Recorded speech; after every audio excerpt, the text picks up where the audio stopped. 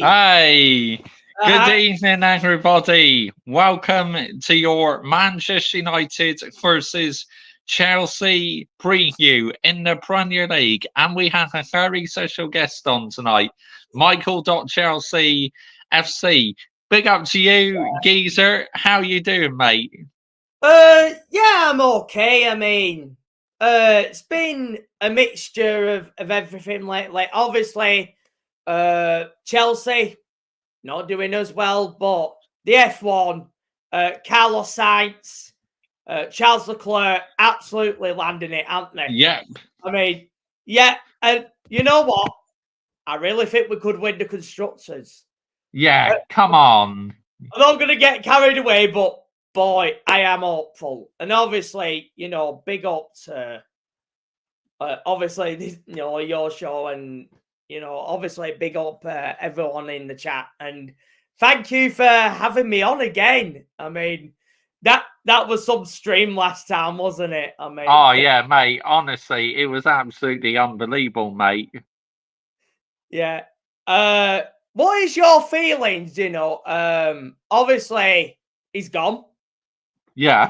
You finally got, I mean, obviously I wanted him in there for, obvious reasons, that. I mean, I was never serious. I mean, I know he's a fraud. Everyone Yeah. else is a fraud. So, yeah, but obviously I wanted him in there because we got this game coming up. So, pretty much, I mean. But yeah, I mean, last night, Ruud van Nistelrooy. I want to say, what a goal by Casemiro. Oh, 100%. It's like, where on earth has he been recently? He's been absolutely horseshit recently, but he turned up last night, didn't he? What a goal that was. Oh, yeah, and big up to everyone in your chat there. Daniel Knight 14 and Petrol FC. Obviously, they're your guys in the chat as well. So yeah, I mean, big up to them. So what is your feeling about Man United now that he's gone? What's your To be honest, if Eric Ten Hag was still in charge this one, I reckon this game would have been a write-off, mate. But now, I believe we go into the unknown now, really, because no doubt about it, the mindset from the players is going to be completely different now to what it was before. So this is why it should make the game even more interesting, in my opinion. yeah. Yeah, I mean, they do, they have sat managers for quite a long time now, and then you get this bounce, and then they're back to what they were doing before, and that is going to be a worry, isn't it? Because you've seen it before, and the players, when it's against them, they're down tools, and they practically give up, don't they? And yeah, it's like it seems to be a recurring thing, mate. We just cannot seem to get ourselves out of this habit. It just seems to keep happening for some reason, and I'm sick and tired of it, mate. All I want is consistency at my football club, but it's one thing we're struggling is with consistency. I mean, let's get it right. I mean, it's nowhere near sustainable by our players to only perform when they want to. You seen last night how happy they were, like having a jolly up and everything. When's the last time you seen the Man United players so happy? It's like, nah, get the fuck out of here, man. What are we doing here? Yeah, I mean, true. I mean, I know it's Leicester City's second string side. I mean, I think obviously we know that, but yeah, it was. I mean, he's only there for a short time, and Ruud van Nistelrooy. This could be like an audition for him to like get another job, or within management, isn't it? But yeah, it is looking very much like Enzo Fernandez. Jesus Christ, that player.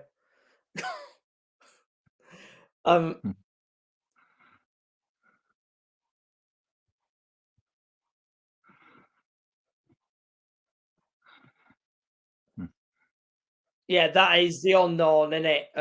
Ruben Amorim. Of course, he's never managed in the Premier League, but not many do though, do they either? And it depends what you're getting, innit? I mean, Arne Slot, obviously, he's got off to a good start with Liverpool. Yeah. In the Premier League. Of course, Pep didn't, but that's a little bit different, isn't it? I mean, Man City. And obviously, this with Man City, social media. You see it every time, don't you? A team becomes successful. You see the wider, let's say, the wider space or YouTube, or I think it's like any form of social media, isn't it? You know, Twitter, Instagram, whatnot. You see a team is successful, and then you want to bring it down. And they're trying to use this vehicle with about Arsenal. All the scary, they're amazing to watch, and all this. You see it on these channels, don't you? Football Terrace, and then this Henry talks shite as I say. I think I said it in your chat last night. Yeah. Only a few days ago, I'd even heard of this guy. So, and why is a Tottenham fan going on about Arsenal? Yeah, I know. It's absolutely ridiculous, mate. It's like if anyone put in their video titles, right, Man City is scary, dangerous, it wouldn't get half as many views like what Arsenal are scary videos do, because literally it's because it makes a good story on the internet, doesn't it? So they think, oh, we'll hype up Arsenal, say they're scary, dangerous, scintillating and that. It's like, oh, get the fuck out of here, man. What a load of PR bollocks, honestly.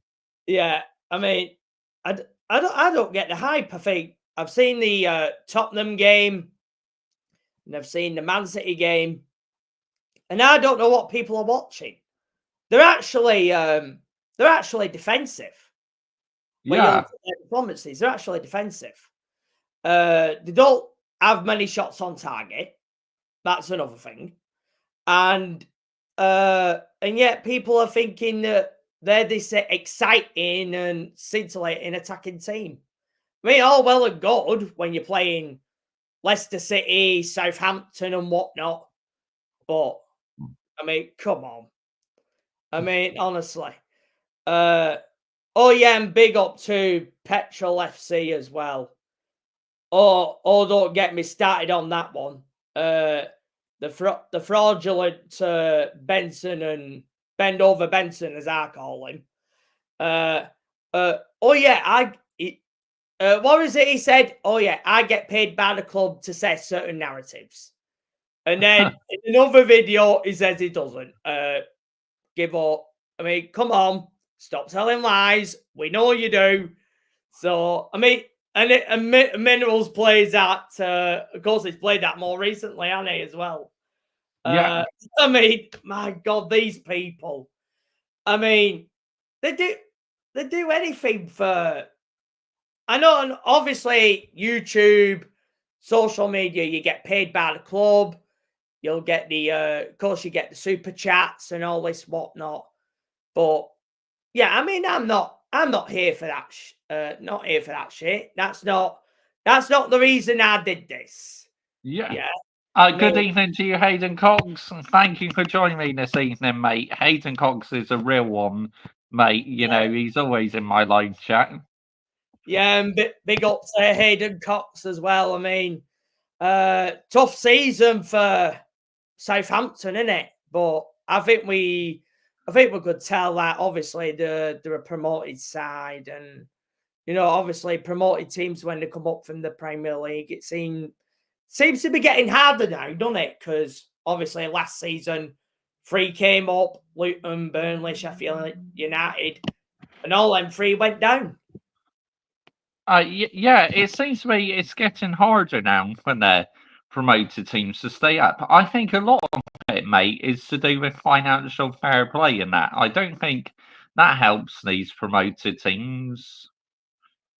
Yeah, I mean, facts. I mean, I do remember. I think it was Fulham quite a while ago. They did spend a lot of money at the time. It was like, what is it, 100 million? They had 4 managers, and I think one of them was Claudio Ranieri as well at the time. But they spent all that money and they still went down. But I think that was last time round. Of course, a few years ago they came back, didn't they? I mean, you saw that with Norwich, didn't you? Norwich City in particular. They came up, they came back down, they came up. And yeah, I mean, I do wonder if it's harder. I mean, it makes sense, doesn't it? I mean, and obviously, yeah, shout out to all you guys in the chat. But Mr. Joshy J. Michael.Chelsea FC, why are you so brutal? Because we have elite standards, mate. Yeah, that's why we're brutal for our football clubs. Just like you are with Southampton, mate, as well. Yeah. Yeah, but it's also being a realist. I mean, when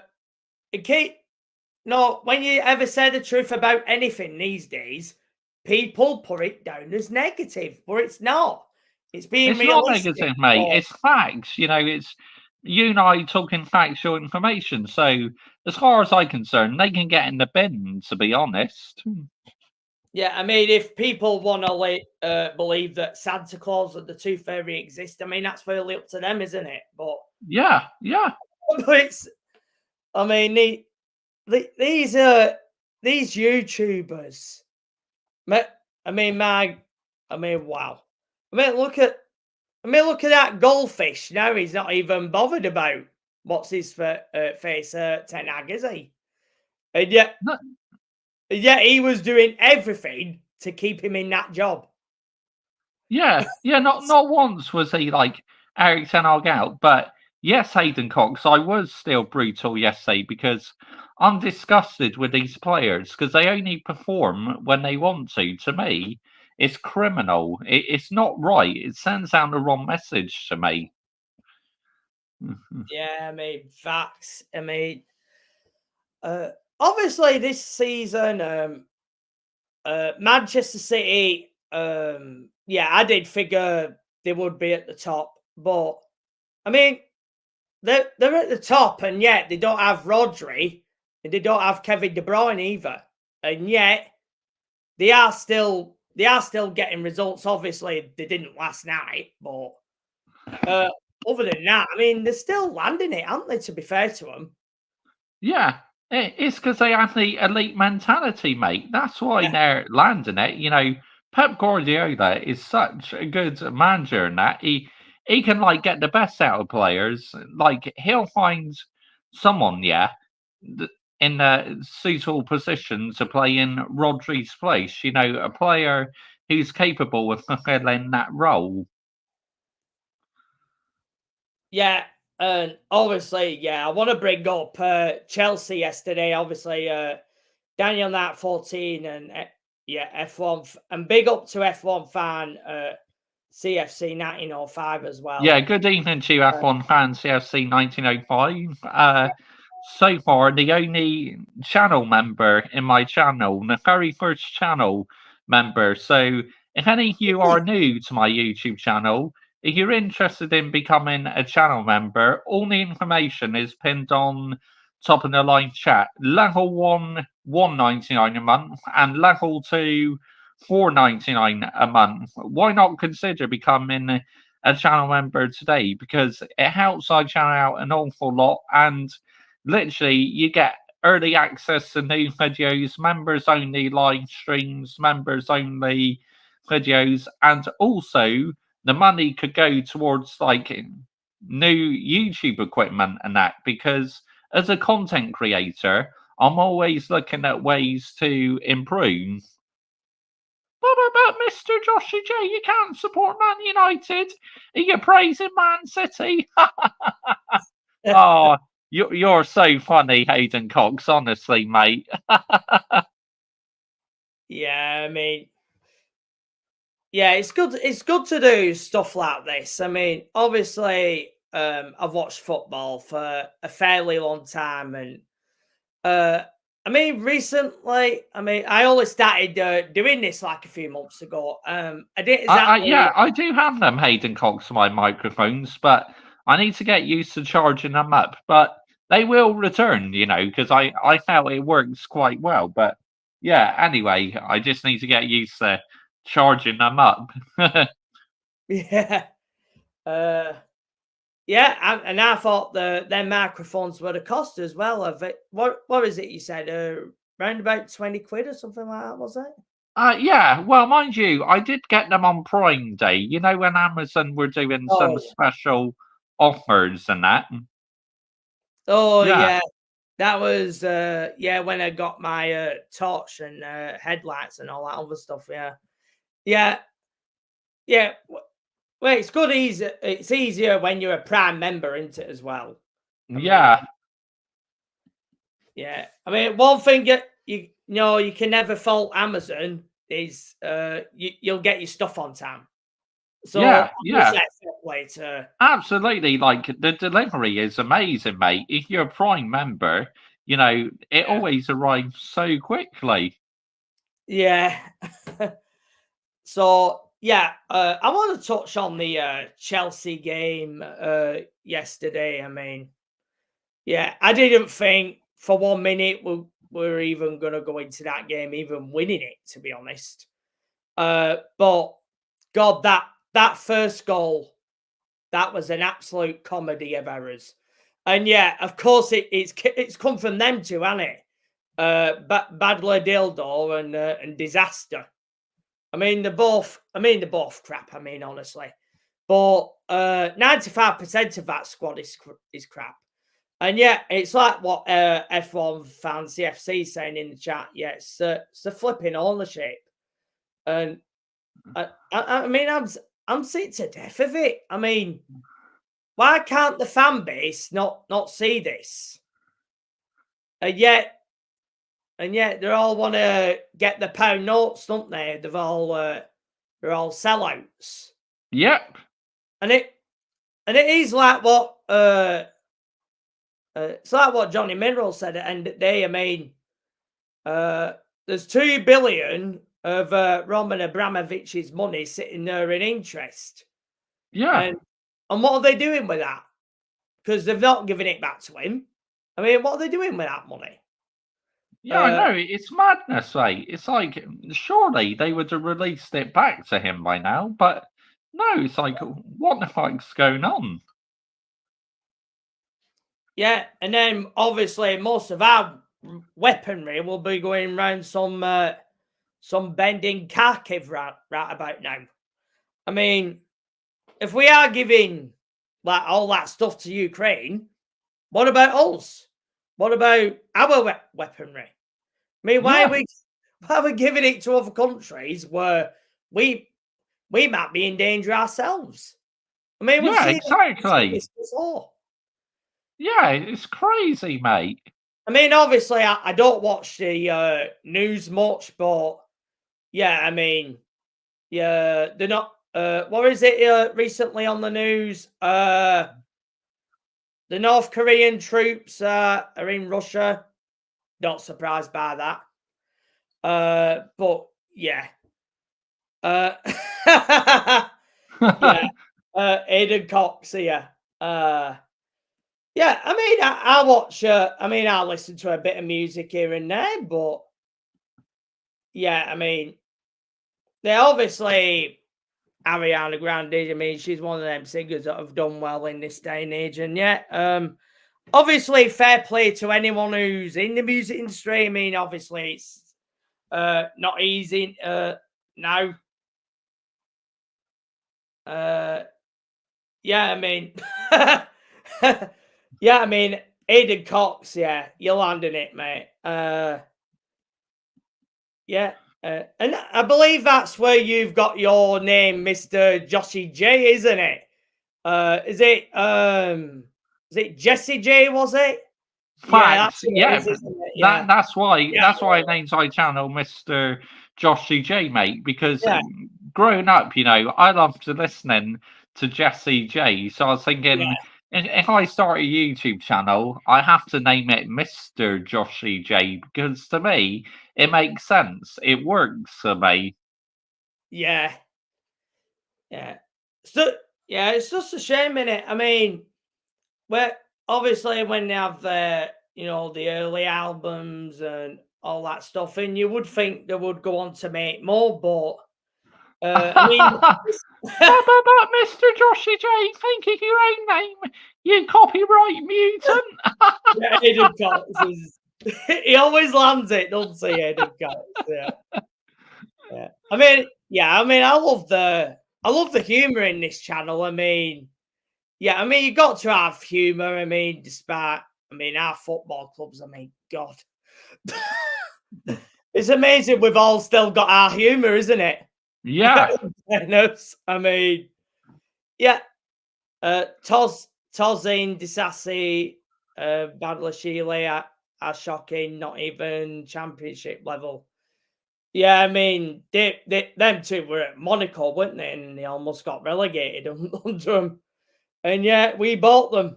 And Tozin, yeah, he played for Fulham, didn't he? I mean, I don't. I mean, Tozin replacing Thiago Silva. I mean, sort of.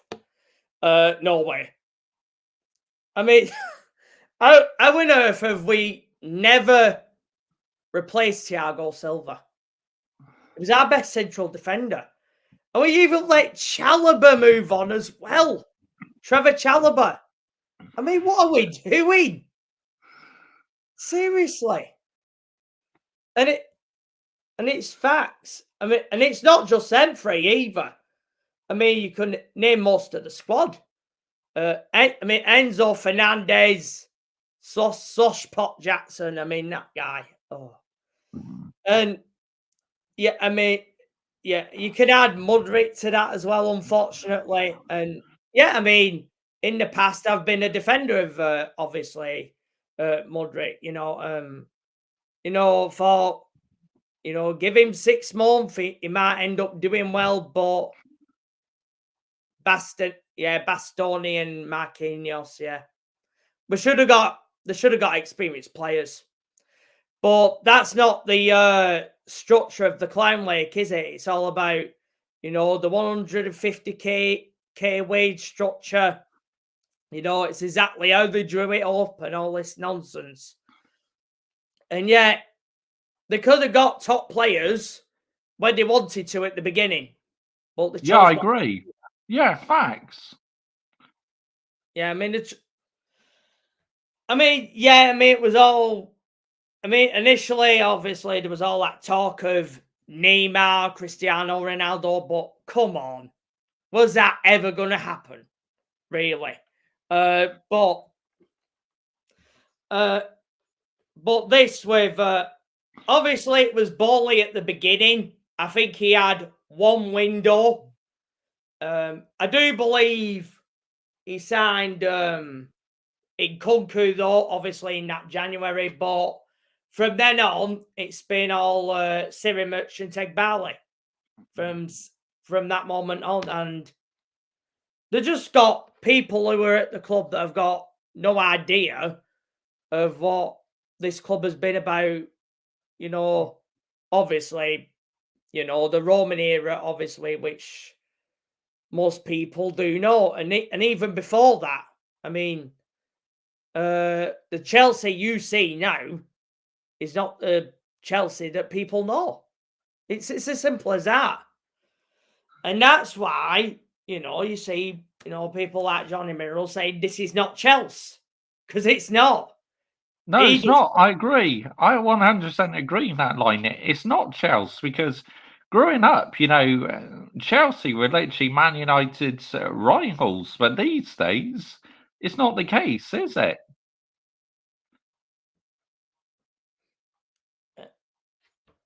quiz for Michael, as he's a huge Chelsea fan. Yeah, I like to answer these. Is a midfielder, played for Chelsea and France, once signed from a Premier League team for 5.6 million. Who am I thinking of? That's easy one. N'Golo Kante. It was Leicester City we signed him from. Oh, what a baller he was. Yeah. I rated him quite highly at Chelsea. I thought he's absolutely outstanding. Yeah, and he delivered in the Euros, didn't he? He got man of the match twice as well. And that was in the Euros as well. Yeah, it is too easy, that one. Hayden Cox is spot on.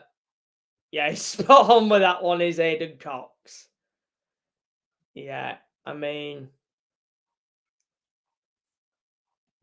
yeah, it's in. Yeah. Oh yeah, and obviously, I mean, the game itself, obviously, yesterday, I only watched the 8-minute highlights, which were on YouTube today. I mean, they even had the nerve to put it as extended highlights. I mean, yeah, I'm pretty sure every Chelsea fan will want to watch that 2-0 defeat yesterday. I mean, seriously. But yeah, I mean, I just don't know what they can do. And I mean, obviously, Man United have been more in the headlines than what Chelsea have, but obviously before then, Chelsea were in the headlines, for the whole Earl's Court thing, the civil war within the ownership and all this nonsense.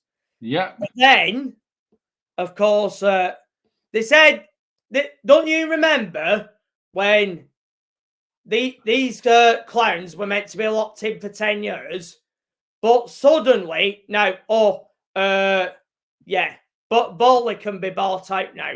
Meatloaf Bowley. I mean, what are we doing here? I mean, I don't believe any of this. For 1 minute, they always could sell the club. I mean, has there been any evidence of this, that they are locked in for 10 years? Because from what I've seen, I've never seen any kind of evidence to that. I don't think it exists. Yeah, no, I think it's a load of PR bollocks, mate, if you ask me. I think it's just absolutely crap. Yeah. And that's the next question that no one in this fan base has ever asked. Where is the evidence of this? That they are locked for 10 years? And they don't answer the following question. So, I've got to assume that, this lot, they're playing for making it open. And at the end of the day, don't lie after you say it.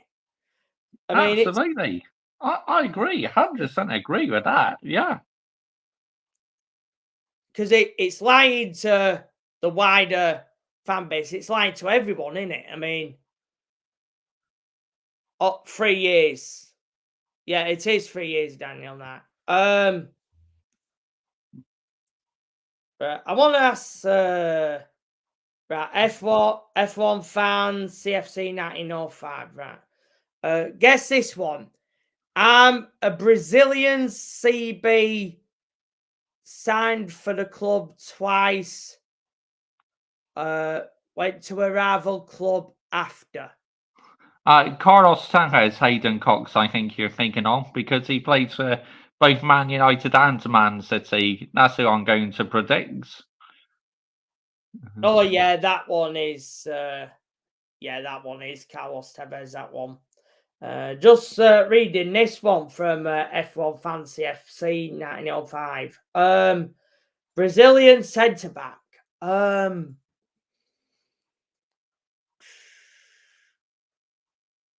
God. I know it's not Thiago Silva. and I know it's not David Luiz either. Oh God. I know there was another Brazilian centre back. You know what I'm gonna go with? Alex. I think that was his name. He was a centre back in the early 10s at Chelsea. I'm gonna go with him. I think it might be him, but I want to see David Luiz. Oh yeah, David Luiz. He signed for Arsenal, didn't he? After that, did he? He signed for the club twice. Yeah, I know he did once. Oh wow. Yeah. I'm gonna have to look that up. But yeah, David Luiz. He was. I felt he was always a decent player. I mean, I liked him. I rated him. Obviously, a lot of people blame him for the 7-1. I mean, as you know, because I watched that at the time, and obviously, Mr. Joshy J, as you know, I am a massive Brazil fan, and yeah, that is one of the games I'll never forget. But all for the wrong reasons. Yeah, he did sign for PSG. F1 fan CFC is right. Oh my God, yeah. Yeah, he's right. Yeah, he came back, didn't he? Yeah, I mean, I always rated him. I never understood the abuse that he got. I always felt he was a good player, but obviously for everyone that wasn't mutual, was it? I mean, yeah, I mean, Way, Brian CFC, big up to you, geezer. Yeah, Willian to Arsenal. Yeah, Willian as well. Yeah, I mean, God, I should have got that one, but yeah. There have been a few Brazilian centre backs, haven't there? Obviously, Alex, David Luiz, Thiago Silva. I think the other one was a right back. I think was it Giuliano Belletti or someone like that. I think he played for Barcelona before that as well, which was I think wasn't he the one who scored the winning Champions League goal in the final against Barcelona 2006. I know, I haven't guessed yet, Hayden Cox. I'm still trying to work out who it is, mate. You know, can you give me any more clues? That's Because it wasn't Carlos Tevez, so it's someone else. Like, you got any more hints, Hayden Cox, for me to guess? Because that'd be handy, mate.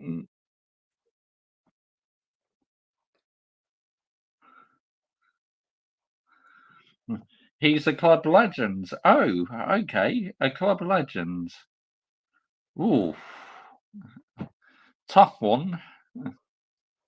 Man City and Man United. Oh God, the only one I can think of is Carlos Tevez.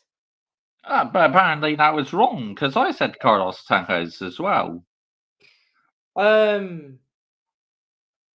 Dennis Law in the 1970s. That's the only one. The only other one I can think of. Of course, same. he relegated Man United, didn't he? Yeah, he did. 1974 or something. I think it was. Yeah. Yeah. Oh no, still not right. Damn it. But yeah, big up to everyone in the chat, and obviously Brian CFC in the building as well. You know, and you know, big up to everyone in this stream. God, I wish I'd have got that one. Oh God. But it is what it is, isn't it? But yeah. Yeah, I mean, for me, I liked David Luiz. I mean, great player. But yeah, anyway. Yeah. Yeah, I wanted to know, you know, did you watch that game? The Germany versus Brazil one, Joshie? Did you watch that? That semi-final. When was that, mate? Which one was that? When we got battered 7-1. I mean, Oh, mate, I couldn't believe it. Honestly, it was absolutely. Oh, Yeah. to get destroyed that scoreline in your own backyard, humiliating, mate. Yeah. I mean, I could only ever watch that once, and I can't even to this day, I can't even watch any of that. Not even now. Because I mean, I did at the time, and I mean, at the time, I swore to myself that I'm never gonna watch a match that's like that ever again. And obviously, you know, Chelsea, of course, they played Arsenal, you know, a few months ago, which was the 5-0. And yeah, I mean, I stopped at the when soon as they went 4-0 up. I mean, I actually turned it off, to be honest, and I couldn't, you know, I couldn't bear to watch no more of that because, and who do you blame for that? This clown ownership. I mean, it's embarrassing. I can't. Yeah, the Iniesta goal in 2009. That was a great goal. But yeah, I mean, yeah, yeah, I mean, I saw that game once, and yeah, I mean, of course, for 1 minute, you don't think it's going to be a scoreline like that. And if you saw the 10 minutes of that game, the Brazil team, they were buoyed up, you know, they were matching them for pound, and you didn't think it were going to be like that, did you? But I mean, what was it? 4 goals in, what was it? 4 goals in 15 minutes or something like that. Go on, spill the beans, Hayden Cox, because I honestly cannot guess, mate. So, yeah, spill the beans, reveal in the comments, mate. Thank you. Yeah, I think have you tried? Yeah, I think we have tried, haven't we? Because yeah, we tried. Yeah. You'll kick yourself when I say, oh gosh. I can't wait to see what this is. Yeah, I just can't think who it is.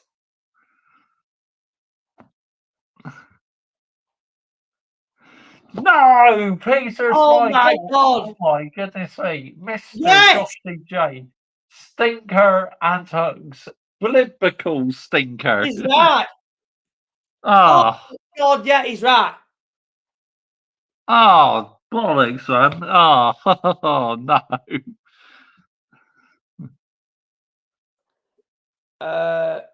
Did you rant after the Chelsea game when we lost 5-0? I mean, I did that after they went up to 4-0, and you know what?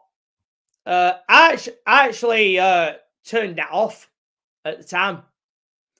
As soon as Arsenal went 4-0 up, I thought, you know, that's it. Fuck it. I mean, sorry, obviously, but yeah, I mean, I weren't watching no more of that shit. I mean, and I blame everyone. I blame the ownership, the sporting directors, the whole flipping lot. And has it got any better now? No, it hasn't. I mean, what are they doing? Yeah, I turned it off too. Yeah. Yeah, I did as well. Yeah, and I think yeah, it weren't long after that when Minerals was live as well. Straight after that. So yeah. Yeah, there was no way that I could have watched any of that. What was your thinking? Obviously, Mr. Josh J, obviously. You know, Liverpool 7, Man United 0. What was your thought of that? You know, when you watched that game? That was Mate, I was absolutely shell shocked because back in the time, we're on much decent form than Liverpool, but that day, Liverpool just completely shocked me how good they were because they weren't having a very good time that season and they just absolutely took us to the cleaners. I was like thinking, what the fuck is going on here? I mean, I thought that season, right, when we lost 4-0 to Brentford at the G-Tech Stadium in only Eric Ten Hag's second game in charge. I thought that was a bad result, but losing 7-0 at Anfield, fuck me, mate, that is shocking at the highest level. Yeah, I mean, they've had a few, haven't they? They've 7-0, I think that was Anfield, and I think they lost 5-0 to Liverpool as well. Of course, that was always at the wheel and down, and that was all happening as well. And then there was 6-1 against Spuds. There was that as well. They've had quite a lot of results like that, haven't they? And it's I mean, I think it's essentially when this lot give up, they proper give up. They down tools. Oh, 100%. It's like when we're getting hammered, mate, half the time it's like, oh, I can't be bothered to this, we're just gonna roll over for the rest of the game. It's like, what sort of mindset is that? It's shocking, mate. It really pisses me off when that happens.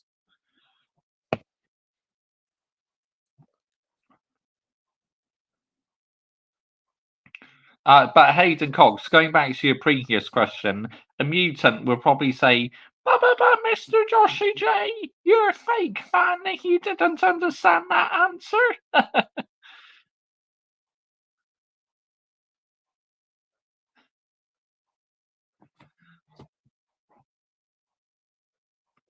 Yeah, he's right. No shirt sponsorship. And that's another thing. No one's talked about this at all. I mean, there was that news briefly about Qatar Airways, but yeah, it doesn't look like anything has come of that. And yeah, I mean, it's embarrassing. I mean, not to have a shirt sponsor, going into November, it's ridiculous. Yeah, shocking, mate. I mean, it took you a while last season, didn't it, for you to get a shirt sponsor? It's like, don't get me wrong, I thought your kit last season without a sponsor was actually quite nice. It looks quite retro to me. Yeah, I liked it as well. But yeah, I mean, this one though, I mean, it's a bit disastrous. This. Oh, mate, I'm not a fan of the design at all. I think it's piss poor. It really is. To me, it's like being designed by a 10-year-old or something. Yeah, mate. Yeah, maybe there won a competition on Blue Peter or something. I mean, yeah, I mean that'd be about it, wouldn't it? These days. But yeah, that side of things is a joke. Yeah, I agree with you, Hayden Cox. The captain, number 8, was superb yesterday. It's like, where's that performance been all season? Because number 8 has been abysmal so far, but he turned up last night when Ruud van Nistelrooy was the interim manager. He was superb, Bruno. Yeah, it's just a shame that the other Fernandes, he can't pass anything at the moment. It's like the guy can't pass water. This Enzo Rongan Fernandes. Yeah, I mean, true. Obviously, I've made my opinion about Enzo Fernandes very clear in my streams, and for me, it was all PR. The apology, the supposed apology. I mean, he only did that because it was PR. Yeah. And he was forced to put it up. Yeah, of course he was. Does that mean he's sorry in person? I don't think he is. I don't think he should be able to understand it though, shouldn't he? I mean, he's a grown man. I think he's 20. Is he 23, 24? He's round about. I think he's round about that age. And I mean, how can I'm sorry, but he's a grown man, and for me, he knew what he was doing, and he was on Instagram, uh, on full camera singing that song. Yeah, What did he think was going to happen after it? yeah, yeah. I know. Yep. Yeah, and I don't care about all this. Oh, it's accepted in Argentina. Well, he's not in Argentina, is he? He's in England. He plays in the Premier League. So he wants to go to Real Madrid. I think he'll end up at Barcelona. I do think he'll end up in La Liga. Yep. I can't see him in that Real Madrid team. I mean, obviously, I know Real Madrid, they lost 4-0 at the weekend to Barcelona, didn't they, in the El Clasico? Yeah, at home as well. How Oh, humiliating to get beaten that scoreline at home. That's absolutely abysmal by Real Madrid. yeah, I mean, I were expecting that. I mean, did Kylian Mbappe play in that game? Is he fully fit now? I know he was Yes, in. he did play in that game, but apparently he was offside about 2 or 3 times. It's like he's got to work out on his offside trap and that, in my opinion. Madrid fans want Carlo out due to that loss. Yeah. Well, they've got elite standards, Real Madrid. Yeah, of course they do. Yeah. When you play for a club like that, you have got to win. Obviously, you got to win the main one, the Champions League. Yeah. You got to win La Liga. I agree. And obviously maybe the Copa del Rey as well. Yeah. It depends what the if you win 2 out of 3, I think you'd be probably fine in the job. But anything less than that, it's a bit. It's very difficult when you play for a club like that. I mean, yeah, elite high standards, yeah. Yeah, we do, Hayden Cox, because we don't accept mediocrity, because us two were born before the days of social media. Yeah. I was born in 1992, way before it existed.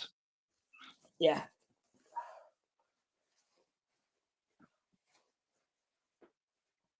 Yeah, because the reason why I point to Sky Hayden Cox is because, I like to show passion that I'm serious, where I go standards and that.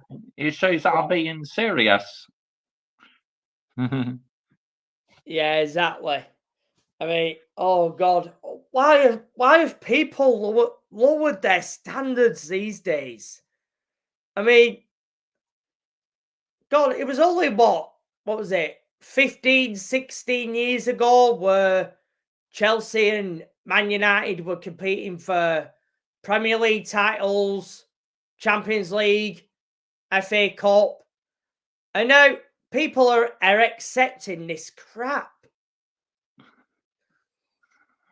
Yeah, because of social media. That's why, mate. At times, social media is an absolute virus, and the Premier League is full of PR.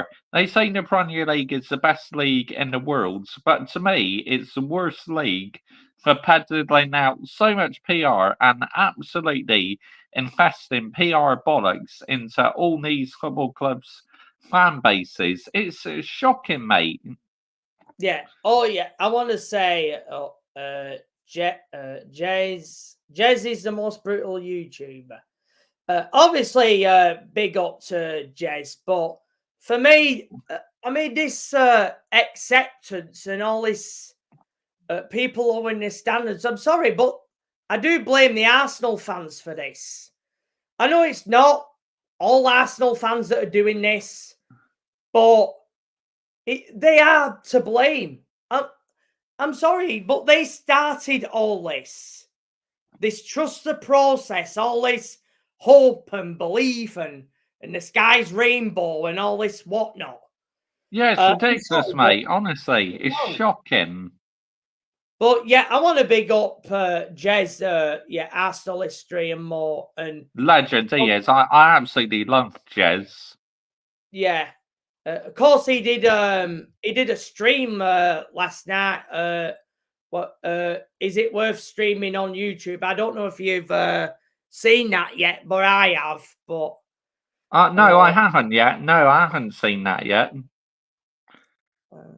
I mean, he is thinking about scaling back on, the live watch-alongs that he does. But I mean, it does take a lot out of you, when you're on YouTube, when you're live, you're getting your point across, to people out there, and obviously, you're saying true feelings, and Jez is definitely one of them people who do that. I mean, do any other Arsenal fans do that? I mean, realistically, no. But I want to say a shout out to obviously Anthony as well. Of course, he's on Early Doors Football TV, and of course, big up to him as well. And yeah, I mean, they're all good guys, then, aren't they? On there, Tony and Fuzzy and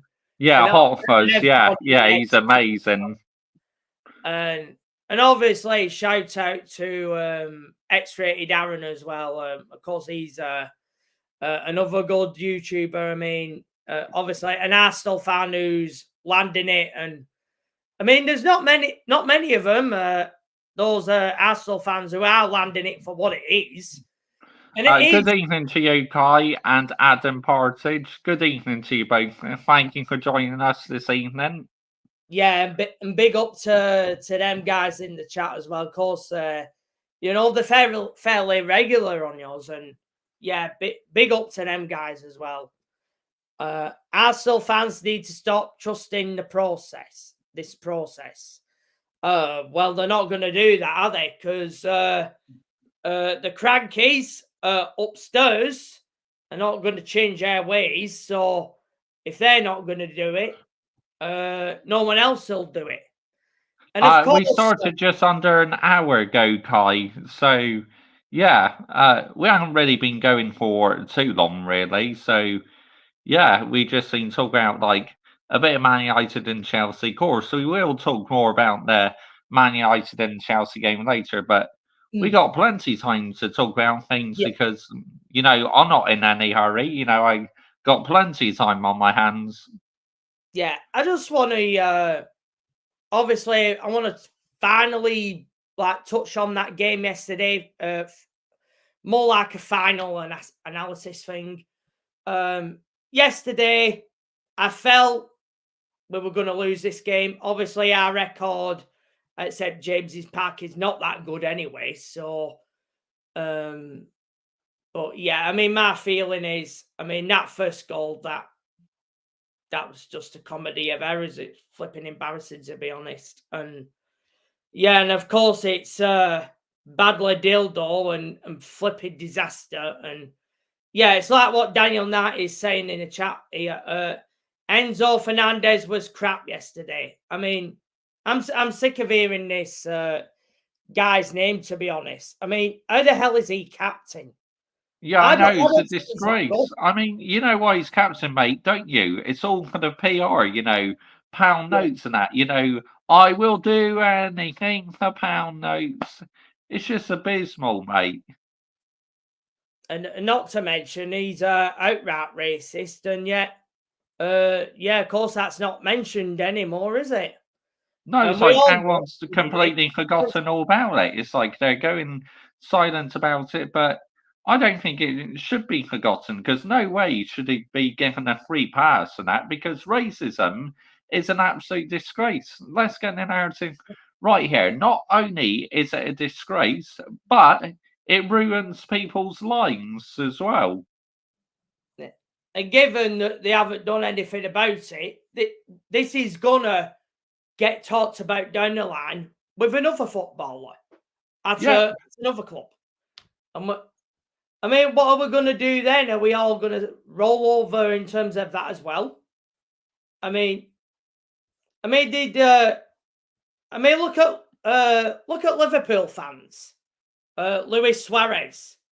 They stuck by him, didn't they? Yeah. I mean, what? And look at the number of things he did. Biting players.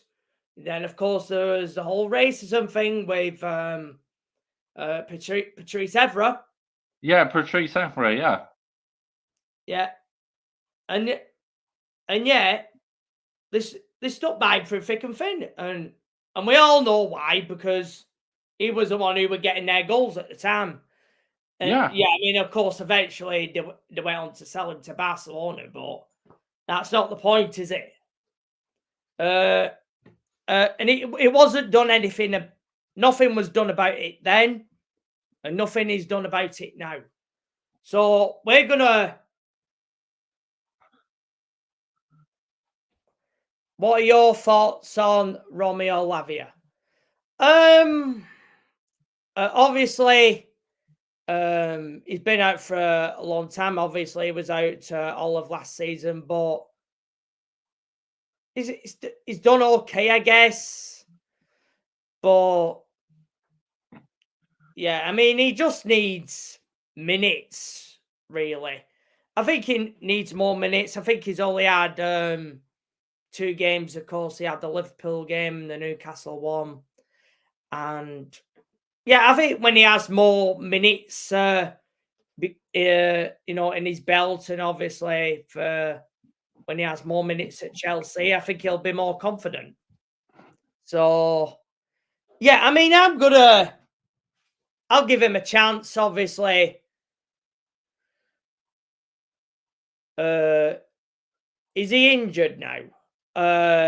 Not to my knowledge. I know Jadon Sancho obviously can't play at the weekend. Obviously, Manchester United are his parent club, so obviously Jadon Sancho isn't, going to be there for that one. But the only player who's injured for us at the moment is Amari Kellerman, and he's in the odds 21s, isn't he? So yeah, Luis Suarez, he bites who he likes.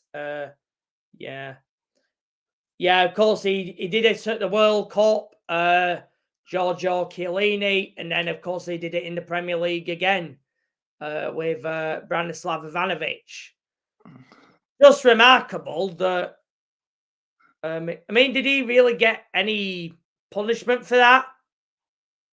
From what I remember. Yes, Hayden Cox. I was angry about that because it's like that's not very professional from Sancho, is it? Literally mocking Eric Ten Hag after getting sacked. I mean, there's no need for that, whether you liked him or not. And clearly them two had a feud going on, but I thought that's a step too far by Sancho, in my personal opinion.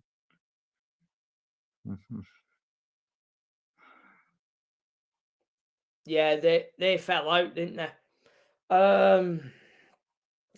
Michael had Chelsea wasted £100 million on Enzo Fernandez, and he offers nothing. Yeah,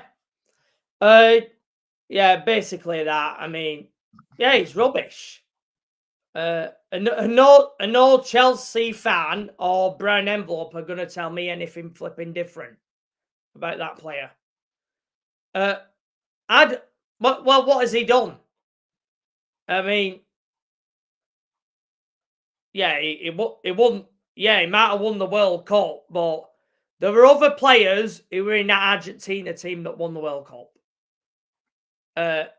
Emiliano Martinez, Lionel Messi, obviously, and there were plenty of others in that team. I mean, for me, they won it as a team, and it is what it is, I suppose, isn't it? Hopefully, in the next World Cup, Brazil are going to land it. Yeah, hopefully. Fingers crossed, because it's about time they started doing something again in a major tournament, isn't it? It's just been way too long now, really, since the last time they won the World Cup was in 2002. Yes. I mean, Yeah, it'd be almost 24 years now, wouldn't it? Oh God. Yeah, I mean we had 2 wins recently. I mean to Chile and then Peru. Obviously those were good results, but yeah, I mean we need wins at this stage, and if we win our games, we qualify basically. So yeah. I mean, obviously, I won't be happy if we lost at home, Hayden Cox. But to me now, it's like it's just about damage limitation now. I think until Ruben Almiron comes through the door now. So it's like we got rid of Eric Ten Hag now. So to me, it's just about damage limitation now. Yeah, big up to Bride CFC. Off to celebrate Halloween with the family. Big up to the chat. Oh yeah, of course. They're a few hours behind in the NYC in New York City. Yeah, of course. Well, yeah, big up to Brian. No, Brian. Hayden Cox, 10th place is still not sustainable, especially if you don't win the trophy. That's an absolute shambolic season. But I think this season's just a write off, to be honest. We're not getting top 4. I think the best we can hope for is, say, 5th or 6th. I think that's our realistic target now.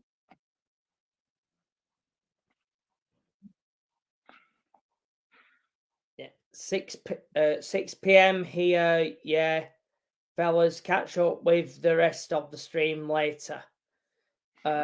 Yeah, 10th place, not good enough for elite clubs. Of course, it's not. No, it's not where either should be. Really, is it? I mean, it's like what we said before, isn't it? I mean, 2006 to the late 2000s, we were competing on all fronts, weren't we? Premier League, FA Cup, Champions League. Yeah. I mean, and what are we competing for now? Top 4? Well, it's not even now, is it? I mean, what are we all looking at? Top 6? Yeah. Is that it? Yeah, I know. It's bonkers, isn't it, mate? It's crazy. It annoys me even more because we spent 1.5 bloody billion. Until what? This? Yeah. I mean, when we spent all that money, I was expecting to compete with Manchester City. I'm not being funny, but I mean, what are we doing? Competing with Newcastle and Villa and Spurs.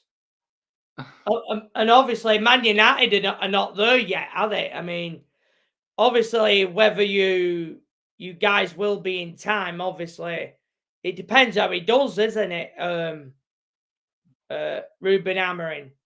But I mean, 39 years old, that's very young for a manager. So it's a huge gamble, but we got to try something different, I guess, just to see if it works out. But, I will be fully behind him because if it all goes south for him, then it's on Ineos, isn't it? And what I've seen of Ineos so far, I think they're Glazers 2.0, mate. I don't trust them at all, mate. It's like because they pissed away 2 months in a new season where we could have got Eric Ten Hag out the door after he won the FA Cup, and we could have started off with a fresh round during the season. But nope, we've wasted 2 months in a new season, which I think is absolutely disgraceful, if you ask me. Yeah, I mean, I saw one of the other comments the other night. I think it was Brian CFC. I mean, he sees him as another hipster. I mean, it could go either one way. I mean, it could be very good, or it could be the Portuguese Arteta.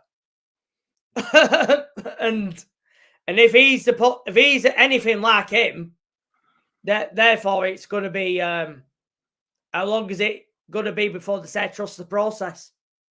Oh, mind you, they did that under him, didn't they? So yeah, under Ten Hag, yeah, they did that under him. I keep forgetting, yeah. But I mean, it could go either way. But all them players though, they're down tools, and when it doesn't go down, if it's not going to go down well, it's going to be problematic, isn't it? 100%. It get real peak, mate. Honestly. Yeah. Yeah. I mean, you've got the same players, haven't you? You got Bruno, you've got Trafford, you got Slabhead. It's all the same ones. Yeah, it's all the same ones. Yeah. Yeah. And that it's it depends what. Obviously, you might not know what he's really about until he has a summer transfer window. There's not a lot you can do in January. Yeah, I was as well, Hayden Cox. The 2 goals we conceded, I wasn't happy because that's still not sustainable, against Leicester City's B team. I mean, let's get the narrative right here. I mean, absolutely shocking. Oh, yeah. That was the Stoke-Southampton game, wasn't it? Yeah, 3-2, was it? Yeah, so, well, Southampton did it just about, I guess, but I suppose for Southampton, it's all about staying up, isn't it? And the problem is Ten Hag was just doing favouritism. If Amorim does that, it won't last long. Either these players will win. That's the problem. Yeah, it's player power. Yeah, player power. I mean, I think Eric Ten Hag, right? His mindset. I think at times he was too arrogant, and the players were never ever going to go along with that because player power would just absolutely outwit the manager. But I don't think he was all the problem. But what didn't work out for me was he kept playing players out of position, and he didn't know his best Man United team, and he was here for about nearly 3 years. So to me, it's no excuses. And with us being down in 14th place in the Premier League with a -3 goal difference, he had to go. It's as simple as that.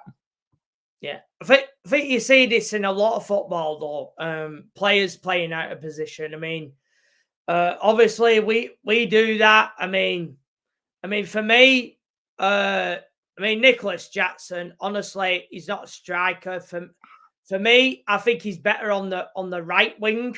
But for me, that's my opinion. But when you see players playing out of position, I find it beyond annoying. I mean, why can't these players not play in their natural positions? I mean, all well and good if you want to try something new, but you must know it playfully doesn't work if they're not playing in their natural position.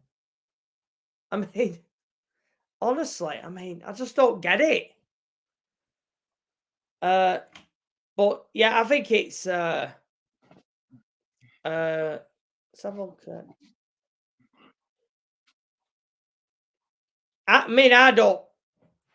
You don't see Man City doing that though, playing players out of position. I mean, I don't think so.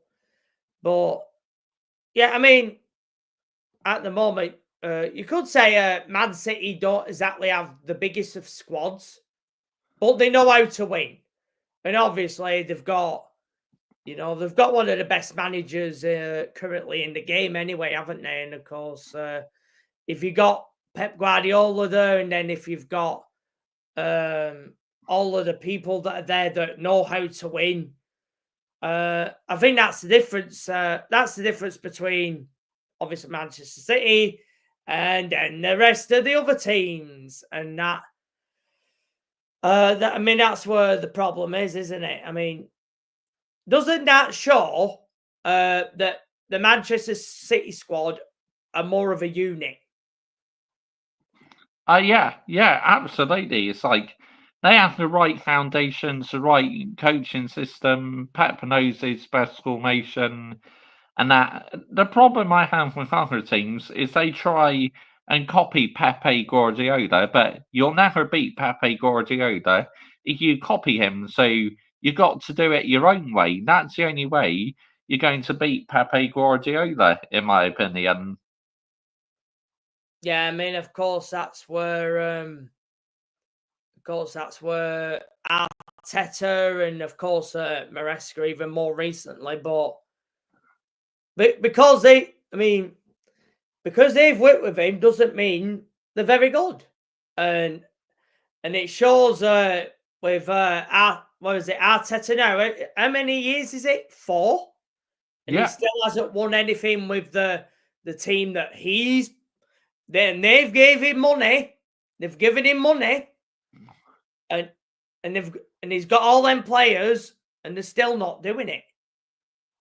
So it's like, to me, Mikel Arteta, he's not elite enough. Where you had someone like a Carlo Ancelotti or say a Jose Mourinho, I think, say the season before or last season, Arsenal probably would have won the Premier League. But it's just Arteta is too naive with his tactics sometimes, I think. yeah, I mean, I must say, when a few years ago, of course, Arteta was at Arsenal, Solskjaer was at Man United, and of course, Lampard was at Chelsea. Yeah, obviously for me, I wasn't surprised, when Lampard went. Obviously, he's a legend at the club, but when you're a manager and you're not exactly winning anything, I mean, you don't do that at Chelsea, you go out the door. But I always thought out of the 3 of them, I thought it was Solskjaer who was going to last. I mean, Yeah. I'll be honest, I thought he was going to be the one. But the thing is, what I saw with Solskjaer though, is too nicey nice. I mean, I'm not saying there's nothing wrong with that, but I think when you're big clubs, such as, let's say, a Man United or a Chelsea, and you end up a manager of those clubs, you can't be nicey nice. You just can't. No, you can't. This is the problem, like, with Solskjaer. It's like, when he was at Man United, to me, it was job for the boys. It's like, oh, come to Manchester United. We're a nice, friendly football club and that. We're a nice environment and that. To me, no, you need to be ruthless. If you want to be successful as a football club, you need the elite mentality, yeah? And be ruthless, because that should be their standards. Yeah, I mean, that's what I saw, to be honest. I mean, he wanted to be everybody's friend, basically. I mean, that's how I saw it. But strange enough, I thought he was going to be the longest out of the 3 of them, oddly enough. Yeah. Because of the Glaziers that are there, of course. But soon, Hayden Cox. I'll be getting back to the shirt reviews very soon, but I've been so busy posting Man United content. It's just like, literally, Man United are in the news like literally every day. So there's been a lot to talk about. But stop being brutal, Mr. Joshy J. Yeah, Lampard was such a quality footballer, and I miss watching him. Yeah, Hayden Cox, you're not the only one. Yeah, I agree. I mean, Frank Lampard, he got to be one of the best midfielders, outfield players ever. I mean, he scored the most goals for us. So for me, yeah, he's one of the greatest midfielders that have ever been in the Premier League. Obviously, some people might disagree with that, but for me, yeah, it's got to be Frank Lampard. I know some people are going to say Steven Gerrard or Paul Scholes or maybe even more recently Kevin De Bruyne, but yeah, for me, it's Frank Lampard for me. I mean, I suppose it might be different for you, Mr. Joshy J. I mean, you might probably go with Paul Scholes, wouldn't you?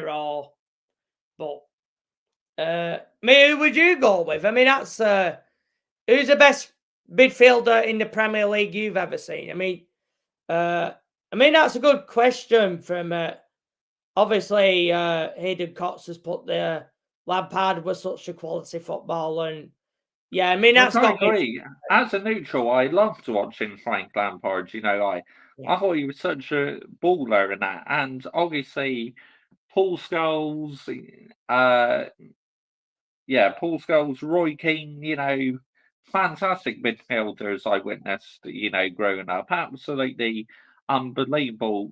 The problem is with Paul Scholes, he used to get sent off a lot because the poor Yeah, thing couldn't tackle, so that was his only downfall. yeah, yeah. I suppose it depends, doesn't it? Obviously, when you're a fan of this, a certain club, you're going to defend. We're all going to defend our players, aren't we? And yeah, I mean, it's like with goalkeepers. For me, I'm going to say Petr Cech, and I know what you're going to say, Mister Joshua J. Obviously, you're going to say Peter Schmeichel or Edwin van der Sar probably as well. But yeah, I mean, you probably would say them, wouldn't you? But I mean, that's probably more of a debate. But for me, obviously, I've got to go with Petr Cech. I mean, Yeah, he yeah, was a good goalkeeper, to be fair. I thought he played very well for your football club. yeah. I mean, David De Gea, yeah. Oh, I loved David De Gea. It was such a shame we got rid of him. But again, that was one of the worst decisions I reckon Ball Trolls made by his manager getting rid of David De Gea. Because last season, Andre Onana was so shaky. But this season, he's definitely been better. He's been one of the positives for me this season is Andre Onana.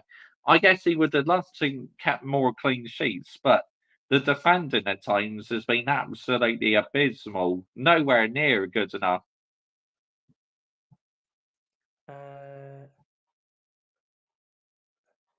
Yeah, he has Hayden Cox. I agree with you. He's been fantastic. Yeah, David De Gea was a very good goalkeeper. I think he only won one Premier League. Yes, That that's was right. In Sir Alex Ferguson's final season, that's the only Premier League title he won. yeah. I mean, he had a tough job most of the time. I mean, making all them saves were Man United could have lost probably most of them games. I mean, yeah. I mean, I do remember. I mean, yeah. Gerard also class. Yeah, I agree with you, Hayden Cox. I like watching Stephen Gerrard as well growing up. I thought he's a fantastic midfielder. Lampard should be made pundit more than manager. I think wasn't Lampard on Match of the Day during the Euros? Yes, think he was. Yeah. I think he was more in the studio though. I don't think he were a pundit. But yeah, in terms of management, I don't see him going outside of the UK. Saudi Arabia, I don't think he'll ever go there. Would he go to Scotland, Celtic or Rangers? Probably not. Yeah, I mean, it's probably going to end up, probably end up on Match of the Day, won't it? Michael, who do you think is a better coach? Sir Alex Ferguson or Pep Guardiola? Oh, God, that's a tough one.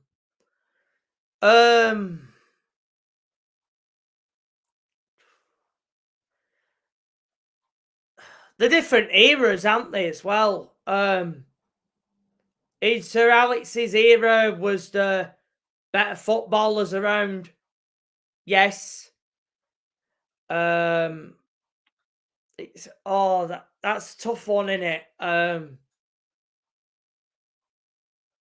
mean, Alex Ferguson was, I think he only won 2 Champions Leagues, 1999, 2008.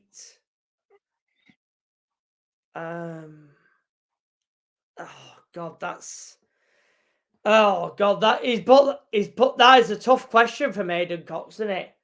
For me, if I'm honest, oh God, I probably would go with Pep, but I don't think there's a lot in it. It depends what era you're from, innit? I mean, if you were in Sir Alex Ferguson's time, you're going to say Alex Ferguson. And obviously, if you're a Manchester United fan, you're going to say Sir Alex Ferguson because he's obviously he's going to be. I mean, there's even Old Trafford where there's the Sir Alex Ferguson stand, didn't there? As well. Yeah. So, oh God, they're both different. They're different managers. I think they're both fantastic. Like Sir Alex Ferguson, he's created so many historic moments for us. Like Pep, where he outclassed Sir Alex Ferguson twice in the UEFA Champions League. 2009 and 2011, we had no chance competing with that Barcelona teammate because they had Leo Messi, Iniesta, ballers in that team. We had no chance. Yeah, I mean, as we found out at Chelsea in that period as well. I mean, of course, eventually we did beat them in 2012. Of course, I mean, what? God, I mean, what a season that was. I mean, emojis. Daniel 14, he's sending emojis in the live chat. Oh. That's who's doing it. Hayden Cox is Daniel 14, but no, part of me was expecting you to say Pep Guardiola, which is absolutely fine, and I do respect him a lot. I think what he's achieved in his career is absolutely unbelievable. But yeah, some rival fans, before he got the Man City job, they're calling him a fraud and that because Pep's had it easy in his career and this and that. It's like, what a load of bollocks, man. Honestly, he's just literally one of the best managers in the world, and I really respect that. Yeah, and this is the thing with Man City, and then the people who don't like them, of course, the three certain numbers, don't they? They come up the 1, 1, 5. They do. Yeah, it's all you hear, mate. It's like 115 this, 115 that. It's like just give it a rest, yeah. It's like they're trying to create a good story on the internet where realistically, I honestly believe deep down they won't get done for anything and they'll get just a massive fine and that's it. Because I honestly believe they hardly done anything wrong, but the media are trying to make Man City an easy target. Yeah. I mean, for me, I think it's going to be the same as well. I think it's going to be a massive fine, no more than that. And I mean, I don't know why people are dragging this as the big story of football. I mean, the thing is, right, you take them out to the Premier League. What does the Premier League have? The quality is going to be poorer. One. Yeah, it'd be poorer because obviously Man City, bring in the pound notes there. Premier League, for sponsorship and everything. So, they're out in the Premier League, the Premier League would lose on huge amount of money. Yeah, and didn't Manchester City win won their cases against the Premier League recently as well. Yes, they did. They won against the Premier League because, now they reckon that's going to be good news for Newcastle, because at the moment, Newcastle not being able to spend the big amounts like what Man City has spent in the past, but they reckon now Man City have won this case, it could give Newcastle United a free pass to spend more. Yeah. Yeah, I mean, yeah, I think it's as simple as that. The fact that people are sensationalizing it. I mean, I'm not surprised by Goldfish. I mean, yeah, it's expected in terms of him. I mean, God, I mean, some of the stuff that guy comes out with. I mean, can he not do a Man City video without bringing that up? It's like it. I mean, he's a strange one, this guy, isn't he? I think I showed you, or is it a picture last week where he was in his Forest kit, right here. Yeah, that's right. Yeah. Yeah, he's a real Man United fan, that one, isn't he? Yeah, so much so he's got a Forest kit on. Yeah, of course. Yeah, but I mean, that's the thing with these YouTubers. They need to mention Man United, Chelsea, because it gets the headlines, doesn't it? I mean, not being funny. I mean, Nottingham Forest, Crystal Palace, they're not going to get your YouTube clicks, are they? I mean, let's be honest. Yep. They're not. I mean, yeah, it's embarrassing, isn't it? And I feel like the Premier League's turned into the Farmers League. Oh, yeah, you mean with one team winning the Premier League, in other words. But that could be the same case for some of the other leagues around Europe as well.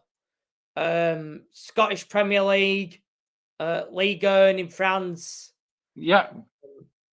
Yeah, I would have said Bundesliga until last year, of course. It's like in the Scottish League, you've always got Celtic and Rangers competing for the title because no other teams are capable of competing with the both of them. Yeah. Yeah. I don't think it's even Rangers now, is it? Aren't they third? Yeah, I think it's Aberdeen who are second now, I think. Yeah, aren't they? Yeah, I think they're third or something in that. But yeah, I mean, obviously Ligue 1, PSG, I mean, that's to be expected. And I would have said Bundesliga last year until Bayer Leverkusen. Of course, Bayer Leverkusen had a great season, didn't they? Xabi Alonso. Of course, his name is getting mentioned for a lot of top jobs these days. And yeah, I mean, he's stuck with Bayer Leverkusen for the moment.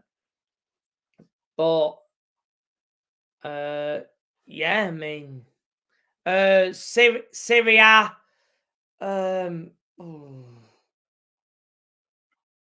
Yeah, it was Inter Milan last season, wasn't it? Inter Milan last season, and then it was Napoli before that.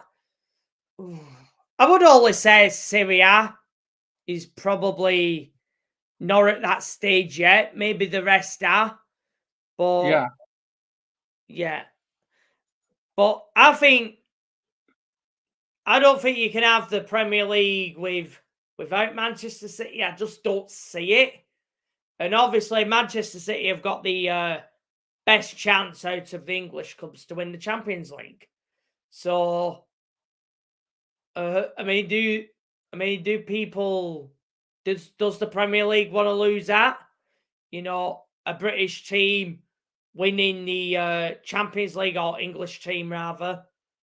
I honestly believe they're a ran good football club. They're actually ran very good because like they've done up their youth academy. All the training grounds, the facilities, and that. So honestly, reckon what they've done is quite clever. And as a neutral, I quite like watching the football Man City play. I think it's absolutely brilliant. Like even Liverpool under Jurgen Klopp, as a neutral, I used to like watching their football. Yeah.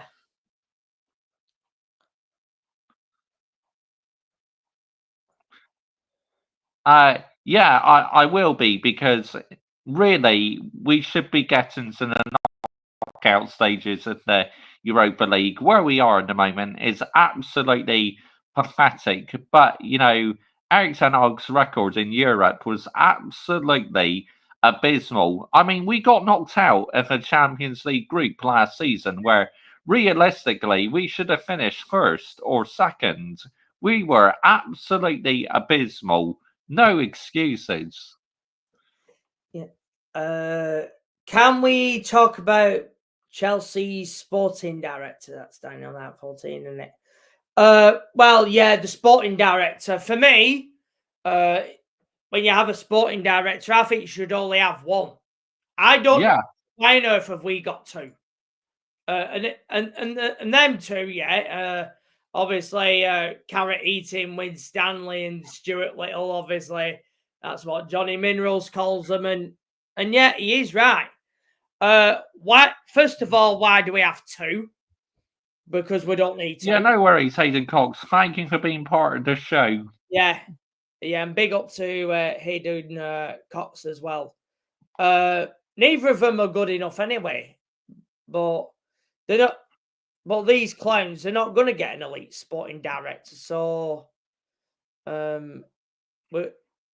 it's going to be the same crap until fans actually start protesting, and then maybe you might get somewhere. But yeah, Man United fans did that, and well, the Glazers are still there today, aren't they? Pretty much. I mean,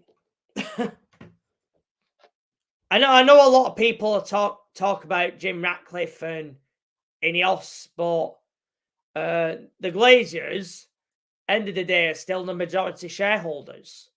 So yeah, shall I tell you why they literally will carry on being the majority shareholders? It's because obviously they like putting money into Tampa Bay Buccaneers. I mean, let's get the narrative right here. If they lost Man United, they'll no longer be able to take money out in the football club, so unfortunately that's why we're stuck with them, mate. Tampa Bay Buccaneers, is that the NFL? Is American football team? Yeah, I'm not really well up on that side of things. I mean, yeah. I mean, I would never have heard of the Los Angeles Dodgers or LA Dodgers if it hadn't been, this Clown Lake ownership. I mean, I didn't even know who that team was until they were mentioned with these. But yeah, I mean, if you are running that many things, I do expect to do a good job. I mean, you can't. But these people are billionaires, aren't they? That's the problem. I mean, of course, yeah. I mean, there's Glazers, you got the Crankies at Arsenal, and then you got these clowns at Chelsea, and it's like they're all bad business people all rolled into one. And at the end of the day, and as you said, Manchester City are the well-run club. Yeah, they are. But like I was making the point earlier, the media like to make them an easy target, just because they're dominating in that. It's like other teams need to get better. It's as simple as that. Like, why should Man City be punished just for being really, really good? It's up to others to catch up, isn't it? At the end of the day, that's the way I see it. Yeah, I mean, Manchester City now, and then before that, it was Chelsea, of course, and obviously Don Roman. Obviously, Don Roman, legend. Let's get that right. I mean, yeah, we had all that before. I mean, I didn't mind all that. I mean, if we got all that hate from rival fans, I really didn't care because, end of the day, we had an identity, we had a team, and obviously a fantastic corner. And what is it? Chelsea built and Roman Abramovich, elite standards, as you said, elite standards. But yeah, under these clowns, it's that they want to down on the floor, mate, instead of being high up to here. Yeah, that's what they want to do. And oh yeah, the 150 wage cap structure. This is exactly how we drew it up. And I mean, offering 155k to Victor Osimhen. I'm sorry, but that is a piss take. That is a piss take. I don't. I mean, it's a joke. And then obviously he signed for. He went on to Galatasaray on loan, and then you get this fan base saying, "Oh, Victor Osimhen's gone to Turkey for the money." I want to say this: if he'd have gone for the money, he would have gone to Saudi Arabia. He would not have gone to Galatasaray. Yep. And who was it who went to Saudi Arabia? Oh yeah, Ivan Toney. Yep. And yeah, Ivan Toney, that was what some of the Chelsea fan base wanted. So and yet, so he's gone for the money. So who's in it for football? Out of the two of them, who's in it for the football? I mean, why do you think no other Premier League club came in for Ivan Toney? We were linked to him. You guys were linked to him. Do you think it was because of his addiction he had, like gambling addiction or betting addiction? Because to me, I think he would have made a good signing at Man United. Definitely a big improvement on the Højlund and Sirski. But it's like no one seems to be put off at signing him for some reason. Yeah, I think maybe it was that. I mean, I could perfectly believe Man United and Chelsea. They probably looked at him. I mean, but yeah, I mean, of course, the media, they're going to mention Arsenal. Oh, Arsenal are linked with Toney. Oh, deal done. But were Arsenal ever in? I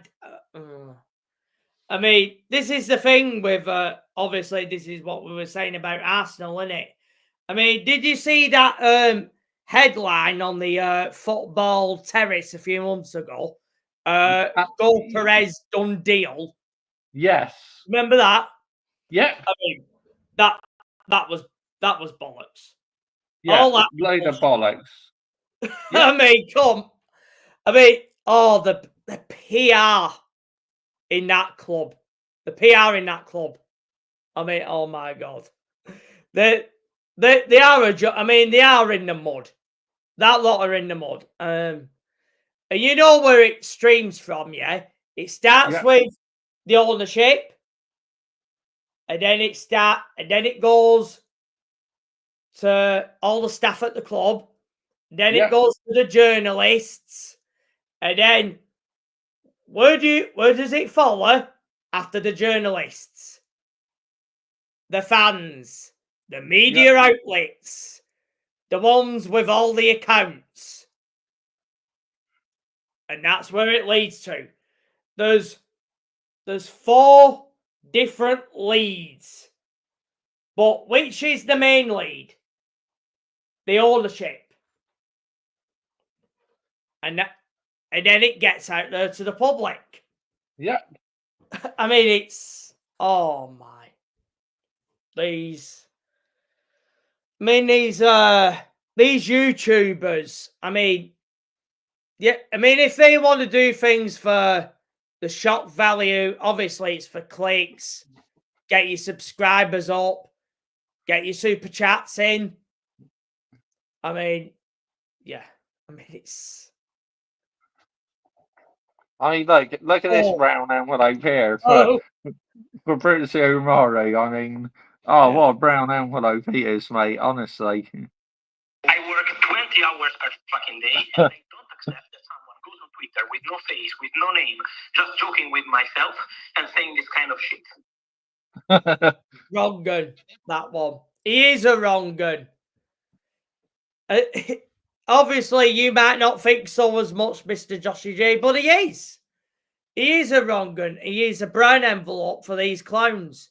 And it's the same with the rest of them that are trying to swim around this fan base. I mean, Bend Over Benson, that Goldberg, Alex Goldberg, you know, the American dude, Mr. Byline, that bellend, the one who thinks everything's sun and shining, flipping rainbows and what have you. And then you've got all them melts on Twitter with their Twitter accounts, I mean, I don't know if you're on Twitter much. I mean, you probably might not see, you know, some of the ones that are saying, you know, like Vince Blue Footy and all these others. I mean, oh my God. You know, this is not the season where Chelsea are meant to get top 4. I thought it was meant to be this season. So, what are we doing here? Yeah, absolutely. It's like, oh my God, no. I mean, I do like free Twitter and that, but half the time I just cannot be bothered with it because there's so much toxicity on Twitter, and also like, oh my gosh, the worst one for me is TikTok. I mean, that is full of mutants on TikTok. Oh yeah, just as well I'm not on that. I mean, I did think about going on there, but I decided against it. You know, I mean, I've heard about TikTok. It's not surprising, is it? I mean, stuff that goes on there. I mean, isn't TikTok like where you do short videos? I think that's what it is. Yeah, mainly, you know, I've posted on there a couple times, like my football shirt reviews and that, like what's coming up on my channel and that, but I don't go on it massively, you know. YouTube is the one I use the most, mate, because obviously on my main channel, I post every single day, you know, and I post on my other channels as well, but this is the one where I post content every day, whether it's a normal upload, a shorts, or a live stream. Yeah. Big up to Petrol FC there in the chat as well. And I mean, obviously in terms of social media, I mean, I'm on obviously YouTube here, Twitter, Instagram. I do use Instagram sometimes. Facebook, I am on that, but I rarely post. And obviously, I'm on Rumble.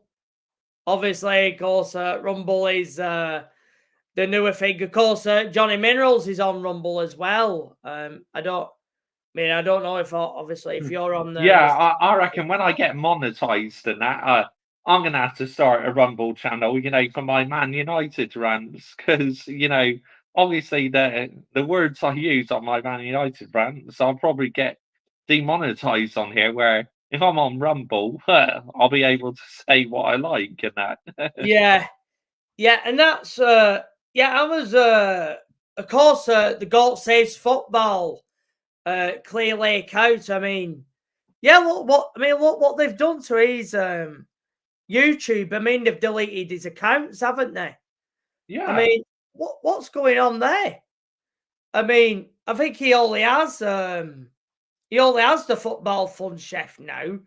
I know. I mean, I know he put a comment in one of my YouTube streams. Obviously, he's focusing on the football fun chef. He's cooking and whatnot. But yeah, I mean, he still says he is going to the games and obviously still calling it out. But I just can't understand why they've took his channels away. I just don't get that. I mean, I know YouTube. I mean, these YouTube. I mean, they do all this stuff, don't they? Shadow ban and deleted accounts, and it's not the platform, is it? I mean, you can't say this and you can't say that. I mean, it's ridiculous, isn't it? I mean, what are we doing? It's absolutely ridiculous, mate. I mean, it's probably even worse if you end up talking about politics on here. I mean, obviously that's the thing at the moment, isn't it? But oh my god! I mean, mate, I try not to drag myself into that. Yeah, because I don't want my YouTube channel, to be about politics and that. I'd rather it just be about football and like the things I love to do, and then that. Yeah, I mean, yeah, it's not really a thing that I'm ever interested in. I mean, I'm even less interested in UK politics, to be honest. I mean, I rarely watch the news anyway. I mean, obviously, I'm focused on doing what I'm doing on my channel at the moment. Yeah, and of course, I'm also doing MotoGP live watch-alongs. Yeah, they're good. Like, I watched yours this past weekend. It was really good. Yeah, the Thailand Grand Prix. Yeah, yeah. I mean, I've watched MotoGP for quite a while anyway. I think it would have been 2006, 2007 would have been when I started watching it. Obviously, it was 10 years later from when I first watched Formula One, of course. Yeah, I mean, of course, at that time there was when I got into MotoGP, it was Valentino Rossi and Nicky Hayden, I think it was as well. Yeah, and of course Casey Stoner, of course, and yeah, of course it was Casey Stoner, Jorge Lorenzo, and Danny Pedrosa, of course. At one point, it was the Big Four, wasn't it? They were the Big Four. But yeah, yeah, and that's when I kind of really got into that. I mean, yeah, obviously, Valentino Rossi. I mean, legend on two wheels, and yeah, of course, he's the most popular in the sport, isn't he? And yeah, I mean, of course, Marc Marquez. I mean, he's going to be up there as well. Of course, he's won a lot of world titles with Repsol Honda, didn't he? And yeah, well, before he got injured. Of course, like MotoGP, I quite like it as well, but half the time I just forget to follow it, to be honest. But yeah, I do like it. Yeah, but yeah, I mean, that'd be round about the point when I got into it, and yeah, I kind of stuck with it then on. I mean, I do watch some of the other motorsports. I do watch IndyCars here and there. Facts. Like, especially when F1 was on its break, I watched a couple of the races and I really enjoyed it. Yeah. Yeah, and I noticed when you did a short post on the Indy 500, didn't you, briefly? Yeah, that's right. Yeah, so yeah, maybe down the line, maybe I'll do maybe want to do one of IndyCar races here and there. And obviously, I'd probably see how that would go as well.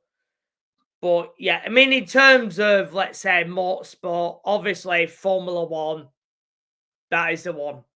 I mean, Uh, that is the one, isn't it? Oh, I mean, 100%. Yeah, that's by far my favourite one, mate. Yeah. yeah. I mean, I can understand where, when we had certain eras where people said, Formula One is boring. And there were points of that, I guess. I suppose it's where you see the same driver winning the world championship, in it. Of course, there was Sebastian. Mind you, it started obviously Michael Schumacher, legend. Yeah. Michael Schumacher, legend. Let's get that right. Yeah, 100%. I know people started saying it then, didn't they? When he won 5 titles in a row. And then people said it when it was Sebastian Vettel. And of course, Lewis Hamilton. Oh, welcome back, Hayden Cox. Big up to you, mate. Yeah. But I do, and I get like some people's point in terms of that. I mean, that's fine. Yeah. But I don't think, let's say this season, I don't think people can say it's been boring. No, because to me, you're getting different winners each week. Yeah. It's brilliant. I think it's been absolutely outstanding this season. A lot more exciting than what the other seasons have been, that's for sure. Yeah. How many winners have we had now? Haven't we had... well, I think we've had 7 winners, haven't we? Because yeah, Russell, Hamilton, Sainz, Leclerc, Piastri, Norris, Verstappen. Yeah, it's only Perez who hasn't won a race out of that 8. Yeah, he's the only one. Oh yeah. Talking of Verstappen, what did you make of his driving in the last Grand Prix? I thought it was absolutely disgraceful, mate. Honestly, he literally forced Lando Norris off the track. He did exactly the same as what he did to Lewis Hamilton in 2021. I mean, let's get the narrative right here. To me, Max Verstappen this past weekend was back to prick settings for me. Yeah. I believe he's been given a 5th-place grid penalty for this weekend as well. So I only saw that on Twitter today. So I suppose we'll find out more about that when it's on tomorrow. I mean, so it looks like he's going to get a 5th-place grid penalty as well. So he's going to have work to do in this weekend as well. So yeah, it was erratic, wasn't it? And this proves the point, innit? I mean, yeah, it's all well and good when he's out there leading the race all on his own, but when he goes head to head with someone, it never ends well. It just never ends well, does it? And nope. And this might be a question down the line. Let's say if Max Verstappen goes on to win 7 world championships or 8 or whatever, are people going to straight up and say, is Max Verstappen the greatest Formula One driver ever? But I mean, if he does win 8, for me, I'm sorry, but for me, it's Michael Schumacher. And I'm not changing that for anyone. I mean, obviously, if Lewis Hamilton does it, obviously well done to him. But for me, I grew up with Michael Schumacher. Thanks. I mean, I'm not against Lewis Hamilton. Obviously, Lewis Hamilton's a talented racing driver. And obviously, I'm beyond excited that he's going to be at Ferrari next year. And I just hope, if he's got the car like what we're seeing now, he's going to have no problems. He's going to land it. He will land it in that car. So I mean, like Ferrari, I got a really good feeling. Like I'm not getting carried away, but the fact we're in this position for the first time in 16 years, I think it's absolutely fantastic. But deep down, realistically, I believe McLaren should be the ones who pretty much have this title wrapped up by now. But they've been a bit inconsistent with their decisions, and even Oscar Piastri for me has not done enough in the last 2 races. Yeah, I mean, I know. Yeah, it's a difficult one with Piastri, innit? Obviously, it's his first season, isn't it, in Formula One? Yeah, But you know what? It's he's won a race. It depends, doesn't it? I mean, yeah, it's probably consistency is the thing they haven't got yet. yeah. But they do have everything else. I mean, it was a lot of hard work for McLaren. I think even to get Piastri in the first place, weren't they in the battle with Alpine for his services as well? From what I remember, Yeah, I think so, yeah. yeah, I mean that was hard work, but it does look like you know. He's made the right choice, hasn't he? I mean, obviously Alpine are not where they are at the moment, but yeah, I mean it's he's only going to learn from the experience, isn't he? Given it's his first year, and obviously same for Pedro Acosta in the MotoGP as well, and that's the thing with these young either racing drivers or riders or whatever. You know, Yeah. it's their first season, but in the future, they probably are going to get better. And I do think Oscar Piastri, he's only going to get better from here. 100%, I agree with you, yeah. Maybe, maybe in his second year, he's going to be stronger.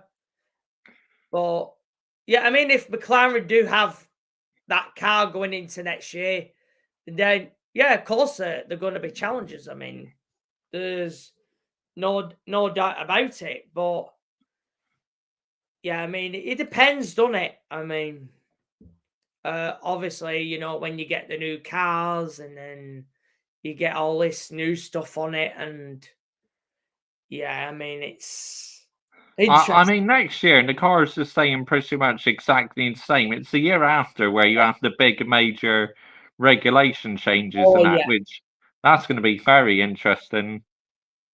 yeah. I mean, uh, as I saw the other day, I think there's only 2 Formula One seats left on the grid, which will be, of course, it's the second RB and the second Sauber. Yeah, Audi, shall we say? I yeah. mean, it's going to be Audi now, isn't it? Yeah, Sergio Perez, that guy's a major talking point, isn't he?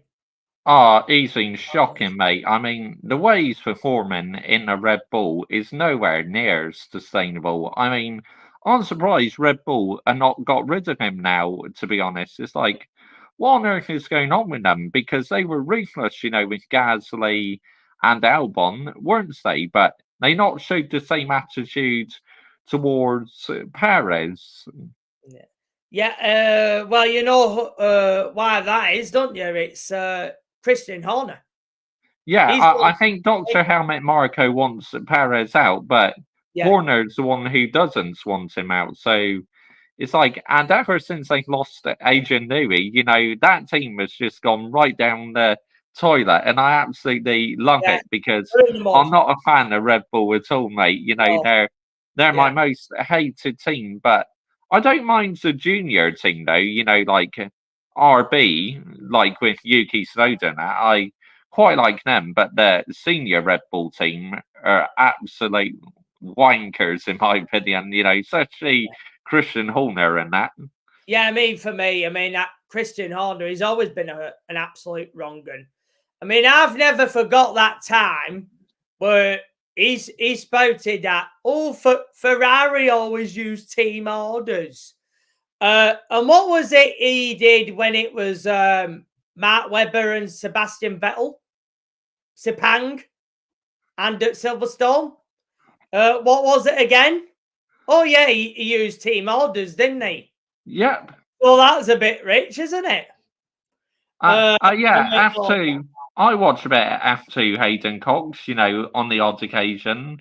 If it's on, there's not much on. I watch a bit of Formula 2. Yeah, it's quite good.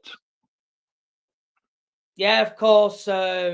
Andrea Kimi Antonelli's in there, isn't he? I think he's in F2, and yeah, I mean he's going to be at Mercedes next year, isn't he? It's a bit of a gamble for Mercedes, isn't it? For going for a young lad.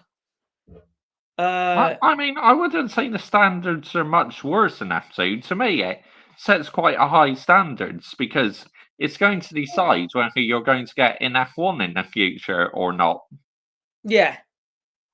I don't mind F2. I mean, yeah, there's F2 and there's F3. And obviously they have that in the MotoGP as well. They have Moto 2 and Moto 3. I think it's good for youngsters. That they have these categories. So yeah, I'm all for it. I'm all for these categories. I mean, Lewis Hamilton. That's where he started out. I mean, well, that's where he was before he was in Formula One. Yeah. Of course, Lewis Hamilton was there. Nico Rosberg as well, from what I remember. So there's been plenty that have been from F2 into F1. I mean, I don't really want to see paid drivers in F1. So yeah, I mean, you could say Lance Stroll is a paid driver. And obviously, Lance Stroll, his dad, is in charge of that Aston Martin team, isn't he? But I think he just wanted to change down in like 14, because Mercedes have been a bit shambolic recently. So I just think he wants to come to the team in red, have a new challenge. Yeah, I agree with this. No, I don't think he's fallen out with Toto Wolff at all. I don't believe any of that. Do I think something happened behind the scenes? Yeah, I agree with you on this one. I think he just wanted a change. He wanted a new challenge. And I think Ferrari, and with the car we've got at the moment, we're going to provide that. I think we'll provide it. But yeah, like going back to your previous question, Hayden Cox, F2 is basically like the championship, and F1 is basically the Premier League. But yeah, it's still quite professional in that. So yeah, and I'm not too sure how much they get paid, to be honest, but they get paid quite a bit, I think.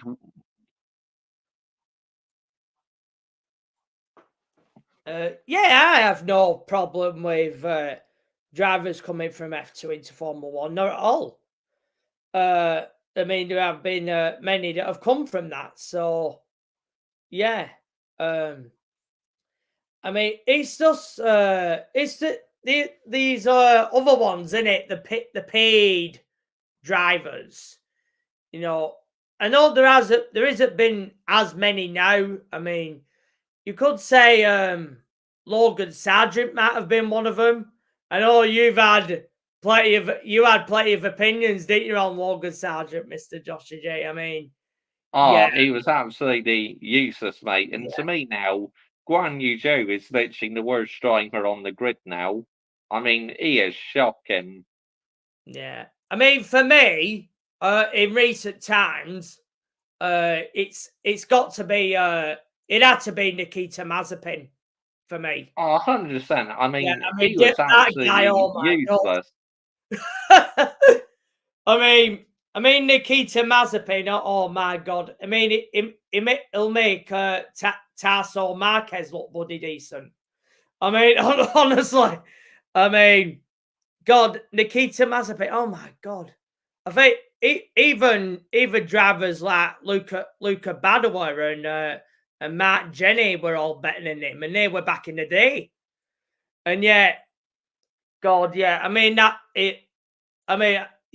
was the season where Haas got no points in it, and and obviously there was reasons behind it. Of course, there was the Russian sponsorship, and Yeah, I mean that's the large reason why Mazepin was even there, and of course he had a billionaire dad, didn't he? So, and that was part of it as well. And yeah, and even then, yeah, when all that Russia and Ukraine stuff was happening, they were Yeah. hell bent on still keeping him. They were hell bent on still keeping him. I mean, why? He was. He was absolutely terrible. Oh, cheers, Hayden Cox, for your 79 pence super chat. Much appreciated. Yeah, I mean, yeah, and yeah, big up to Hayden Cox as well. I mean, but yeah, and that's why I feel that there was a bit of an injustice, with Mick Schumacher, and yeah, he constantly outperformed Nikita Mazepin in that Haas, and yet they got rid of Mick Schumacher without a problem, and yet they were hell bent on keeping Mazepin even after the Russia and Ukraine thing. They're even it was even willing to still race without even having a national flag. They were that desperate to keep him, and obviously the reason for that was the Russian sponsorship and the money that his dad was putting into that team, and obviously Gene Haas, of course. And yet, when Mick Schumacher, he performed better than him, and he got rid of him. Yeah. And it's just, and then you look at the RB, you look at it's like now, isn't it? Yuki Tsunoda, yeah, obviously currently, he's been there for 4 years. Why not give him a shot in that Red Bull, even if it's the last few races? Why not give him a shot? Perez is gone. I think he's mentally gone, but I mean, being last at your home race, I'm sorry, but it's not on, is it? Nope, nowhere near good enough, mate. And It's not good enough. obviously, like, how ironic, wasn't it, that Liam Lawson and Sergio Perez would be wheel to wheel with each other, and literally, them two should have a bit of contact with each other. And I think video footage of this, right? Liam Lawson actually gave Sergio Perez the middle finger during the race. Yeah.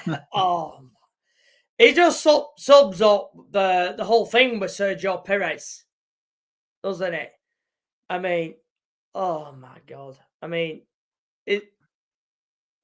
I think some drivers peak Hayden Cox when they get to about like their mid-30s and that. Some of them can go on until about their early 40s and that. I mean, look at Fernando Alonso. He's still going, isn't he? What a warrior. Yeah. Yeah, you don't see much of that, do you? Drivers in their 40s as well. Of course, Michael Schumacher did that in the early 10s with Mercedes, and obviously Fernando Alonso now, of course. But yeah, I mean, it is rare that can happen, but yeah, drivers can peak. They can. Yeah, and obviously, with of course Kevin Magnussen in the Haas, he got a big result at the weekend, didn't he? 7th and 9th, I think they were. And yeah. Earlier in the season, he struggled, and now he's putting in the performances. Yeah, I mean, it is what it is, there, isn't it? I mean, Alonso's last win was for, I think it was for Ferrari, maybe. I mean, it's been a long time since Fernando Alonso's won a race. Yeah, I think it might be Ferrari as well. I agree. Yeah, he took some time out as well, didn't he? I think he did a bit of other sports, didn't he? I think he did IndyCar. I'm not sure. IndyCar Le Mans or something like that. Yeah, I mean, you can have life after F1. I mean, it Yeah. can be done. So Yeah. maybe for Kevin Magnussen, maybe he's putting himself in the shop window there. Maybe, yeah. Formula E, IndyCars. I mean, there's only 2 seats left. Sauber, mind you, it's Audi, innit? I mean, would you keep Guan Yu Zhou despite the fact he brings in the Chinese money? Do Audi really need him? That's the question, isn't it? Yeah. The only reason why he's still in F1 is because of like money and sponsorship and that. But why not give Franco Colapinto a chance? I mean, look what he's doing in the Williams. He's only been in for a few races and he's like literally outperforming Alex Albon. I mean, who would have ever thought that? Yeah. I mean, that's true, isn't it? I mean, well, I think Audi, I think next year it's Nico Hulkenberg, so it's got to be. They're gonna go. They might go for a young driver. I mean, I can't see it being Hulkenberg and Bottas. I just don't see it. Yeah, I mean, yeah, why not go for a younger driver like Colapinto? Because I mean, he's delivering, isn't he? I mean, God, I mean, he's done more than what Logan Sargent did in 18 months 100%. in the Yeah. same car. Same car. I mean, as well. I mean, Yeah, we will get onto that shortly, Hayden Cox, where I give my predicted lineup for Man United. And of course, I'll allow you to do the same as well, Michael.ChelseaFC. yeah. So yeah. The drivers' championship.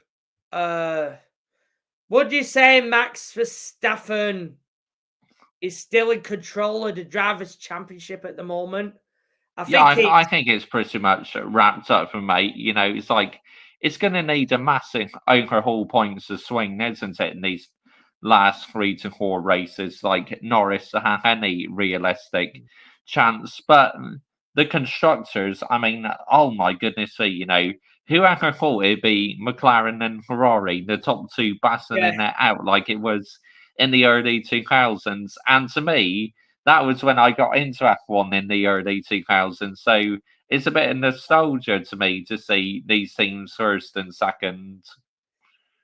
Yeah, I mean, at the moment, I mean, we are landing it, aren't we? We landed it last week and this week, Mexico. I thought we've not really had any challenges. I know it was disappointing that obviously Leclerc, he didn't hang on to finish in second place, but I mean, what a save, by the way. I thought he was going to bin that. When he went off the track and that, I thought he was heading straight to the wall, but what great reactions. Yeah. I mean, I know I don't think I marked him that highly in my ratings, but yeah, obviously I'll give him credit for that. But yeah, I mean, I would have liked the old 1-2, but yeah, I mean, he saved it. He brought it home in the end, and yeah, he got the fastest lap as well, didn't he? So yeah, I mean, it's better than nothing, isn't it? So. Yeah, my number one concern really in the Constructors' Championship is Qatar, because we never seem to do very well at Qatar, so that could be a key factor in deciding this championship as well, between like McLaren and Ferrari as well, because Qatar is like a McLaren track, but just imagine if Ferrari win there, that'd be a massive statement. Yeah, I don't think we were. don't think we're even predicted to win in Mexico, did we, last week? Because I mean, it's different to Austin, Texas, isn't it? And something tells me at the moment that we've got the pace to seem to beat anyone at the moment. Obviously, this weekend, that's what I want to see. Obviously, Brazil, Interlagos, it's a different track, even to the both of those tracks that we've just won on. I mean, if we can win there as well, I think we've got the pace to win it there. I think the only other driver who could come in between that, obviously Lando, and obviously Piastri. It depends on his pace, but yeah, I think we do have the best car on the grid at the moment. I agree. It's just a shame that it's at this point of the season. Why did we not do this at the beginning? I mean, if we did this at the beginning, yeah, we'll near enough have the championship wrapped up now, I reckon. Yeah. Yeah, we would have been on course, wouldn't we? But yeah, I mean, if we could carry that into obviously when Lewis arrives, and I mean, at the moment, it just shows that Lewis has made the right call in terms of his career. Yeah, it's like I can remember right when he was announcing that he's leaving McLaren for Mercedes. I was thinking, what the fuck have you done here? Surely that's a huge mistake. But it turned out to be the best move ever, because look at what happens. Mercedes were really starting to get into their prime. Yeah. I noticed that you did that video where you went hard on Lewis Hamilton, didn't you? That was after the Austin, Texas race, wasn't it? And oh, mate, literally for me as a Lewis Hamilton fan, that was the worst weekend ever for me I ever seen. Like, literally, it's his favourite track as well, and he performs like absolutely shit. Yeah, I mean, I know I had a bit of a different take on that. Obviously, for me, I think he's on the beach, if I'm honest. Yeah. I mean, he doesn't have to be involved in whatever development Mercedes have got next. That's not his problem. I mean, obviously, yeah, I mean, it will be for George Russell because he's staying there, isn't he? But it doesn't have to be the case for Lewis. So, yeah, I mean, for him, he's probably on the beach. It's, I mean, he's counting down for the moment when he's getting in the red car, when he's in the red overalls, at Maranello, and, he's going to be ready to land it. Yeah. So, I mean, at this point, he's checked out. So, I'm not really concerned by it, but obviously, I know you did that video, and yeah, obviously, you got to land it. I mean, so, I mean, it is what it is. Obviously, you did that video. I get it. I mean, yeah, I mean, it is what it is in terms of that, isn't it? But I think he's checked out. I'm not that overall worried about his mindset. So I'm not really worried about that side of things in terms of him. Good evening to you, Chris. Thank you for joining me this evening, mate. I hope you're well. I hope your day is going good.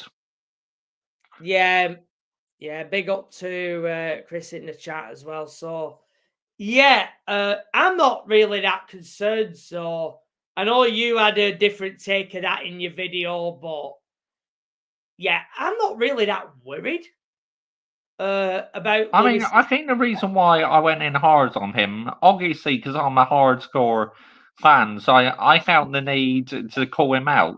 So that's why I done it. Yeah, I get that. Yeah, I agree. I mean, yeah. Yeah, I think that's fair. Obviously, for your perspective, you were Lewis Hamilton fan, so it makes sense, doesn't it? And yeah, yeah, but I mean, for me, I think he'll be very different when he's in them red overalls, getting in that red car. And also, Marinello. he's a team leader as well, so I think he'll hopefully make Charles Leclerc an even better driver as well. Yeah, so yeah. I mean, whatever Mercedes do, it's not his problem. It is not really his problem now. So Going back to your question, Hayden Cox, what happens is track temperatures can be different at different circuits. So, some teams perform better at other tracks than others. yeah, hotter countries and colder countries, yeah. So yeah. Yeah, I mean, Mercedes, I mean, they're a good talking point as well. So, yeah, I mean, they've got a young driver in Antonelli. So, I mean, for George Russell, he's probably going to be team leader, isn't he? For next year. So, George Russell pretty much, maybe he'll have to step up. Yeah, I mean, what would your take be on that? Yeah, to be honest, mate, I've been a bit disappointed in George Russell. I was expecting a lot more from George Russell, to be honest. But at the moment, it looks like he makes big mistakes, under pressure. And if he does that when Kimi Antonelli comes in, then I honestly believe he could be under massive pressure, to maybe keep hold of his seat in the future. Because I think eventually Toto Wolff may lose his patience with him. Yeah, he's inconsistent.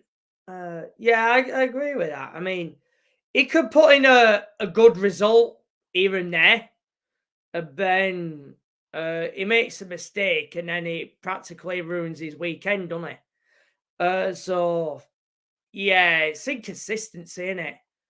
And then of course next year, Ollie Behrman. Ollie Behrman. I mean, yeah, I mean, he's going to be at the Haas. I mean, we've already seen what he can do this year. I mean, but yeah, next year that's going to be the test, isn't it? First full season, and yeah, I mean, the way that Haas are performing at the moment, I mean, you could say it's going to look good for a minute. Yeah. But and of course he's getting a new teammate in Esteban Ocon, and that's going to be elbows out, isn't it? I mean, if Ferrari do go on to win the constructors, we'd have to talk about Ollie Behrman as well, and then points he got in Saudi Arabia for us as well. Yeah, I mean, yeah, and it was not even his car, is it? I mean, I remember in one of his interviews about how uncomfortable he was in that seat. And of course, that's Carlos Sainz's car, isn't it? And both of them are built differently, aren't they, as well? But yeah, I mean, what a great job he did in that race as well. I mean, I think he beat Lando Norris and he beat Lewis Hamilton in that race.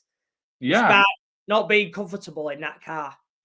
So yeah, I mean, that was a fantastic effort from, and another British driver on the grid as well. I mean, God, there's plenty of them now, isn't there? I mean, yeah. Hamilton, Russell, Norris, Behrman, and you were lucky at one time where you only got one on the grid or two, and now it's four of them.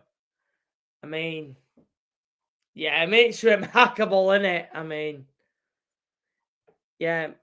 So maybe, because of Lewis Hamilton, winning all them world championships, maybe the interest in Formula One has grown within the UK. So Yeah. if you look at it that way, I mean, that is pretty much good, isn't it? I mean, Yeah, it can only be a good thing. Yeah, I agree.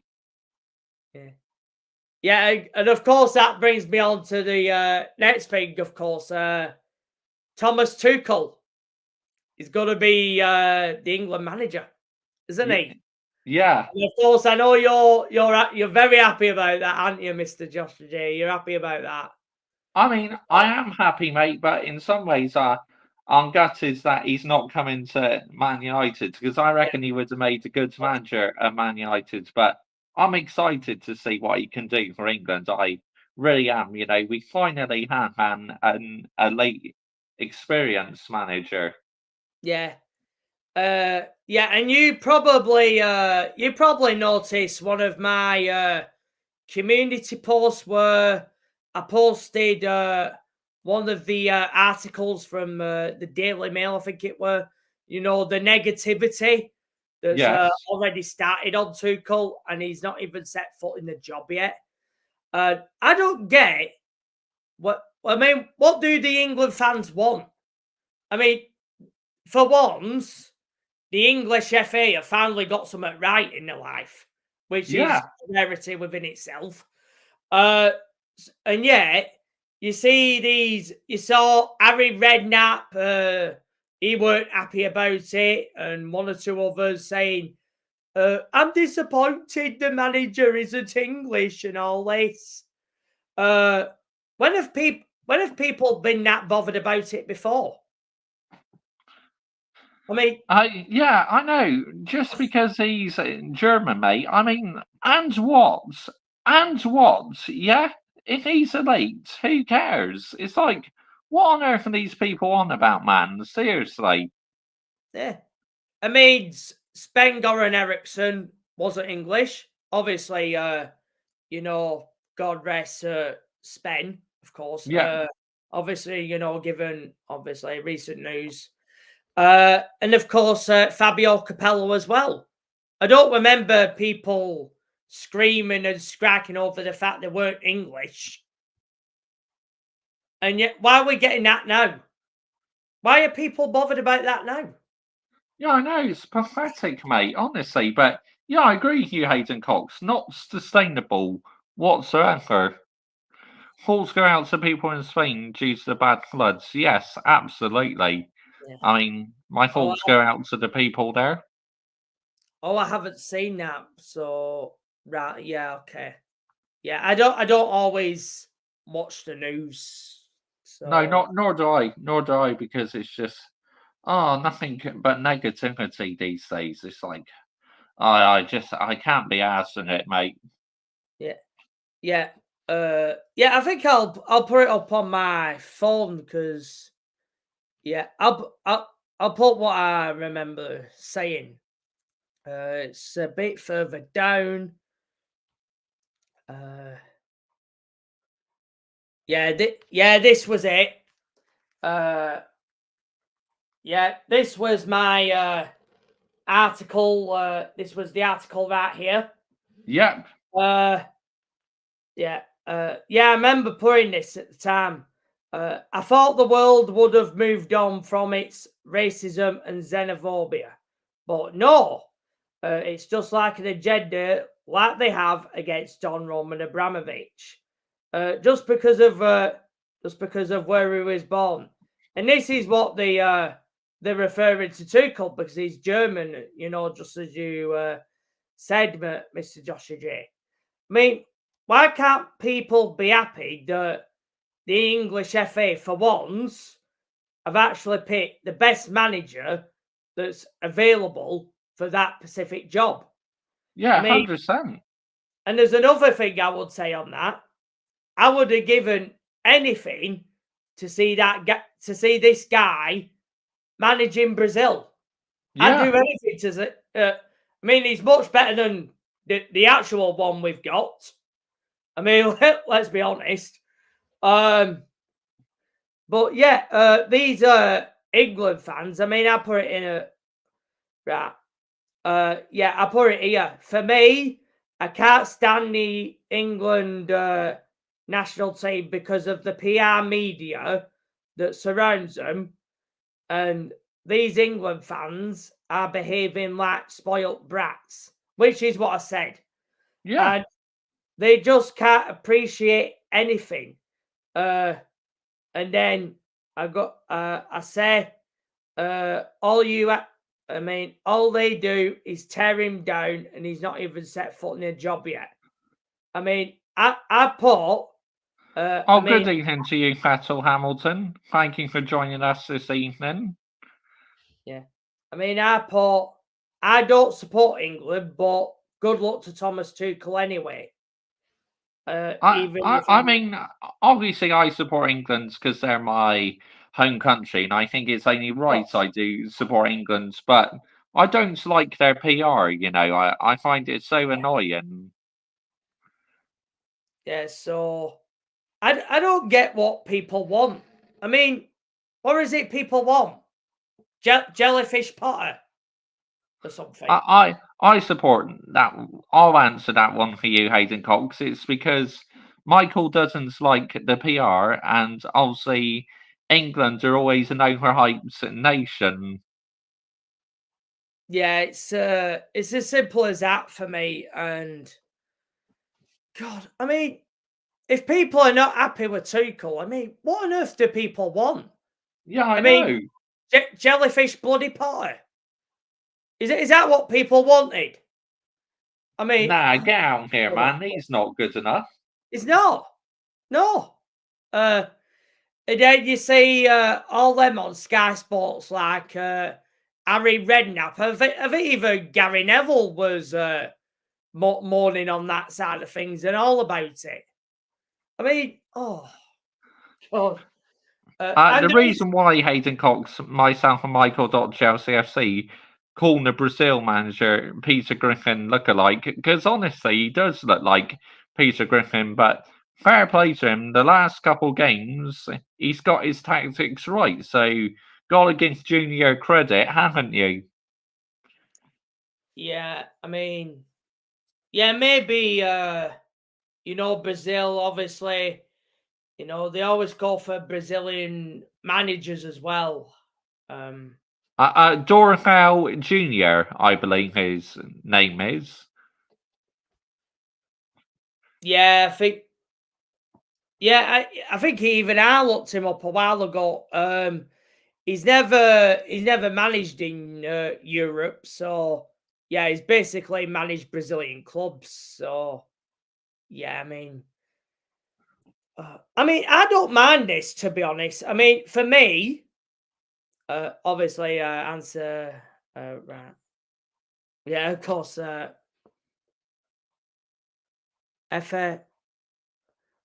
People below in my holiday flat are playing loud music again. Oh. Yeah, not sustainable, that Hayden Cox, mate. It's like they shouldn't really be doing that, mate. No. But yeah, I mean, I don't matter who the manager is as long as they're successful. I mean, for me, I mean, I would. I mean, I don't know how true that was about Carlo Ancelotti in Brazil. I mean, I don't know if any of that were true, but yeah, you want to take the best manager available, no matter who they are. So for me, it doesn't bother me. So yeah. So I mean, yeah, I mean. But I mean, that's another thing I think with the UK, innit? A lot of people do enjoy being miserable, don't they? As well. Do you ever drink beer? I have had it. I mean, I've only have Foster's. I'm not so keen on, let's say, the rest. I mean, I've had a Heineken once, and I weren't keen on that. So I pretty much stuck to Foster's, to be honest, on that one. Mm. Yeah, So, Foster's is nice. Yeah. yeah. Oh, this is an interesting one for you, Michael. Vettel Hamilton's just asked you a question. Yeah. Red Bull as a team, yeah. I know you dislike Red Bull as a team. I mean, everyone does, but what are your thoughts on Max Verstappen? For me, is Max Verstappen a talented racing driver? Yes. But it's when he's in combat with other drivers, he's vastly erratic. I mean, I think maybe in the future there's going to be a possibility of Max Verstappen in a Ferrari, which is probably likely down the line. But I don't think it'll be at the moment. But yeah, I mean, if he ends up at Ferrari down the line, he can't make these errors. But for me, would I want to meet Max Verstappen in person? Probably not. But it's yeah. I mean, he's got a reputation now, isn't he? Some people they're gonna love Max Verstappen, and some people are just gonna dislike him. I mean, but yeah, I mean, if we're basing it on his driving, let's say last week, it was way too erratic, but it's not the first time that we've seen that with him, have we? And of course, Mr. Joshua J, you already said that earlier, didn't you? About 2021 and Lewis Hamilton, of course.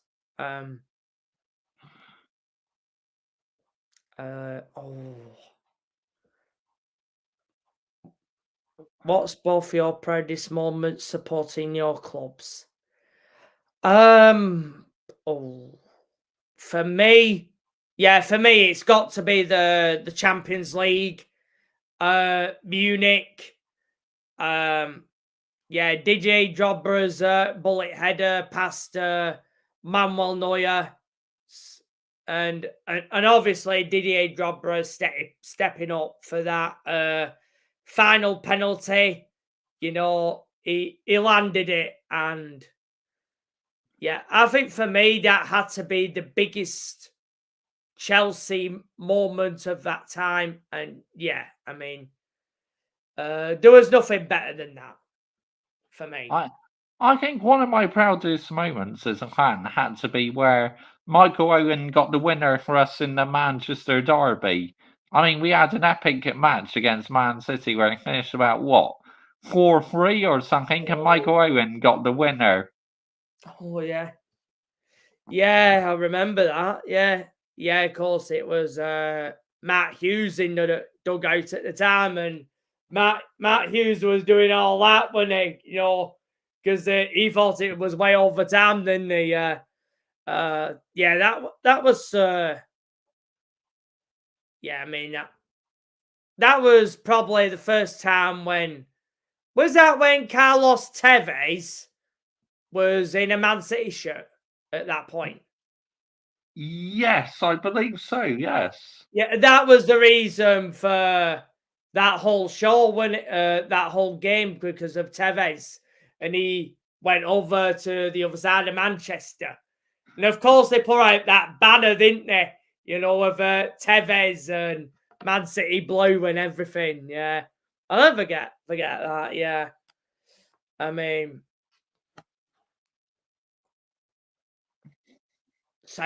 oh yeah, he managed Southampton, did he? Yeah, he did, didn't he? Yeah, I think he was in management recently, wasn't he? Bradford, was it? Yeah, that in the Football League, wasn't it? And he got.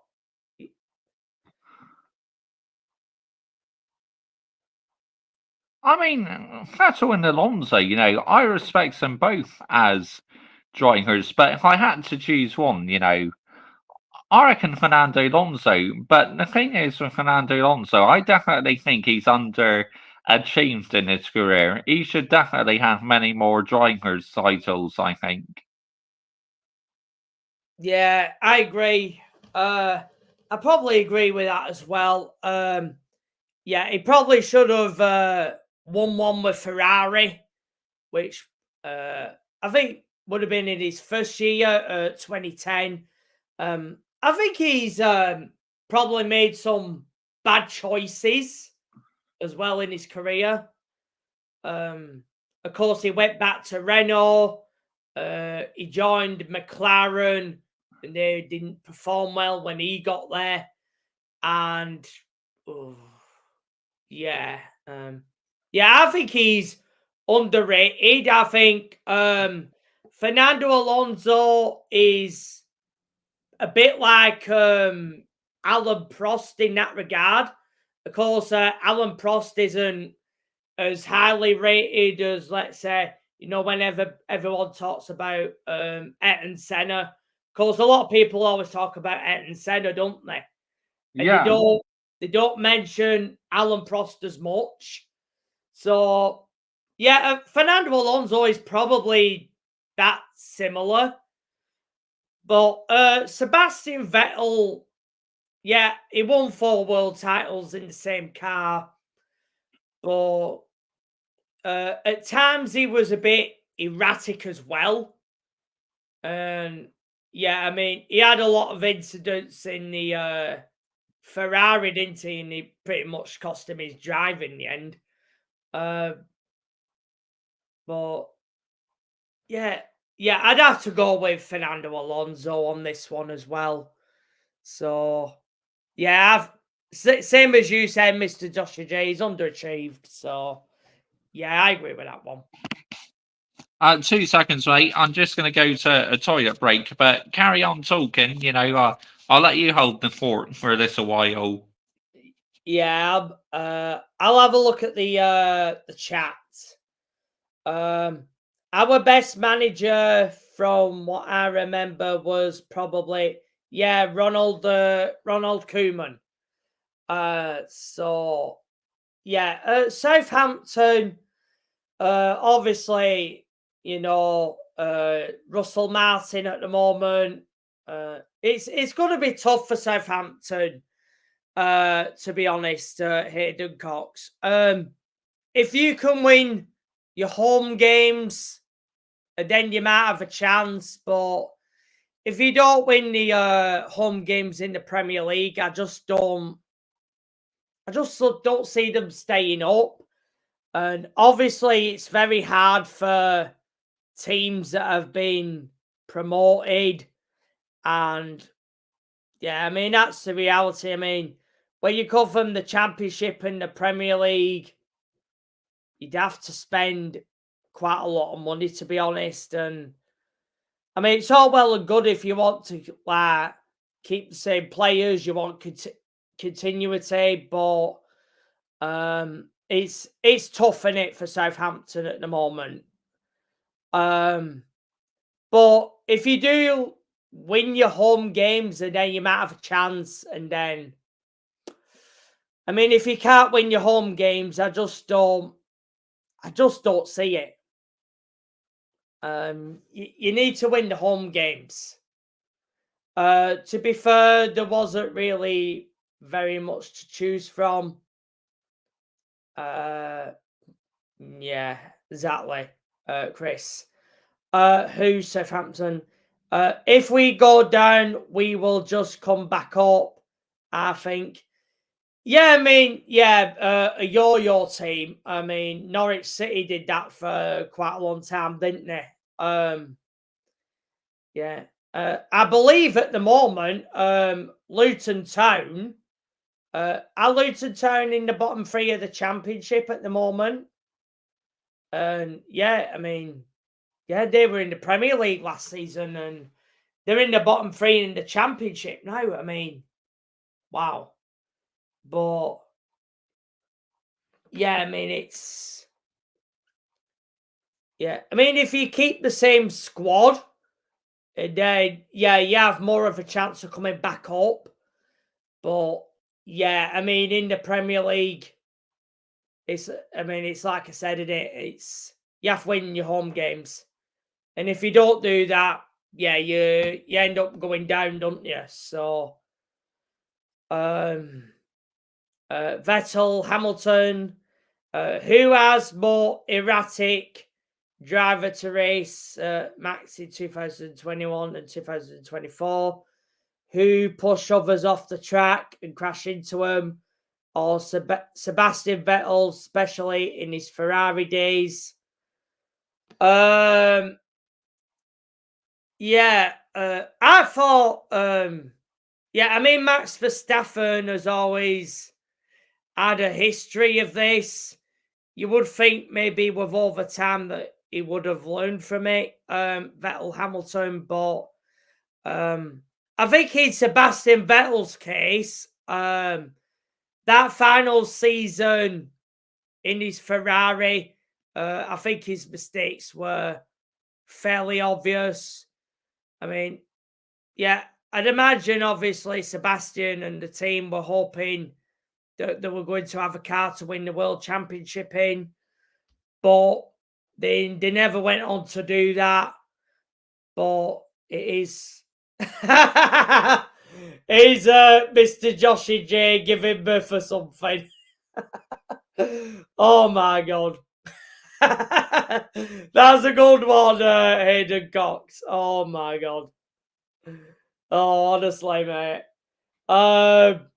Yeah, but yeah, back to Vettel's Hamilton's question there. Yeah. Who's the most erratic out of the two? I probably would say Max. I mean, yeah, it's all good being you want to take risks, but yeah, I mean he's done that, but yeah, I mean you get penalties for it, unfortunately, and I did read something today that he's gonna get a 5-place grid penalty. Yeah, which I can obviously I can pretty much show you from there if you can see it. So yeah, so it looks like that's going to be the case for him. But yeah, I mean he's got work to do, hasn't he? Pretty much. So yeah, I would say Max is more erratic out of the two. So yeah, that'd be probably my answer to that, Vettel Hamilton. But yeah, big up to you in the chat there as well, mate. So yeah, Luton are just out of the relegation zone. They have been awful. Yeah, and they basically more or less have the same squad, don't they? We need to beat Everton on Saturday. Is our at home or is our at Goodison Park? So if that is at home, yeah, you need to beat them pretty much. Yeah, of course they lost to Leicester, didn't they? I think Leicester scored in the was it they scored in added time, Leicester, didn't they?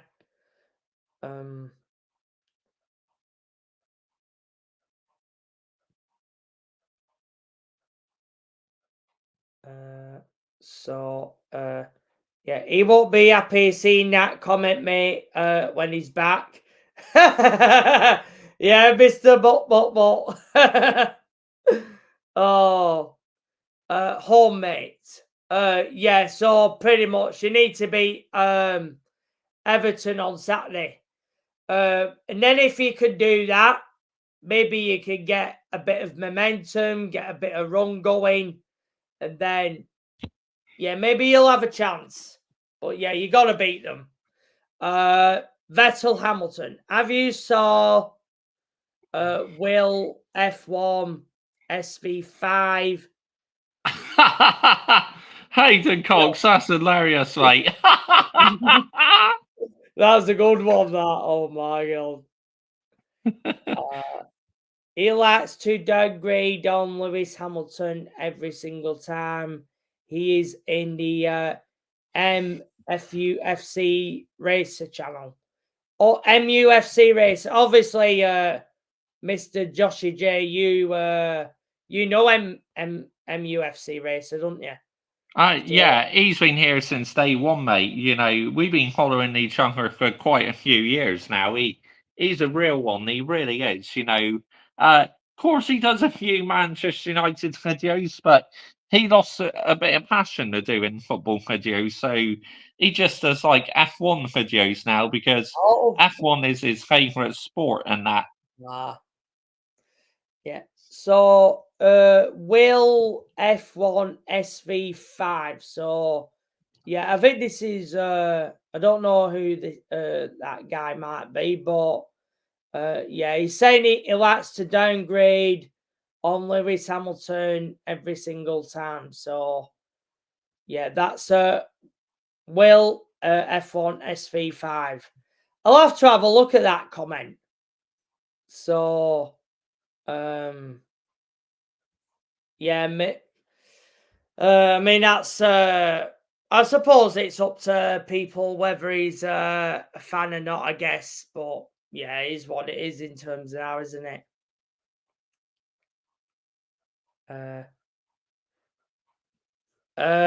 Yeah, I am wearing the Chelsea hat. That's me, yeah. Yeah, that's me, Hayden Cox, yeah.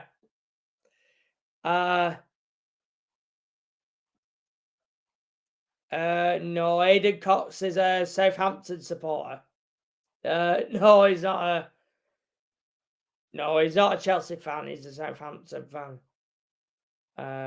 Yeah. But yeah, I mean, do you want to tell me this? Kieran Smith ranks Kimi Raikkonen ahead of Lewis Hamilton all time. Wow. Wow. Yeah. Which doesn't make sense. Kimi Raikkonen above Lewis Hamilton? No. I don't think so. Yeah, I mean, Kimi Raikkonen, good racing driver, but yeah, of course, he won one World Championship in 2007. For and ironically enough, he was the last Ferrari driver to do it. You know, win a drivers' championship at the team. Yes, 17 years now. Yeah. Yeah. Yeah, of course. Yeah, Felipe Massa came close a year later, didn't he? And I'm pretty sure a lot of people remember 2008, don't they? I mean, oh mate, it was unbelievable. I mean, like where they go, oh, Hamilton's lost it. You know, when Sebastian Vettel overtook him in the Toro Rosso, you know, and then obviously because Timo Glock went off the track, Hamilton got back into the position again. And how ironic was it? Because Timo Glock is Lewis Hamilton's mate, so literally he helped his mate win the title. Yeah, I remember watching that race at the time, and yeah, I mean, I had a lot of emotions in terms of that. Obviously, I'm a Ferrari fan.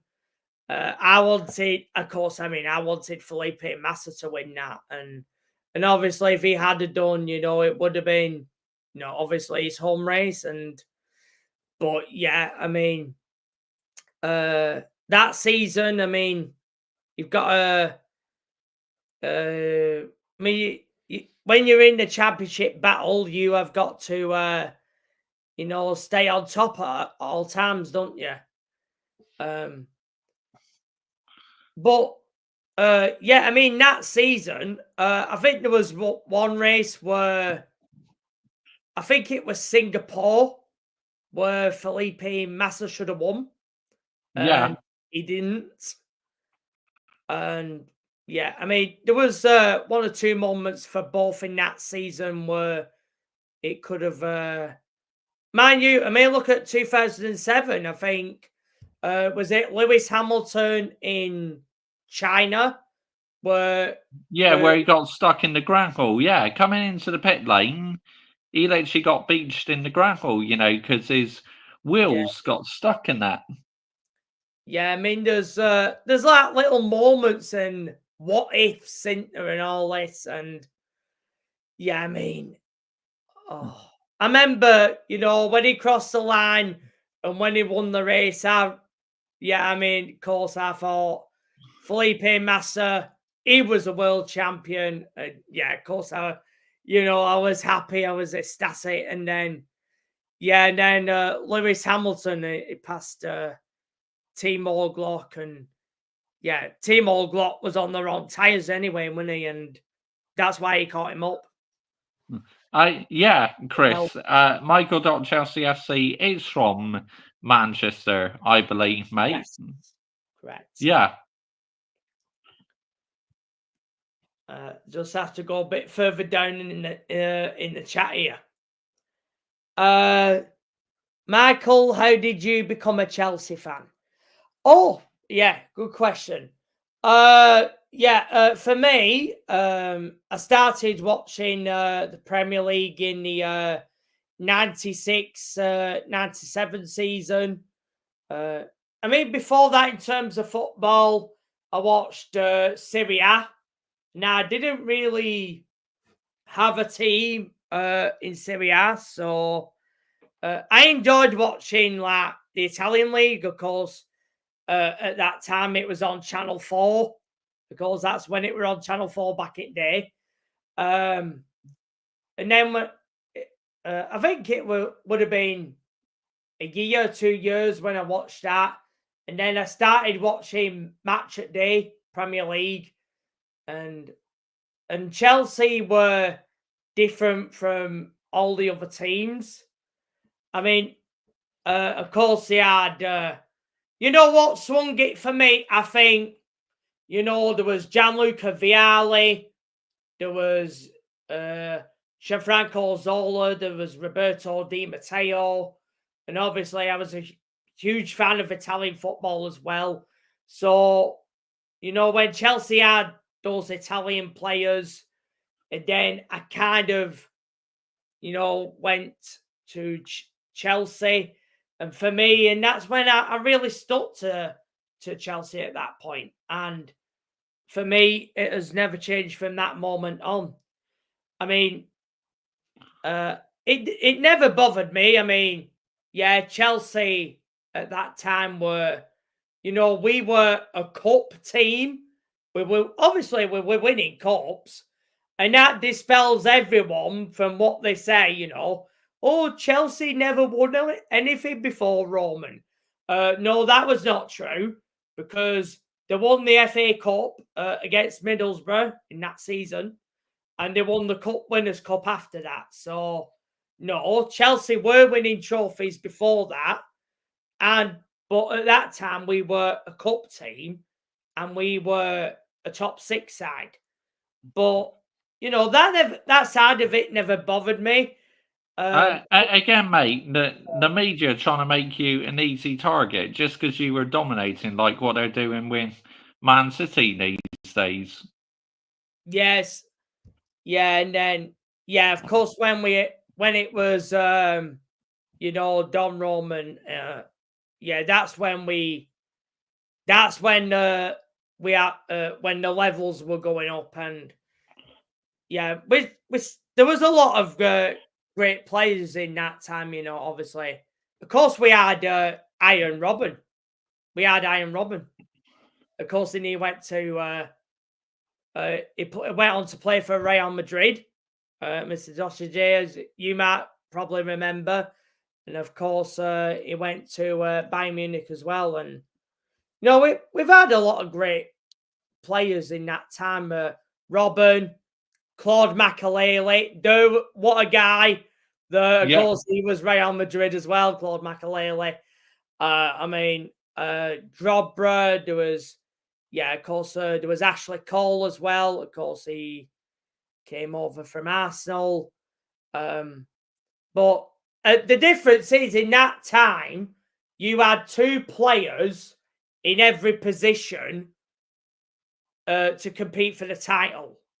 I think that's the difference of when football of that time compared to now. 100%. I agree. Whereas today's football, you don't have, that certain player in the same position now. Yeah. They're not of the same level, have they? I mean, you're seeing it now, aren't you, with look, I think Malo Gusto is done okay.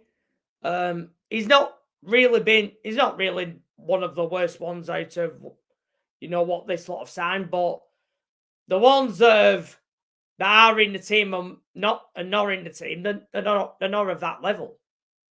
To me, like, modern football's in the bin, mate. It's like it's nowhere near the same as it used to be. You don't have the same type of players anymore. You don't have the same players playing in the same positions, and you have too much PR in football these days. So to me, modern football's absolutely in the bin, if you ask me. Yeah. I mean, in those days, obviously, when you had Ashley Cole at left back, and then you had Wayne Bridge as like a number 2 left back, and then on the right hand side you had Paulo Ferreira, and then there was Glenn Johnson. There was players that were in different positions. Of course, there was Petr Cech, and then you had obviously Carlo Cudicini went down to like a number 2 goalkeeper, but you had like players in each position. I agree with you, Hayden Cox. Too much social media posts from players these days. Facts, like they post way too much on social media, but you know why they do that, don't you? Money, pound notes. Yeah, social media. And and differences in them times you didn't have social media. Not in the 2000s.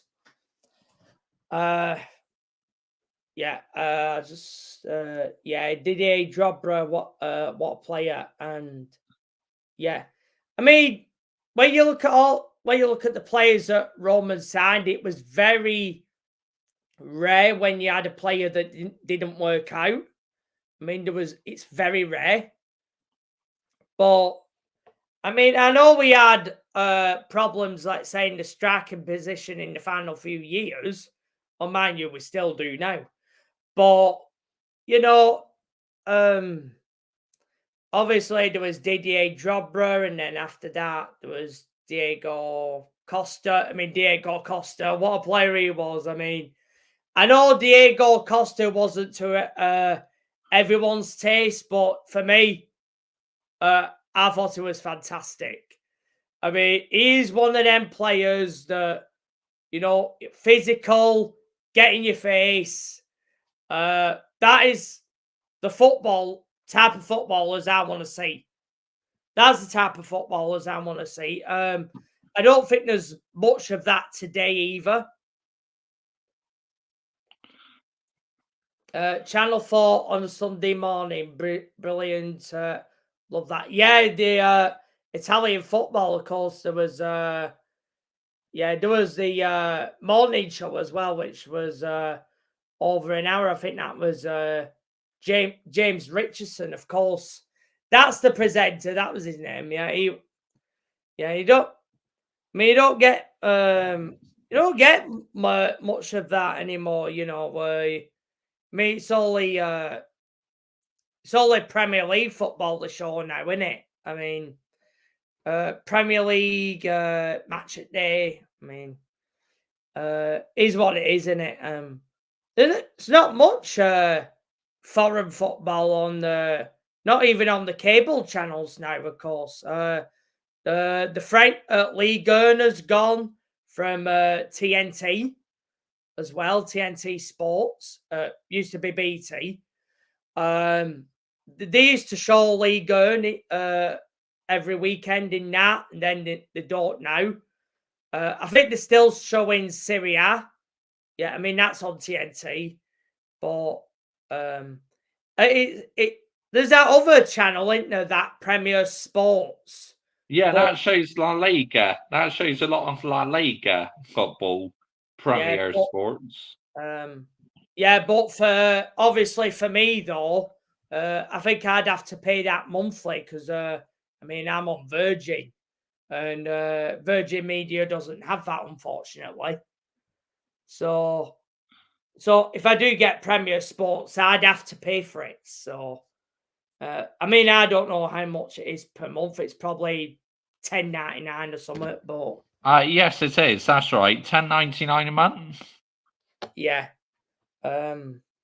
Yeah. I mean, it depends on which provider, but obviously, if I do get it, I'd have to pay for it. So, yeah. I know it was free at one time, but it's gone pay per view, hasn't it? So, yeah. I've not watched Match of the Day once this year. My team aren't winning, so I refuse to watch it when they don't do well. Yeah, that's fair from Hayden Cox, isn't it? I remember Oscar, what a good player, but wasted his career in China. Yeah. Yeah. Of course he's still in he still plays for Shanghai Port today. Still does now. I don't think he's on the same wages now compared to when he started. Of course, when he went over there, that's when the Chinese Super League was taking off. Yeah. They were bringing all them players in, weren't they? And then, and of course, there was another reason for that. There was all the Chinese businesses were invested in the football clubs, and then the government was involved in all that as well. But when COVID-19 came along, the government, they took all that money back, and then the Chinese businesses didn't want to get involved with them football clubs anymore. So them football clubs struggled, and some of them are folded, like Jiangsu Suing, for example. I think they won the league one season or a cup or something. Then a few months later, they folded. So that's kind of what's happened out there pretty much. So, yeah, I mean, yeah, it was practically COVID-19 in it. But I'll answer this question. Obviously, big up, Chris. Michael, what about your family? Do they support a local team? Yeah, my family were obviously they were interested in football. I mean, they might have not watched. I mean, my grandma was interested in football. She wasn't, let's say, a huge watcher, like all the time, like I was in comparison. But yeah, I mean, for my grandma's family, my grandma's dad, he supported Oldham Athletic. Of course, I've mentioned Oldham Athletic to you, Mr. Joshua J, at times. Yeah. So, yeah. I mean, for me, my grandma, she liked watching Chelsea. She liked watching Manchester City as well. But yeah, I mean, she liked watching football. I mean, but yeah, out of all the teams, she did like Chelsea the most as well. And obviously, Manchester City, I mean, we all like watching them, don't we? But yeah. I do, as a neutral. Even though I'm a Man United fan, I really do enjoy their football. Yeah. But yeah, so yeah, and that's where, you know, I mean, for me, in my family, I was the only one who was born in Manchester. I'm the only one. So yeah, Talking of football, like this week on my YouTube Shorts video, that video I did about 7 months ago, calling out the United stand and that for Oh, yeah. lowering the standards at this football club. I mean, I've had 2 people comments this week saying, "Oh, you sound like you're a Southern fan." I mean, and what, mates? Yeah, and what? So what if I'm from Somerset? I can support Man United from Somerset if I want, and you can support Man United anywhere around the world because we have a massive fan base all over the world. I mean, let's get the narrative right here. Yeah, they've all got international fans. Most Premier League clubs do. Man United do, Chelsea do, Arsenal do, Liverpool do, Manchester City do. I mean, even the Spuds. I mean, they've got a South Korean following. Because of Son Heung-min, don't they? And of course, there's a lot of Korean fans that support Tottenham, don't they, as well? So Yeah. I mean, I don't see any issue with that. I mean, all these clubs have international fans. I mean, Real Madrid have got international fans. So, and It's a bit like Real Madrid and Barcelona. I quite like watching both of them, but I don't really support any of them, if you know what I mean. I just enjoy watching them like from a neutral perspective. Yeah, I don't see any issue with that. I mean, yeah. I mean, these clubs have got international fans, and that is the way the way football is. So I don't see any problem with it. So yeah, I mean, you don't necessarily have to be you support where you're from motto. I mean, no, I mean, it doesn't have to be that.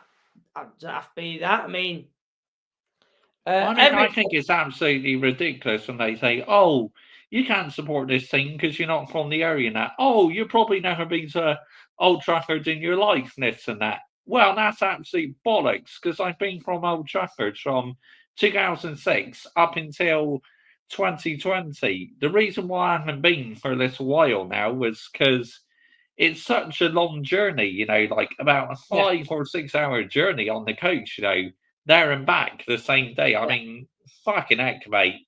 Jarring. So exhausting. Yeah. I don't see. I think that in terms of these football clubs, that's the least of the worries, I would say right now. The ones that are on social media setting their narratives, these channels like the Football Terrace and Henry Talks Nonsense, they're the ones that with the issue. Yeah, I mean, you've got a Spuds fan there, and he's talking about Arsenal in most of his videos, and yet it's strange. Just having a. I think this is. I'm just gonna put this up on my phone. I think this is him, isn't it?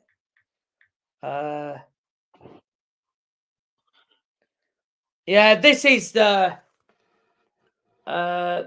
fella, isn't it? Yeah, Henry Talks Football. That's it. Yep.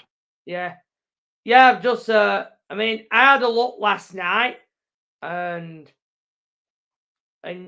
yet he mentions the other clubs, and yet people have no problem with other YouTubers mentioning other football clubs. So I don't see why there's a problem with it. And yet you got people like that are spreading a narrative.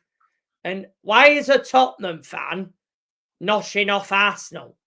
I thought Arsenal were their deepest rivals. Yeah, it's a bit like I got my football channel, right? And on the odd occasion, I may do videos, say about Chelsea, Arsenal, or Manchester City, but I don't carry on doing it because I'll get bored to keep doing like rival clubs videos and that. Yeah. Yeah, so I mean, yeah, and shouldn't people worry about, you know, people like that, you know, spreading narratives, and of course you've got people who are in the actual area, yeah, of these clubs, and yet those are the ones that are brown enveloping. They're the actual brown enveloping. Yeah, I mean, you see it with Chelsea in particular. I mean, they all claim that some of them claim that they're proper Chels and all this whatnot, and yeah, yet the brown enveloping for the owners. yeah, So, and they live in the area. yeah. It's So, mad, mate. Honestly, it's crazy. and yet everyone far and wide, we can all see it. I mean, it's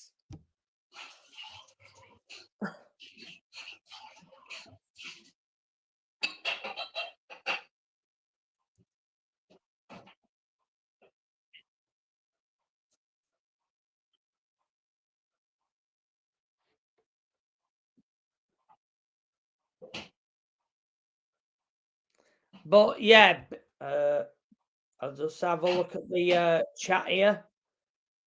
Oldham have really fallen down the leagues. What went wrong? Yeah. They've had a terrible owner. They had they had a team that really didn't score that many goals. Hayden Cox. I mean, at one time, Oldham used to have a good defense, but they didn't score that many goals. Obviously, that was when they were in League One. And then when they went down the leagues, it was a struggle. They even had Paul Scholes as manager at one point, but he was only there for a few games. That didn't work out. And then they basically signed poor players, unfortunately. And the owner, Abdullah Longersman, I think that was his name. Well, he didn't have the best rapport with the fans. Of course, you saw that with Blackpool and the Oyston family, of course, and we all know how that ended up. And yeah, I mean, eventually, the Oldham Athletic fans protested against Abdullah Longersman, and he finally sell up then. And but by that time, unfortunately, that's when Oldham Athletic went down to the National League.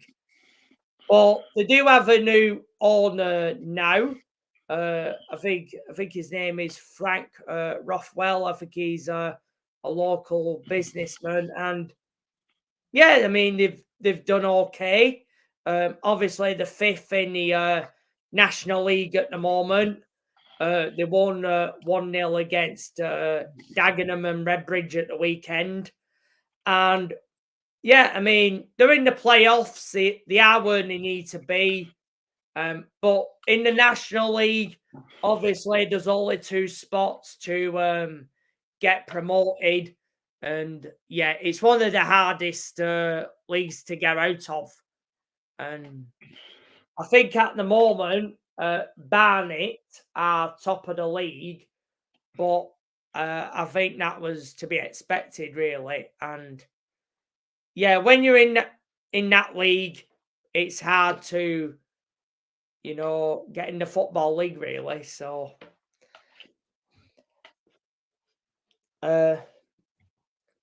Matt play good football, but I certainly don't in watching City. I'm Irish, living in Liverpool. I've been a United fan for over 39 years.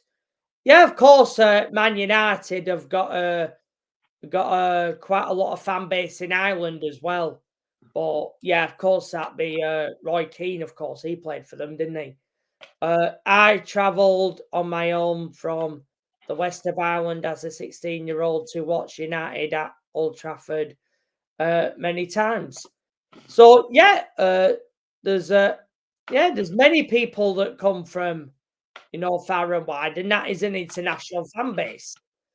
And from what I see, from YouTube, the international fan base is just as real as the ones who are actually from within the area as some of these others claim. And the ones in the area are the actual brown envelopes. And what does that say about them? Yeah, I agree. 100% agree you. It's like these brown envelopes chat absolute bollocks. But you know why they do it?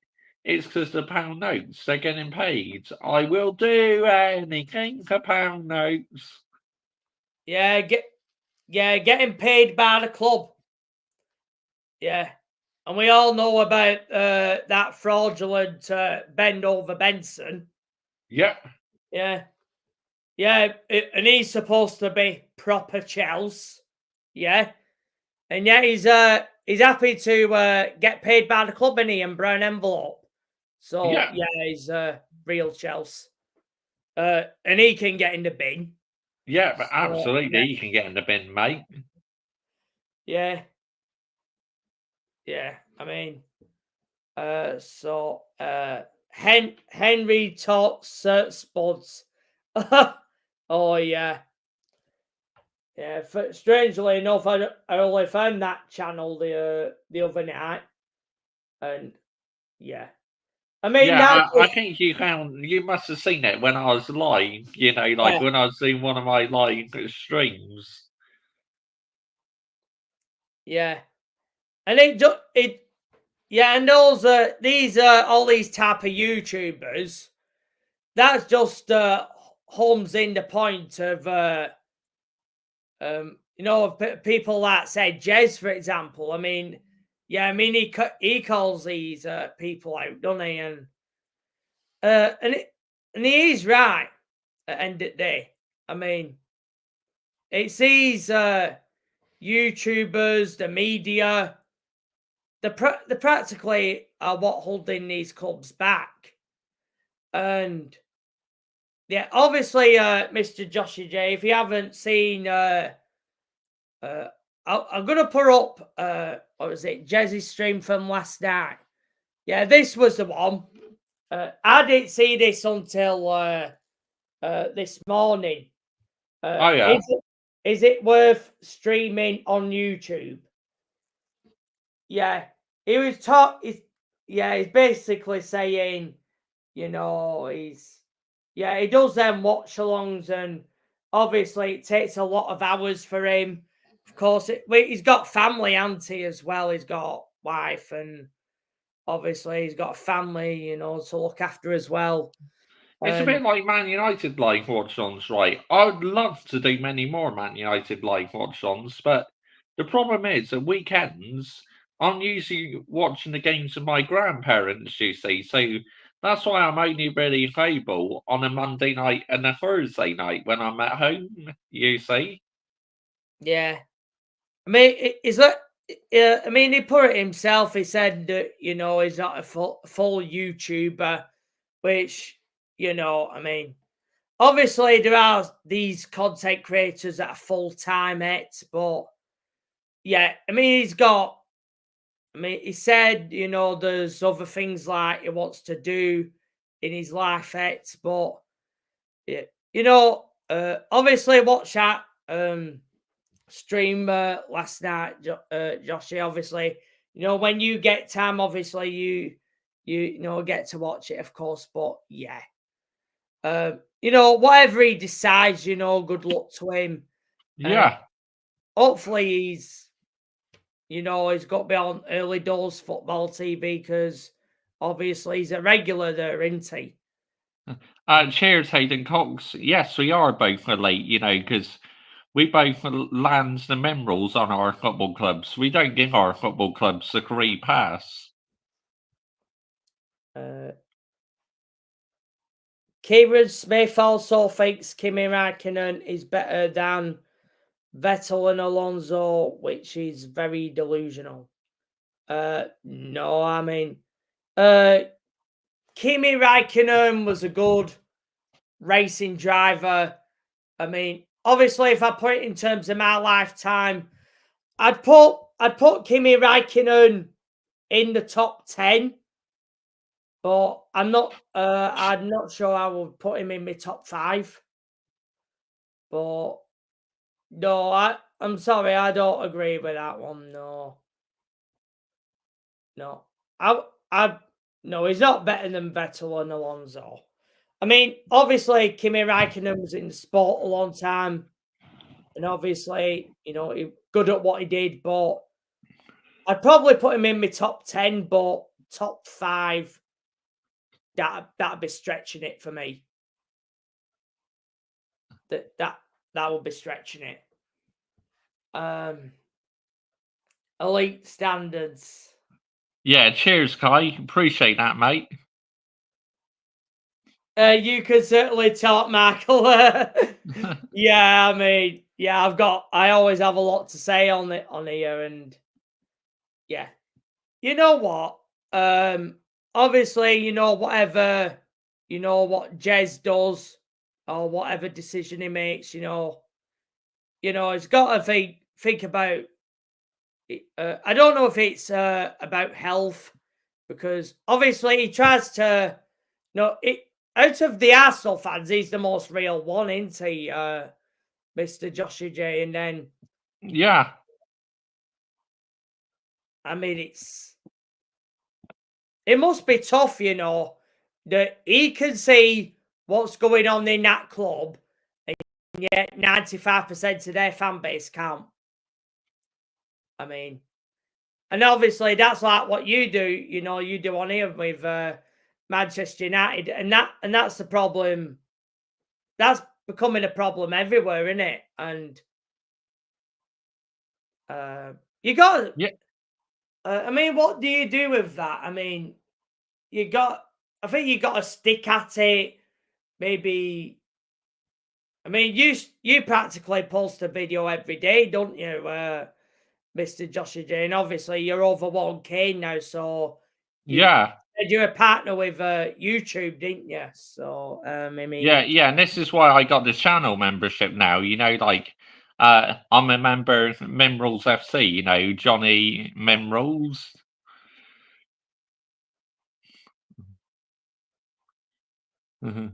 But yeah, basically, yeah, when you get up to certain watch time hours, like at the moment, I got 3,242 watch time hours. When I get up to 4,000, I can start having adverts on my videos and that start making a bit of money that way as well. And obviously, I got the membership club as well. So yeah, recently I've been doing really, really well.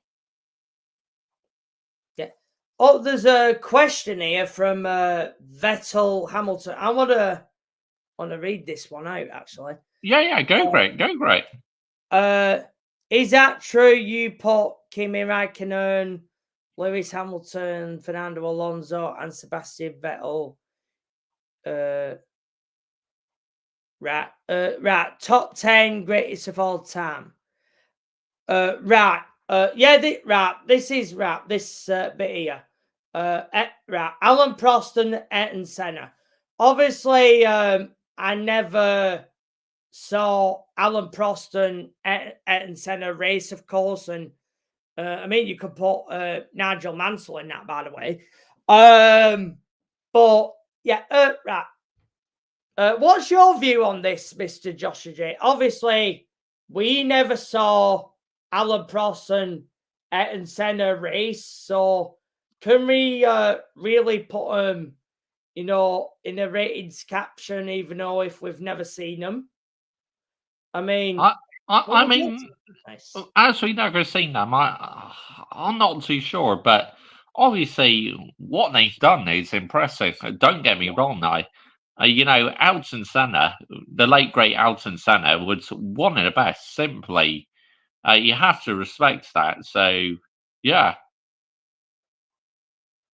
Yeah, I mean that's like you know, like with music, you know. I mean, obviously, you know, for me, my grandma, she was into Elvis Presley and Billy Fury and so on. Yeah. My grandparents like Andy Williams. You know, they really liked Andy Williams. Yeah, and this is the thing when you know, like when you talk about music as well, of course, you know, when your grandparents, you know, have their favorites and then you have your favorites, they're all different, aren't they? And Yeah. you know, I mean, it's an interesting question, this, isn't it? I mean, obviously, you know, Alan Prost and Ayrton Senna, obviously, we've never seen them race. And obviously, Elvis Presley, we've never seen him sing, obviously. But it's it's an interesting take, isn't it? I mean, obviously, it depends in what generation you were born in and what era you were in. Yeah, like I was born in 1992, so I was born in the 90s, and I started watching F1 in the early 2000s. Yeah, yeah.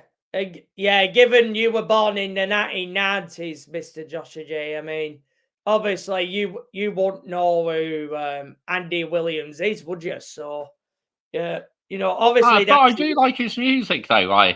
He yeah, produced some very, very good music. So, I mean, would I enjoy it as much as like compared to music I enjoy now? Probably not. But he yeah, did some very good music. yeah. Yeah, I was the same as well. I mean, obviously, you know, my grandma, she loved Billy Fury. I mean, Billy Fury was a favorite. She liked Elvis Presley as well. I mean, I like what they did as well, even though I wasn't born in that era either.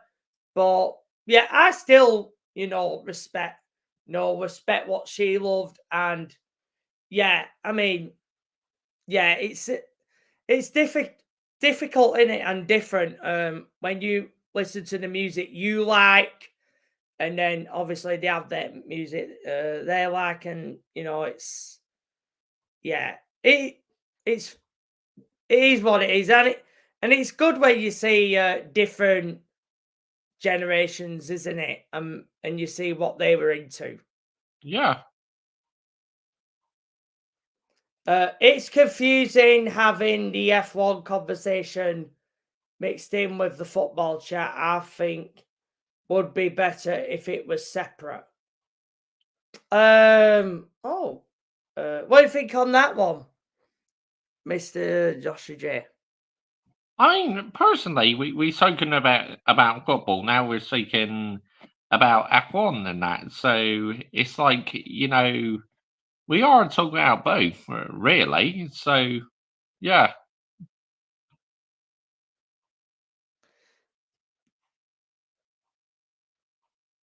It means jumping topic all the time.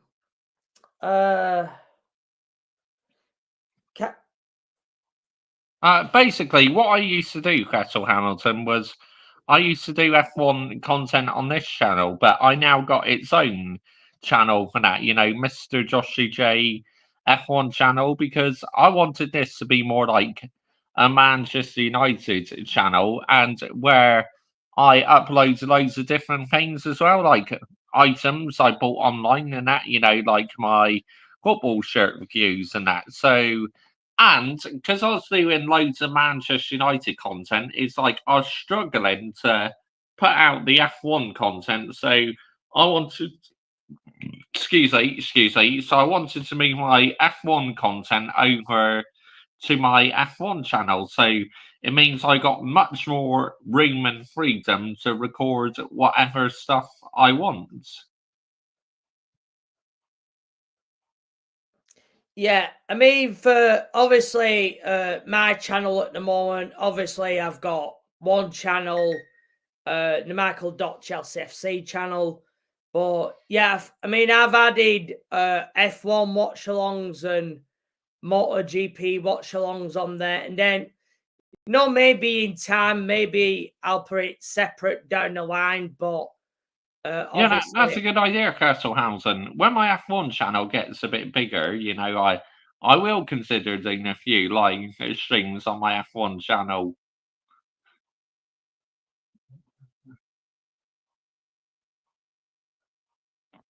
I have a good idea. Rename your channel Mr. Joshy J Man United channel. But it's not just the Man United channel, you see, because I review football shirts and talk about loads of different things. So it's like I just prefer to have the name Mr. Joshy J, because that's the name I like. And like I said at the start of the show, it's because of Jesse J. I named myself Mr. Joshy J. yeah. So yeah, I mean, I know I've started putting various stuff on my channel, and obviously I am waiting. I am trying to grow that one channel at the moment, but yeah, maybe in time I could do an F1 channel, a MotoGP channel, and then maybe at that point see how it goes. And yeah, it's all about putting the content out there regularly, I guess, isn't it? I mean, yeah. But yeah, I mean, respect to everyone who does it on a daily basis. I mean, yeah, I mean it's tough in it, but yeah, I mean you do it on a daily basis, Mr. Joshua J. So Yeah. I mean, is that tough? Doing like 3 different channels, because you have the football channel as well, don't you? And It can be tough, but I'm enjoying it. I'm enjoying the challenge. Jiggling around all three. But this is the channel where you get content every day because at the end of the day, it is my main channel. But I do my best to post on my F1 channel and my football channel. yeah, obviously, for your main channel, obviously, you talk mainly about Manchester United, but does it help when you have like other fan bases that are coming into the stream, and then you see it from, let's say, we see it where Manchester United are, we see it probably a bit more clearly than what most Man United fans do. And yeah, I mean, I think it's great. Like, obviously, I met you over on the Minerals FC channel, so I told you about the preview I did for the Man United and Chelsea game last season where I put Clown Lake out in the thumbnail. So you decided to check me out. And then obviously I met the Goat Saves Football as well.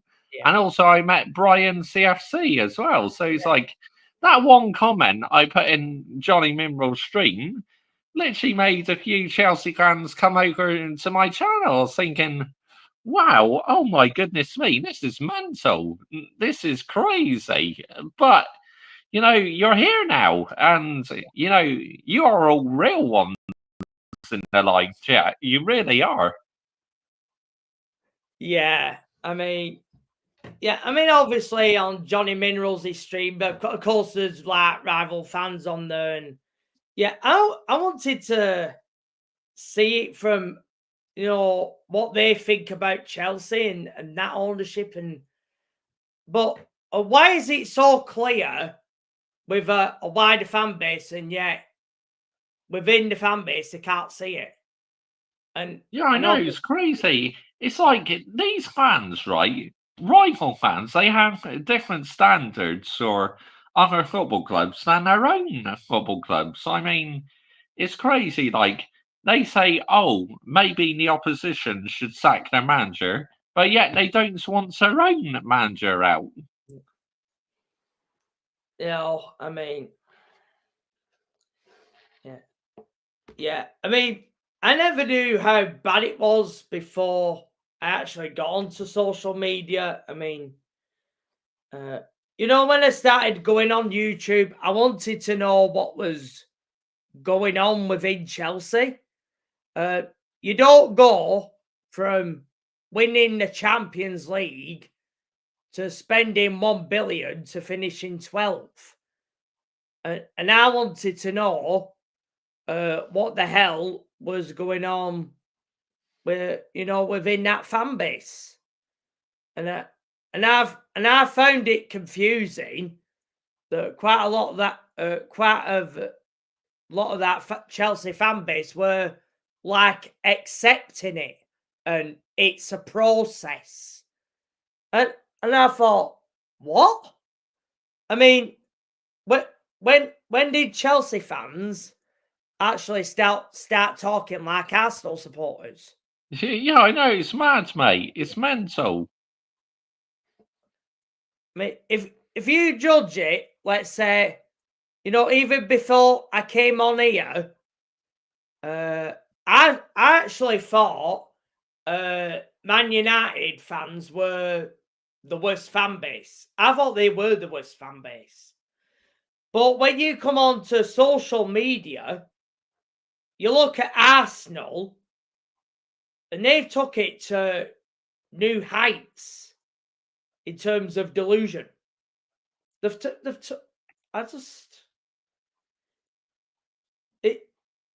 It's staggering. I just can't.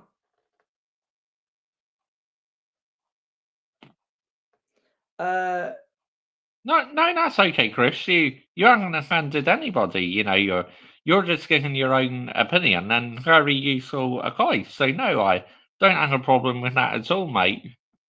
No.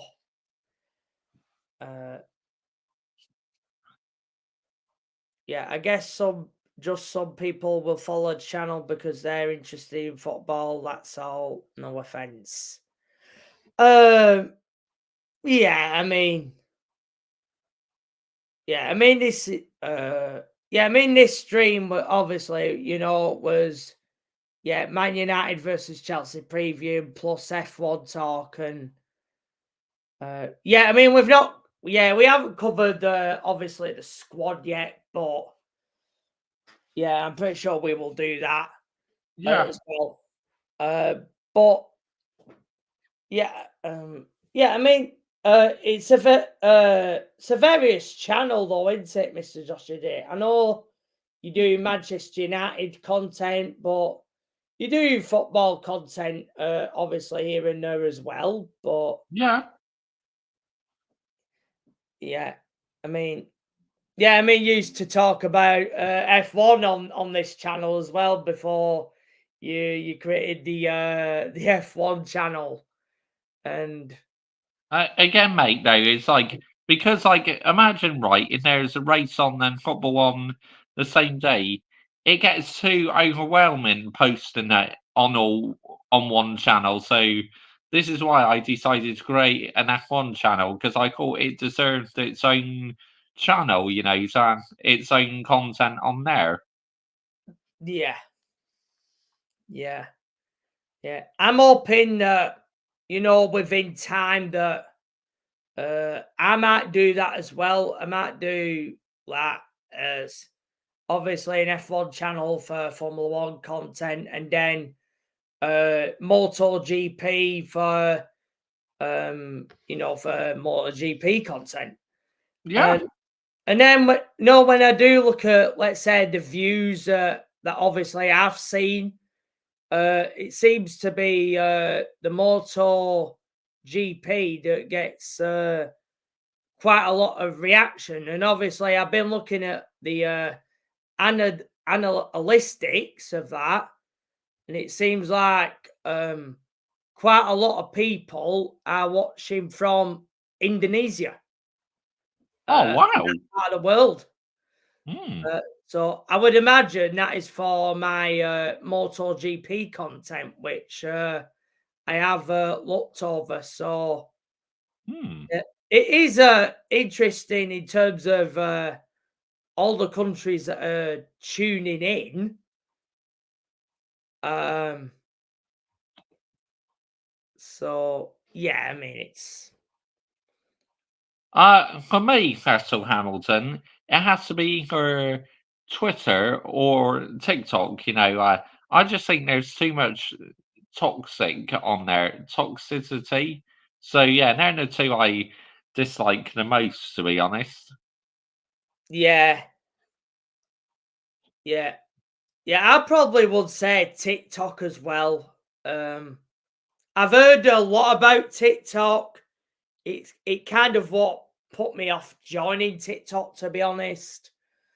And yeah, I mean, I just can't,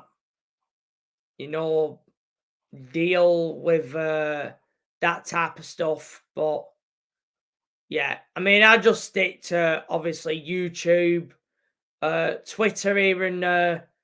And of course, I've joined Rumble. So, and that's another thing I thought about. Maybe I'll put content on there within time. I mean, obviously, I'm watching Johnny Minerals on there now. Of course, he's on Rumble. I'm pretty sure you know that, Mrs. Oshajay, as well. So. I'm not surprised that YouTube was the most popular app until TikTok came along because, obviously YouTube is owned by Google, isn't it? Because it started off as an independent website, but then Google decided to take over YouTube.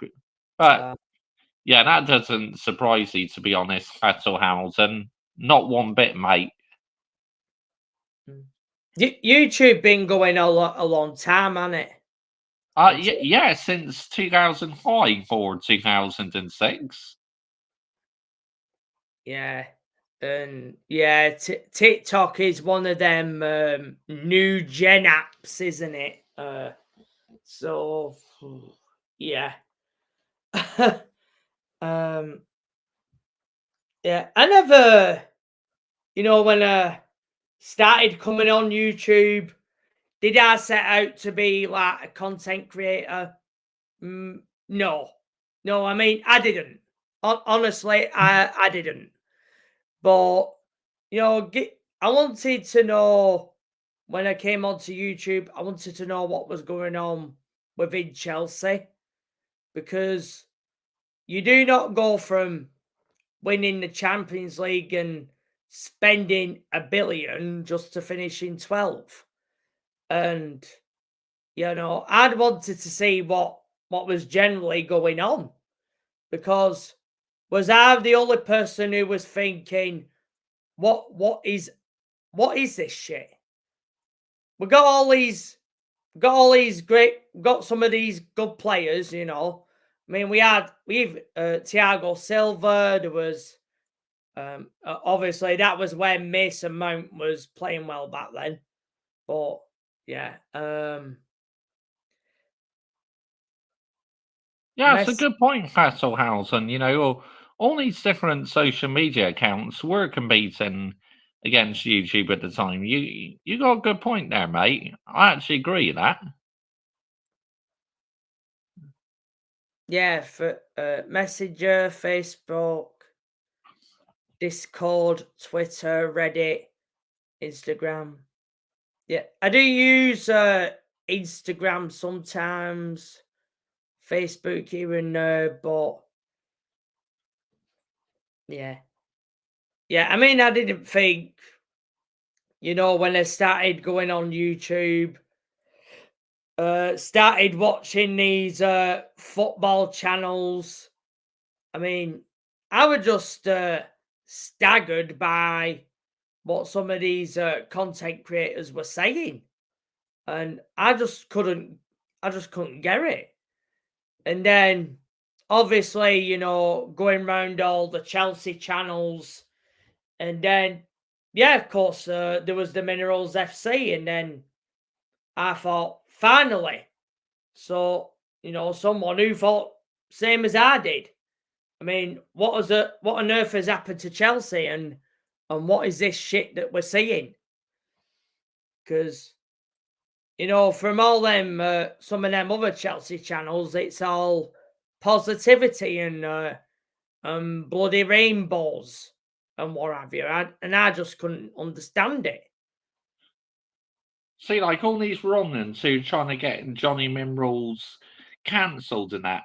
I knew he was innocent. I believed him from day one. But yeah, others didn't. So he had to go and do like a lie detector test, didn't he? You know, to prove Yeah. himself. I mean, so wrong in every department, man, if you ask me. Yeah. I mean, it's ridiculous. I mean, I was on, I messaged him on Instagram. I mean, for me, I felt he didn't need to do it, that he didn't need to prove it to anyone. But obviously, he wanted to do it, and you know what? And it came back like I knew it was going to be. Of course, he never said it. I listened to the playback episode at the time. I know he didn't say it. Yeah. So these people, my God, I mean, these people that said this and that and spouting all this crap, it just shows some of them, they believe what they want to believe. And they know it, and they know it's not true. They know it's a lie. And they know full well he never said it. Facts, So, yeah.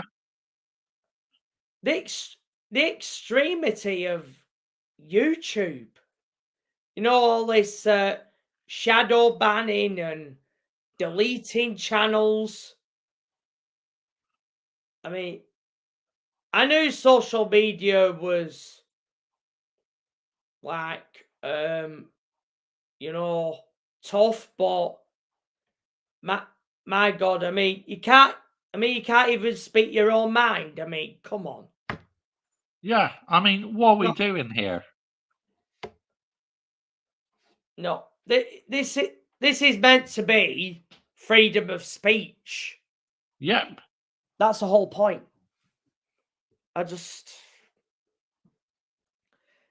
And yeah, I mean, that's partly why he's joined Rumble, innit? I mean, yeah, Rumble is the looks like the platform of freedom of speech for now.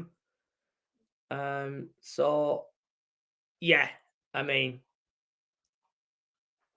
I don't know whether it gets like, you know, like as much as YouTube does, but yeah,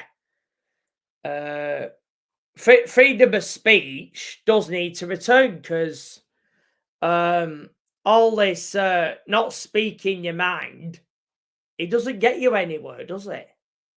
You have to speak your mind in the world. You do. And if you do that, you get somewhere. It's that simple. Yeah. I mean, what was it for you? You know, when you, I don't know when you start. When did you start on YouTube? Was it basically, you know? Yeah, I mean, I don't know when you started on YouTube, do I? So basically, I started my journey off in 2011. So 2011, you know, I first of all I was like doing videos riding on buses, you know, riding on trains and that. But then the more confident I got on YouTube, you know, I wanted to move on to other things, you know.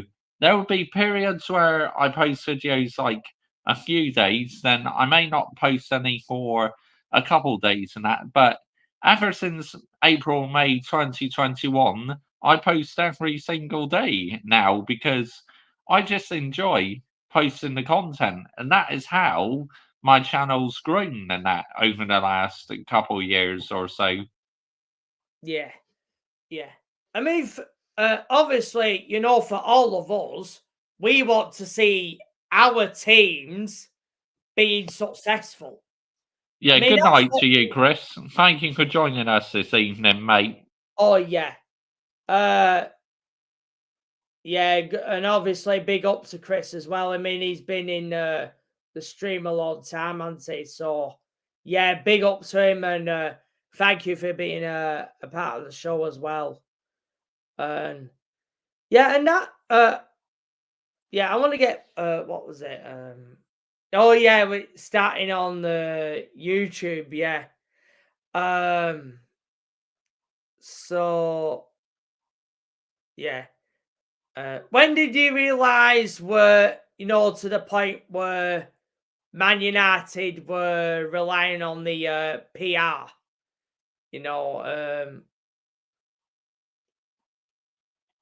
Really, I say it's the last 4 or 5 years. Really, I've been noticing that there's a lot more PR bollocks it being spread about online about the football club and that. And again, it's because of social media. And the thing is, what social media has done. This is the problem I have. Right, I'm not saying it's everyone, but a lot of people are being fleeced with so much PR bollocks. It's brainwashed these fans into believing anything. But I'm switched on. I have the elites mentality, yeah, because I was born before the days of social media. You didn't get all this PR bollocks in the late 90s and the early 2000s, and that there was none of it back then. So it's yeah, I refuse to go along with the PR, mate, because I absolutely detest PR. I think it's absolutely shocking. Yeah, it's. I think.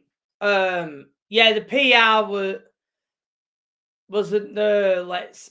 I think PR probably started around that time, but I think before that there was a little bit of PR, but that was only with the England national team, and then of course it went on to spread to club football, and I mean it's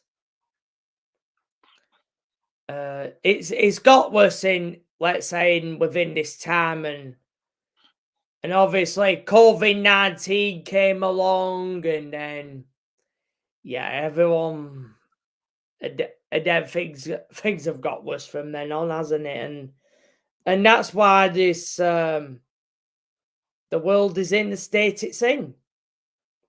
I mean, that's how I see it, I guess. Obviously, people have their views on COVID. I mean, obviously, I have my view on it. I mean, but I think that I mean, obviously, some people believe in it, some people don't believe in it, but it seems to have got to the stage where freedom of speech is less and less and less within these last 4 or 5 years, and COVID's played a part in that. And there's no denying that people can't say it hasn't. But obviously, that's my opinion on that. It's ever since then, really, it's just gone to absolute shit, isn't it? It's no one's allowed to say what they want. And to me, it's so wrong. Honestly, it's not right, is it? No, and especially even more, we have had grandparents and great grandparents that have been in a generation of World War I and World War II, and they fought for freedom of speech. They fought for all of us Yeah. to have that freedom of speech today. Yeah, absolutely. And I just think it's bang out of order. I just don't. I Yeah. don't get today's society. I mean, you see a lot of people are too scared to even open the mouth at this point. I mean, it's getting ridiculous. But for me, I can't take it anymore, and that's why I've ended up starting the channel, and I've got to call out that clown ownership because they're not good enough. They're not Chelsea, and the fact they've muddied Don Roman, that's probably what pisses me off about the whole thing. That's the Yeah, worst. yeah, I agree. I agree with you. And so, I mean, if I can be, obviously a voice or maybe help other people in that regard, and then I've done good for someone out there. So yeah, and I'm pretty sure it'd be the same for you as well. I mean, look how long the Glazers have been at Man United. I mean, it's over 20 years, isn't it? Yeah, yeah, you're right. You're spot on. Yeah. And I mean, it's like, and I wish they would sell the football club altogether, but I'm a realistic. I know that is not going to happen, because there's too much involved for the Glazers to let go of Man United. So unfortunately, yeah, we're stuck with them.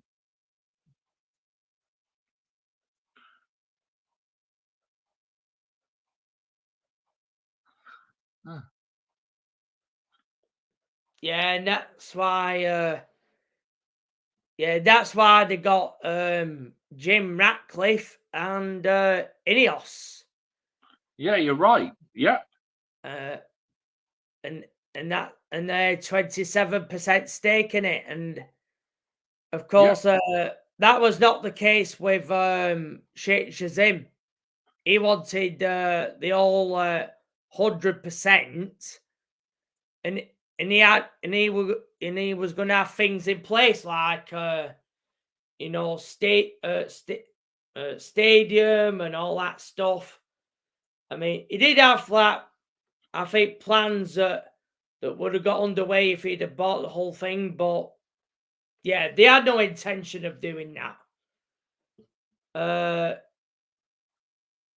They sold basically just because of the pressure, but they want to hang on to it. So, and obviously this might be the issue with Chelsea now, because they've got the 2 hotels, they've got Cobham, they've got the car park under that sister company, Bluecore.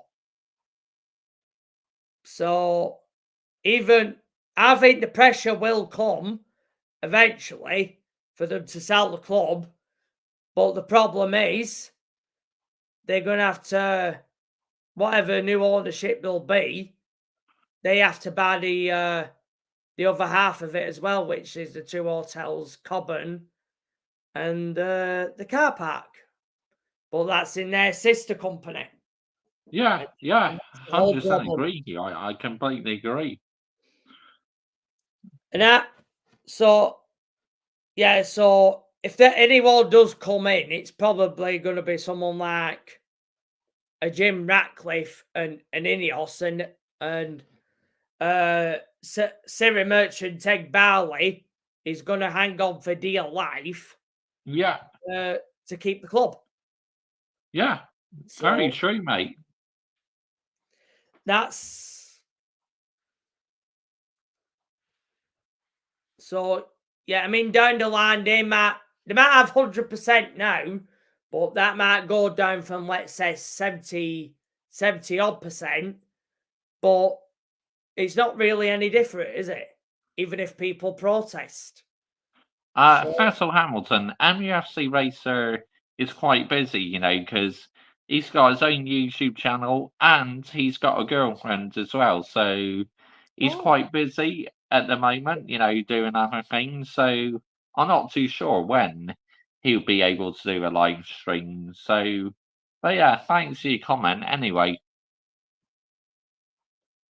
Yeah, it'll be good to meet MUFC Racer because Yeah, he's a nice lad, mate. I can literally known him for a long time now. We chat on WhatsApp every day and that. So, and like I chat with Hayden Cox every day as well on Facebook Messenger.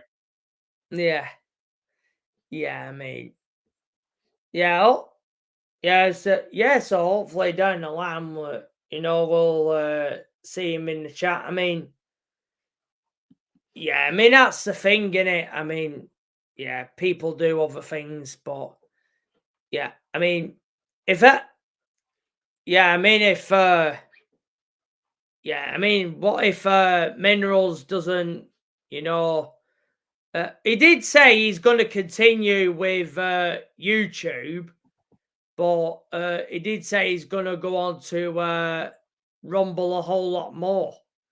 So, yeah, I'm pretty sure, he's going to post videos here and there, but I'd rather have YouTube football content creators that speak the truth Yeah, rather than talk a load of shit. yeah, And I'm worried that we're gonna see, let's say, this platform, and there's gonna be basically most of them that are gonna end up talking shit. I mean, do we all want to really see that? Because I know I don't. I mean, yeah. I mean, we don't want to get to that point. I mean, come on. I mean, can we just, have freedom of speech back at the end of the day? yeah. I know where you're coming from. It'd be ideal, won't it, mate? But it's like, it's so messed up, man. Yeah. But I mean, yeah, I mean, there are obviously some good YouTubers out there. I mean, obviously, early doors football TV, of course, West Ham, wasn't it? Of course, it was West Ham and Man United, wasn't it? Yeah, Recently, I mean, yeah. I mean, you probably saw it on my post the other day. When I heard the news about Ten Hag. I mean, yeah, yeah. I was devastated. I mean, generally, I am. Because I was hoping he was going to be in that dugout against Chelsea. That's what I wanted. That's what I was waiting for. And then West Ham, God, they go along and ruin it, don't they? With Gerard Bowen scoring a last-minute penalty. I mean, honestly.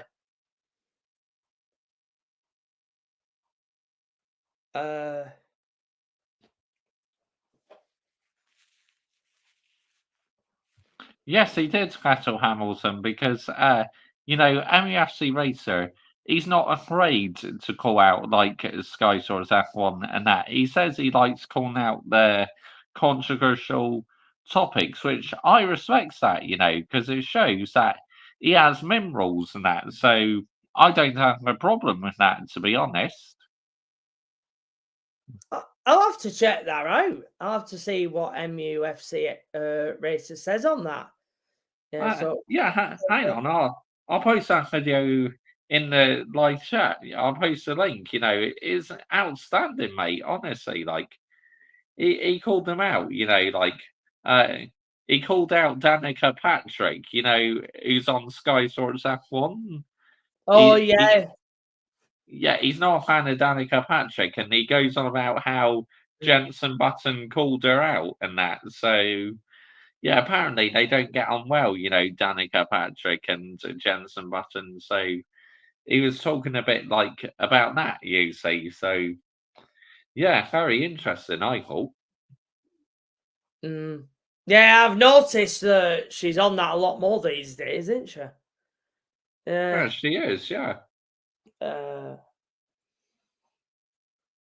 Yeah, I mean, it's strange considering. I mean, she was in IndyCars. I mean, she wasn't in F1. But yeah,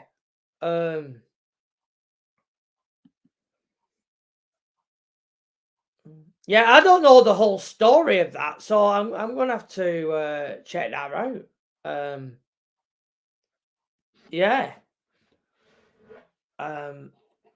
This is the beauty of YouTube, but this is what I like about it. You know, like there are some people on YouTube who I like, who you may not like, and there may be some you like who I'm not a fan of. You know, so it's all about having difference of opinion, isn't it? At the end of the day. Yeah, I mean, well, and I mean, I know. Obviously, you're a fan of Saeed TV, aren't you? Look, I mean, I don't watch him all the time, mate. You know, I just mainly listen to when he talks about like his match reaction videos with Man United and that. I'm more interested in listening to his solo videos. You know, I'm not really interested when he's got a panel on. I just enjoy his solo videos. Yeah. Yeah, I guess you enjoy that more, don't you? I mean, yeah. Yeah, I mean, I've seen it sometimes, some of them reactions on LB's channel. Of course, he does them, doesn't he? Yeah. Yeah, I mean, I do like LB. I think he's fantastic. You know, he's a fantastic YouTuber, LB. Yeah. I mean, out of, let's say, you know, the YouTubers, I don't really have I don't really have any complaints about him, really. I mean, you know, all the times I've seen him in, he's always spotting facts, and yeah, I mean, he from what I've ever seen of him, you never seen him chat utter shit out like that. So, you know, obviously he's got I mean, he's got quite a big big platform in he as well, but he's sticking to being honest, and he's doing what he does best, isn't he? I mean, obviously, you know, you see all these YouTubers, you see the channels grow, and then they change, don't they? And Yeah. it's because they've gone for that, isn't it? Yeah.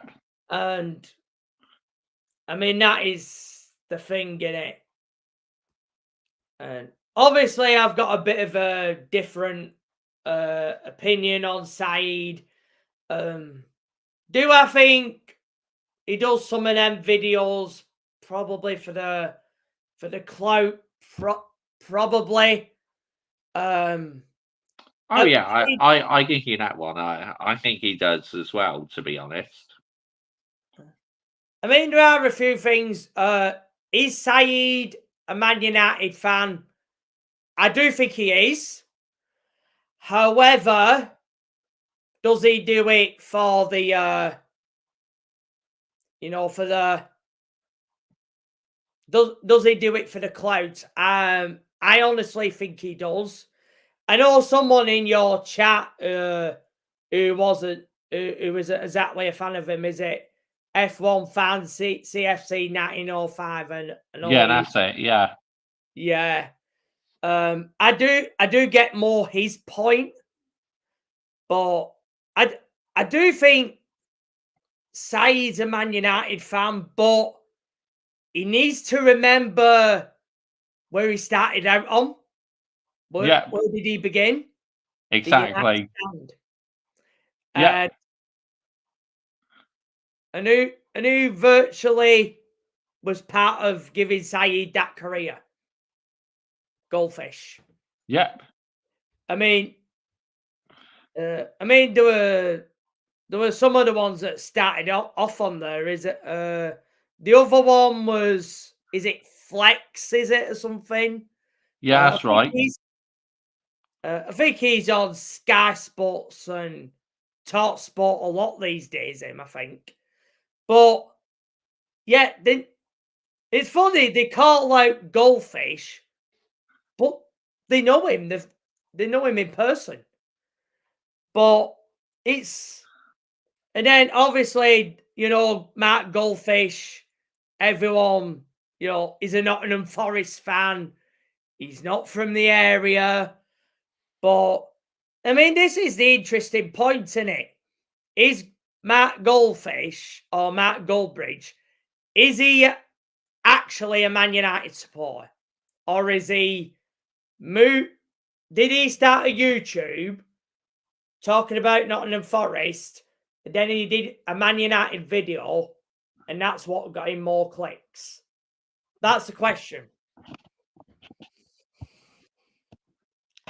Yeah, I agree. It's like I think if he's a Forest fan, I believe maybe he's a Man United fan, just like acting and that, do it as like an actor or something. That's I thinking towards it. Anyway, I mean, I'm not necessarily saying that's the case because I don't want to speculate because I'm not one of them YouTubers who likes to speculate. I'm just one who gives my own opinion on that. But yeah, I still have people comment on my video saying, "Oh, how the United standard lowered the standards at this football club." It's like a lot of these people actually think I'm launching a personal attack on the channel, but I'm not. At the end of the day, I'm just giving my own opinion about it. I'm not one to attack these YouTubers. What sort of person does that make me? It's like, no, I don't do any of that. But 7 months later, I'm still replying to these comments because I'm a YouTuber who likes interaction. I only remove a comment if it's like horrendous and that. But any other time, I literally reply to pretty much all comments. It doesn't matter if the video say a year old or 6-7 months old. I will always reply to it. Because that's what I like to do. Yeah, I mean, it's good. You're even replying. I mean, obviously, quite a lot of people don't, do they? I mean, but yeah, I mean that just shows you've got the minerals, to it's. I mean, because you call out something, it is not an attack. End of the day, it's an opinion. Yeah. And I don't see the problem with that. And yeah, I was saying something, I think it was Johnny's stream last night, where I said, I'm being realistic, and being a realist is not negativity. No, it's not. Because, I mean, you see all these YouTubers now. Oh, you are so negative. Oh, why can't you be positive about the team? Oh, why can't you get behind them? I do get behind them, but I know where they are because I'm realistic. Yeah. And I'm a realist. I'm not gonna live on bloody fantasy island to say Chelsea are gonna win the league when I know full fact they're not. I mean, what do people want you to do? Sit there, go on YouTube and tell lies to everybody? I'm sorry, but no, I'm not doing that shit. Yeah, I agree. I 100% agree with you. It's like I talk about Man United, right? Because I love to talk about Man United. Yes, I know sometimes when we lose matches, I can get angry.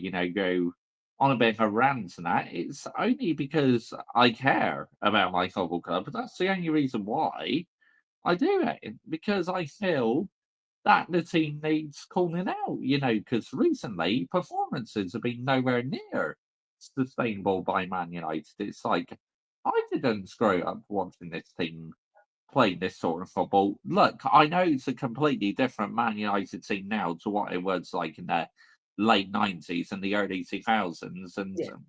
I do accept that. But, we should be doing a lot better than what we're doing now. To me, it's no excuses, mate. Yeah, I mean, people think that we sit here doing all this content, thinking we're enjoying it. We're not enjoying it. We basically are not. We want to see our teams win. Yeah. I mean, it's like it's like people, they go on to Johnny Minerals' his streams, or they go on to his Twitter and say, "Oh, he's enjoying seeing Chelsea fail." I mean, no, that's a load of bollocks. I mean, what are these people on? And yet I these are the toxic positivity merchants.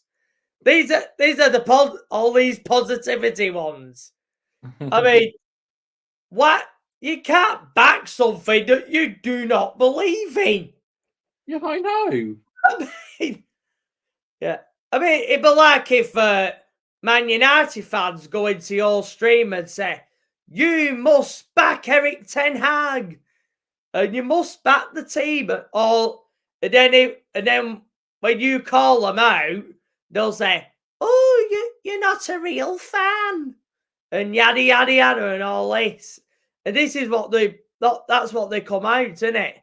They'll say, "Oh, you're not a real fan because you're not getting behind him, or you're not getting behind the players and all this." I mean, oh my God, these people. I mean, why can't they see it?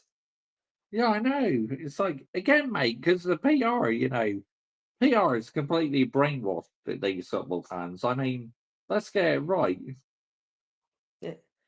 Yeah. I mean, if we were, streaming saying that Chelsea have won the league, or Man United have won the league in your case, we would be absolutely positive about it. Of course we would. But we're not at the moment, and that's why we're calling it out. We don't enjoy seeing that shit what we see in front of our very eyes every week. True. I mean, do people think we enjoy doing it? No, we don't. I mean, do you think I want to do player ratings and give Nicholas Jackson a bloody free and what have you? No. I mean, I want to go around giving players probably bloody 10s. I mean, that's what a toxic positivity merchant does. And yeah, it's a bit like this point what Vettel Hamilton just said. People were saying we are not real Lewis Hamilton fans, for criticising Lewis Hamilton like weekends like in COTA 2024, which I think you find that makes us true passionate Lewis Hamilton fans, because I called him out because I held my driver accountable. It's like, I don't care whether you're my favourite driver, least favourite driver. You don't perform, you get called out. It's as simple as that. Yeah. Yeah. Yeah, and pretty much as I did as I called out Sergio Perez at the weekend. After my ratings of the Mexican Grand Prix, which I don't know if you probably saw that, Mr. Joshua J. And yeah, I went in on him, and end of the day, I stand by what I say. Yeah, For me, should he keep his Red Bull drive? No. Should that race last weekend, should that have been his last race for Red Bull? Probably. Yeah, Maybe it should be. Yeah, absolutely. But yeah, but you know who's to blame for that one. So, but that's not really our problem. And yeah, I mean, I said it in your stream. Red Bull in the absolute mud. Yeah. Yeah. if they want to stay in the mud, let's keep it that way, because that means Ferrari, we stay at the top. Yeah. So yeah. Yeah, I want oh yeah, this was criticizing Lewis Hamilton. I don't see anything wrong with that. I mean, obviously, if there's obviously fans of Lewis Hamilton that's calling him out, that's perfectly fine. It's like going back to what Vettel Hamilton said. He says, unless if you're Red Bull, but most of the time we don't enjoy anyone fail. Like the three legendary teams, say like Ferrari, McLaren, and Williams, it was quite sad seeing all three of them legendary teams fail, but two of them are returning back to the top slowly. But Yeah. Williams, they're a long way off at the moment, unfortunately. But if they can get back to the top of F1 as well, that'd be absolutely amazing. Yeah, I mean, I don't enjoy seeing teams fail. I mean, I said it in another stream that obviously it's sad to see what's happened to Sauber. Oh, I mean, 100%. They are a legendary team, and it's absolutely devastating. It looks like in their final season in F1 before they become Audi, they're going to finish on 0 points. It's just absolutely devastating for them.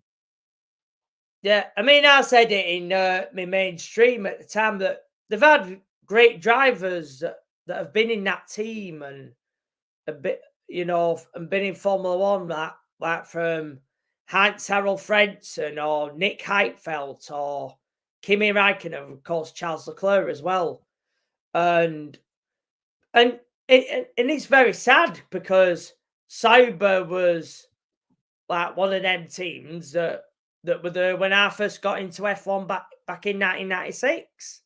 And of course, they've always, they've been part of the Ferrari family for many years because of the Ferrari engines, of course. And yeah, I mean, it's sad seeing them, what they are now. But I mean, if Audi can maybe progress them in any way, then maybe that's probably the best thing, I guess. But it's going to be sad to see, an infamous name like that not in F1 anymore. But yeah, I mean, if Audi can make a difference, and obviously they've signed Nico Hulkenberg, who's he's had a great season, hasn't he? And maybe they can build, next year. But of course, we'll wait and see, won't we? I mean, Ferrari in F1, recently they haven't always been great, but our fans are always so passionate. You would never get that with Red Bull fans. Our fans are like literally one of the best in the world. I absolutely love our passion. Yeah, and we don't get all that PR waffle, do we? No, you don't we don't. get all that PR. No, we don't. No, not like within football, that's for sure. But yeah, I mean, we've not had the best time of it, but in the last 2 races, I mean, if we can keep up that form, for the rest of the season, yeah, I mean, if we get the constructors, I mean, that could be, that's going to be a huge stepping stone, obviously, for Lewis Hamilton next year.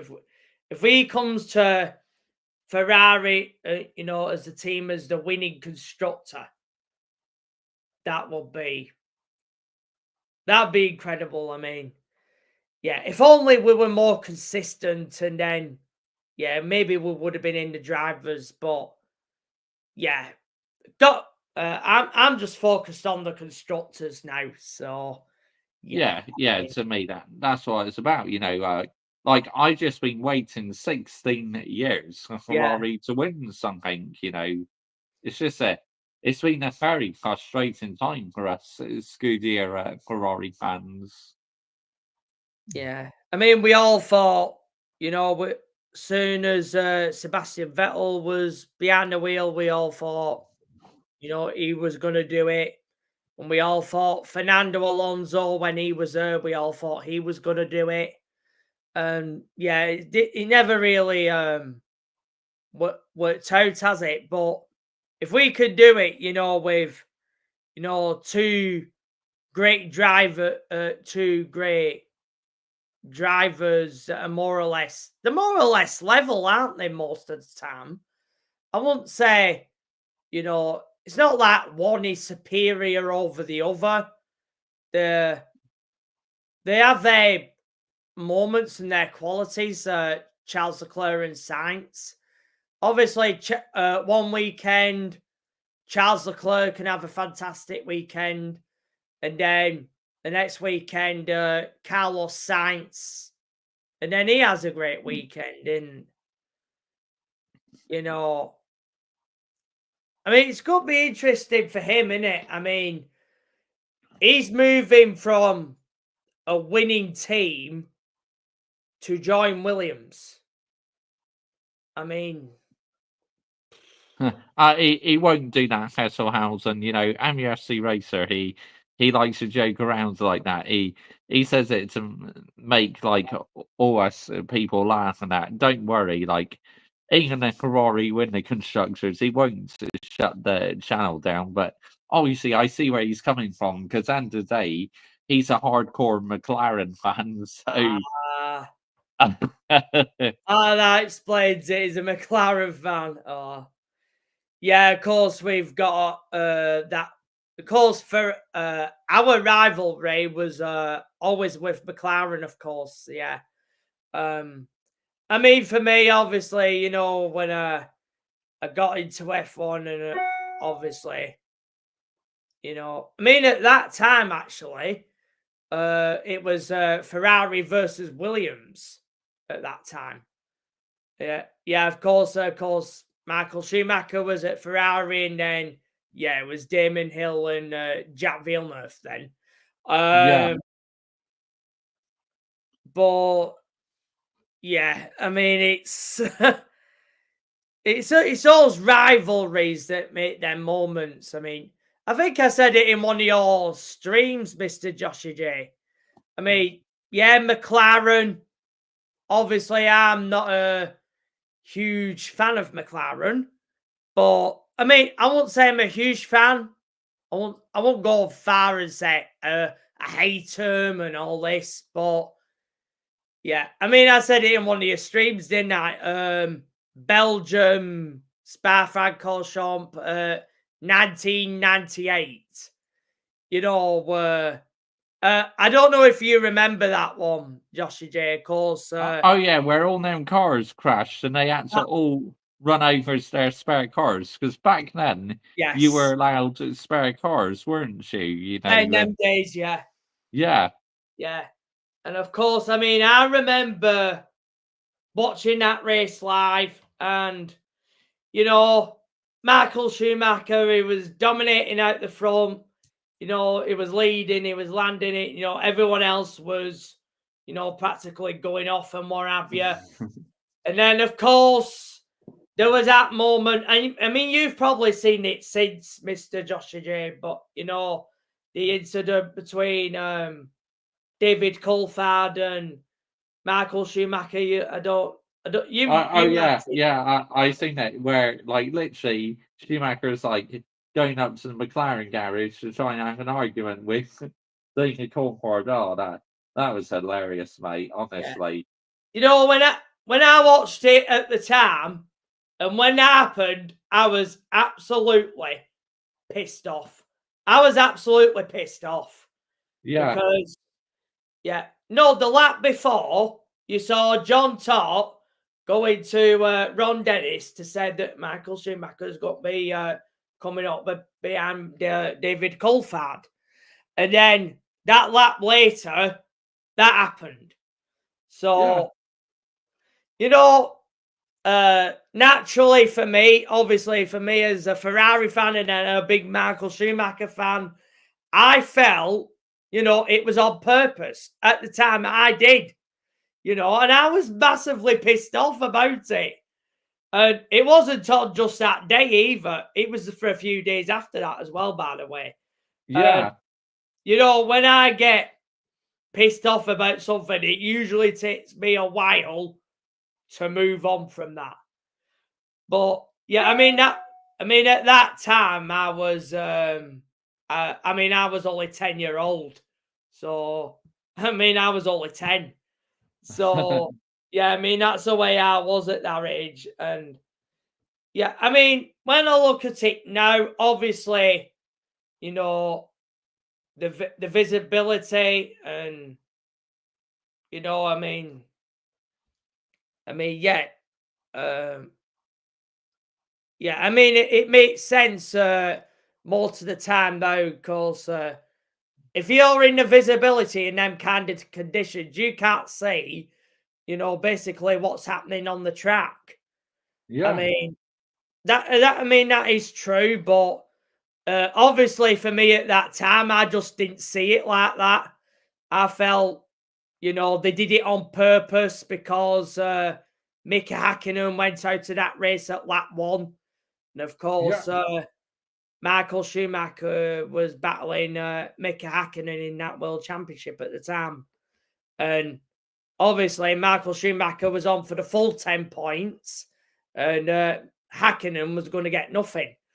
But I just didn't see it like that. I mean, I just went red.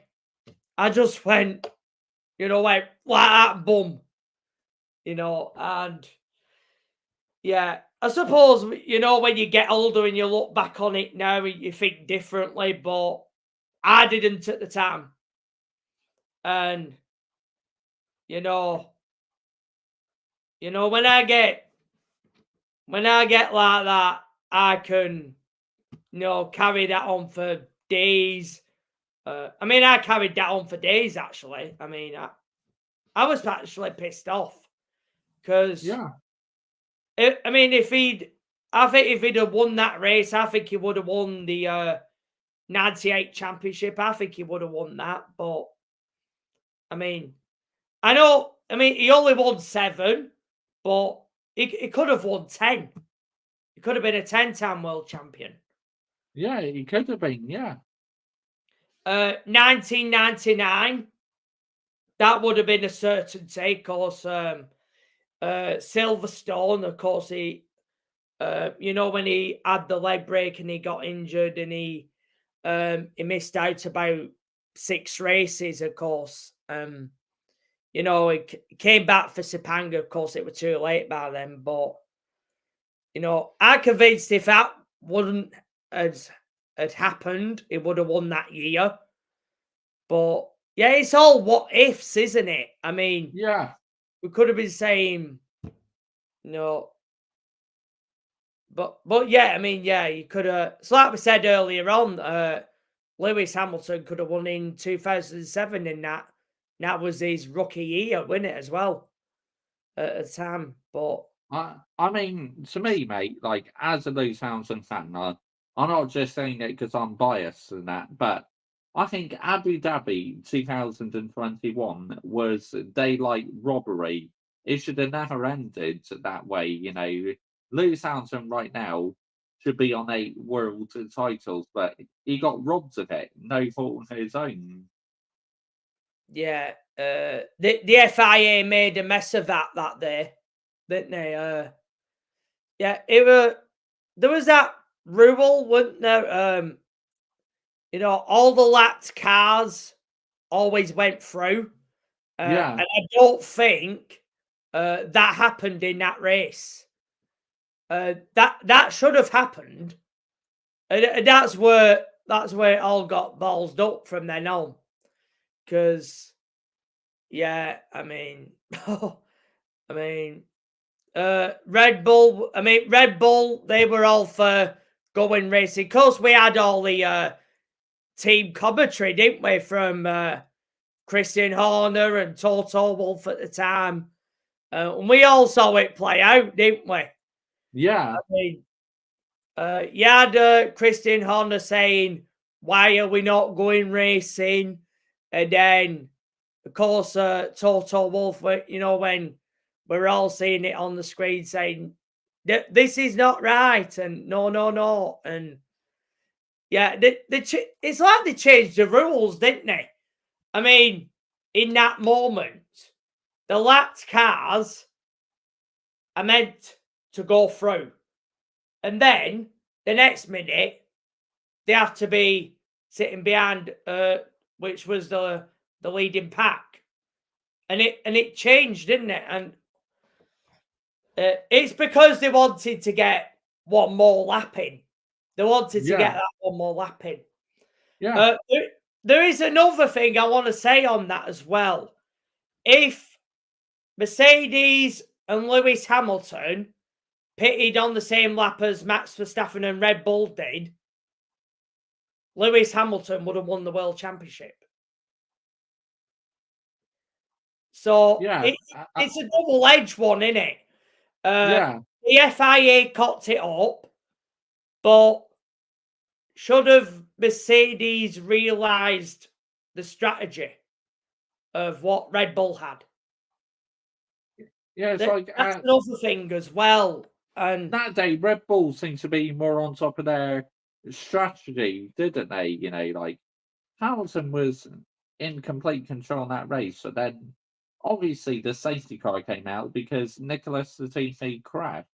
Oh yeah, yeah. Look, Nicholas Latifi. Yeah. Of course, he weren't exactly popular with the paddock, I guess, was he? No, he wasn't. That. But yeah, but when you look at it, I mean, I do get it. I mean, that was the main talking point. The FIA, Michael Massey, I think that was his name, wasn't it? Yeah, that was a huge talking point that day. And the rules clearly state that the lap cars are allowed to go through, not sit behind. And then next minute, it came up on the screen that everything stays as it is. I mean, maybe I'm a bit stickler, you know. I think you should stick by the rules, and then, but they decided to change it. And obviously part of that was because we were getting team radio. We were getting all that, weren't we? Yeah, because Christian Horner came on the radio and Michael, why aren't we getting these lap cars out of the way? And then obviously Michael Massey replied back to Christian Horner. He goes, "Christian, my main money is to get this instant clear." Then Christian Horner goes, "You only need one racing lap." And then guess what happens? Michael Massey is put under pressure and he makes a change in that, all because of Christian Horner in that. Yeah, basically caved in. But yeah, I can see why people talk about that as well. But yeah, I mean, but I do think it is. But if he'd had been pitted on the same lap as Max Verstappen, therefore Hamilton would have won the title, and they would have been on. They would have both been on the same tires, and there's no way that Max Verstappen would have ever made the move, and he would have been too far back. But yeah, I mean, that's the other half of the argument, and that's the half of the argument that probably Red Bull fans are going to pour out. That strategy let Lewis Hamilton down, and that's what cost him the championship. That's what they'll say. Yes, maybe, but But that was the main headline, wasn't it? The FIA, the team radio that we had from the team bosses, and that was the main headline at that time. Yeah. Yeah, I mean, it's tough in it, and yeah, I mean, how long did it take you to get over that one? You know, I say probably a few hours at least, mate. You know, yeah, about 2 or 3 hours. I think it took me to fully get over it. yeah. I mean, yeah, I suppose it's different when when you're an adult and you're older, and then you probably are more calmer, aren't you? But yeah, I mean, when I was at that age, and then when I saw the incident, with Schumacher and Coulthard, and yeah, I thought it was done. I thought it was done on purpose. Yeah. But yeah, I mean, when I got older, yeah, I realized. I mean, yeah, I mean, that was an incident that, yeah, I don't think someone like David Coulthard would, ever endanger anyone's life like that, to do it deliberately. But yeah, I mean, I didn't realize that at the time. I mean, I was 10 years old, so I saw one view and one view only, and that was me, being a huge Ferrari and a huge Michael Schumacher fan. And yeah, I felt it was on purpose. But I mean, for me, obviously I've had time in all that time now. I don't blame Coulthard for it. I mean, could have Ron Dennis have done more? Yeah. But there were obviously the weather conditions, the visibility for the drivers. I never took any of that into account at the time. Yeah. But I was 10. I was a kid, so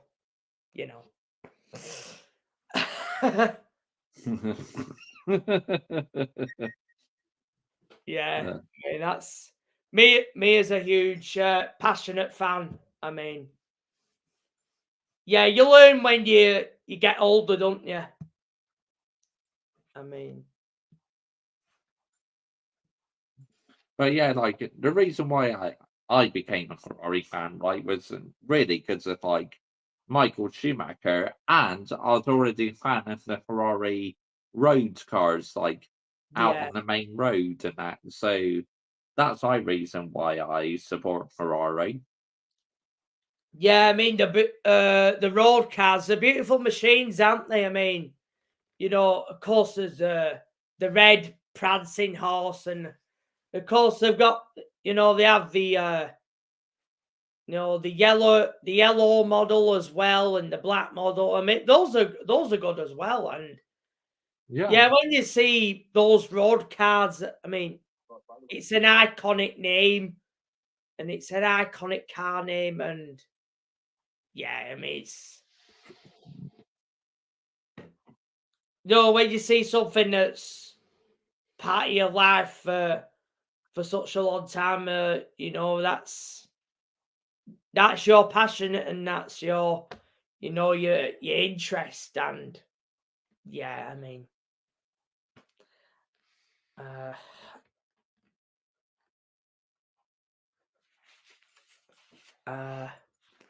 I mean, Michael Schumacher, I just, growing up, I just loved his driving, mate. I thought, what a talent. I just thought his car control was absolutely amazing. And the way he could drive in the wet weather as well, absolutely amazing.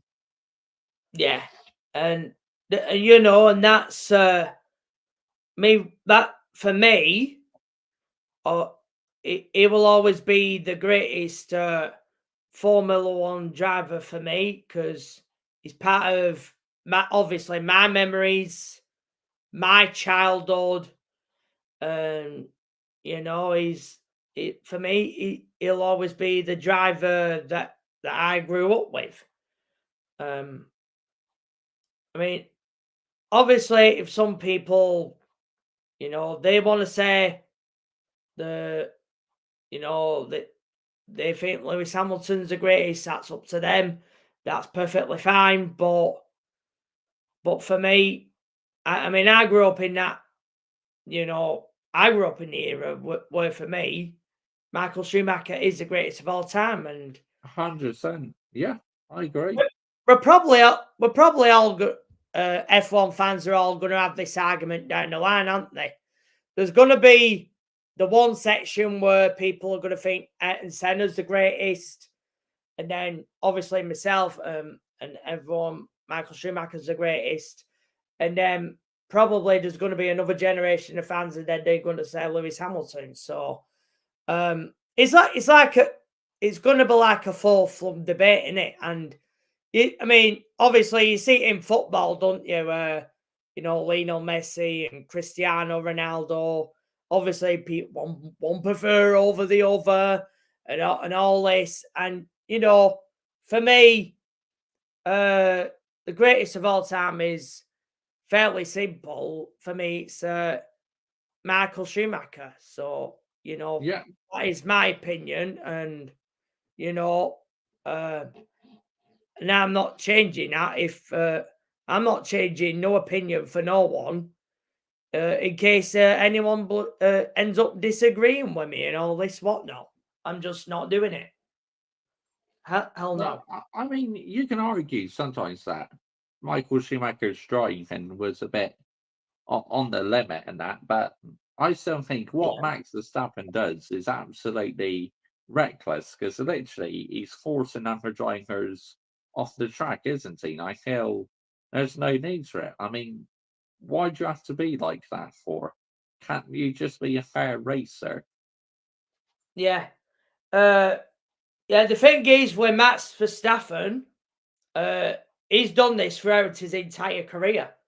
I mean, Yeah. I posted I think I posted a video to you a few weeks ago where there was the one in the Singapore Grand Prix, with Verstappen, Raikkonen, and Vettel, where he practically shoved one of the Ferraris near to the wall, causing Vettel to go out.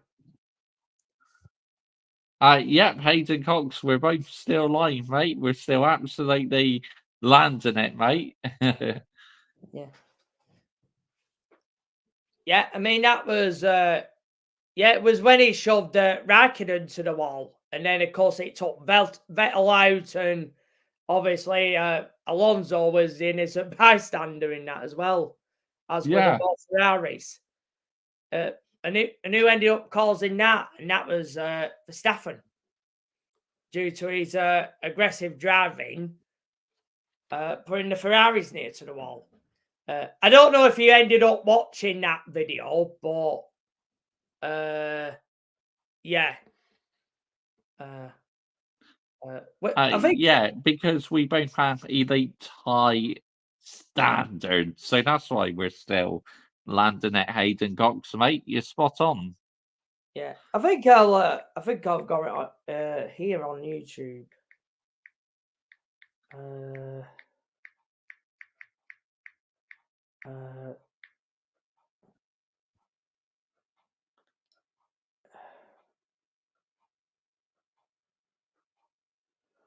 Oh yeah, that were it. Yeah, that was the one. That was when it was at the start. Yeah. Yeah. And that was that was the picture. Yes. Yeah, that was the one. So yeah, he's got form for doing that. So it's not the first time with him, and it doesn't look like I think that was 7 years ago. Yeah. And we're in 2024 now. And he's practically is doing the same things as he's done then. I mean, going back to Saudi Arabia 2021, do you think that was a deliberate brake check by Max Verstappen on Lewis Hamilton? When going along the before the start and finish straight and that, because it looked like he was going to get the position back to Hamilton, and then all of a sudden he decided to slam on his brakes, and then Lewis Hamilton damages his front wing. But if that was Max Verstappen's plans on trying to take him out, it didn't work because Hamilton still ended up winning that Grand Prix. Yeah, he did. Yeah, I mean, I think it got personal at that point. And yeah, of course, Toto Wolff and Christian Horner were well involved in that as well, weren't they? And I don't think it helped them being involved. If anything, you know what they should have done? Maybe the both of them should have had a conversation, about what happened at Silverstone. Have a conversation, shake hands, move on from it. But I don't think Max Verstappen probably didn't want to do that. I don't know if maybe they don't strike me as the two that are the best of mates off track anyway.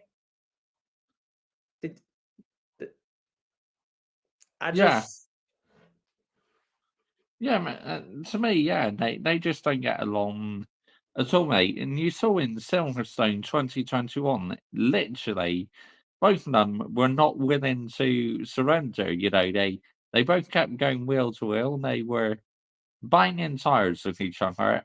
And then, of course, like Hamilton went too deep into Copse, and that's how they both ended up making contacts. But Hamilton's intentions were not to take Verstappen out. He was just trying to get in the lead, wasn't he?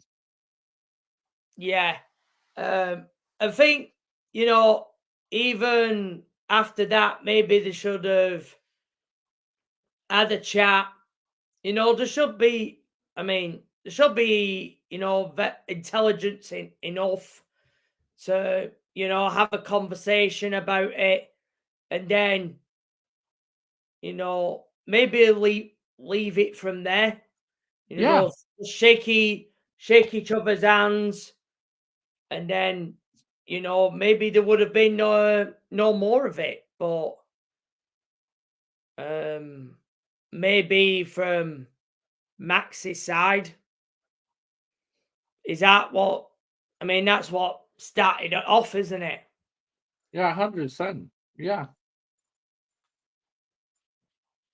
Yeah, but it's not like Lewis Hamilton is actually going to send him a Christmas card, is it? And maybe they don't.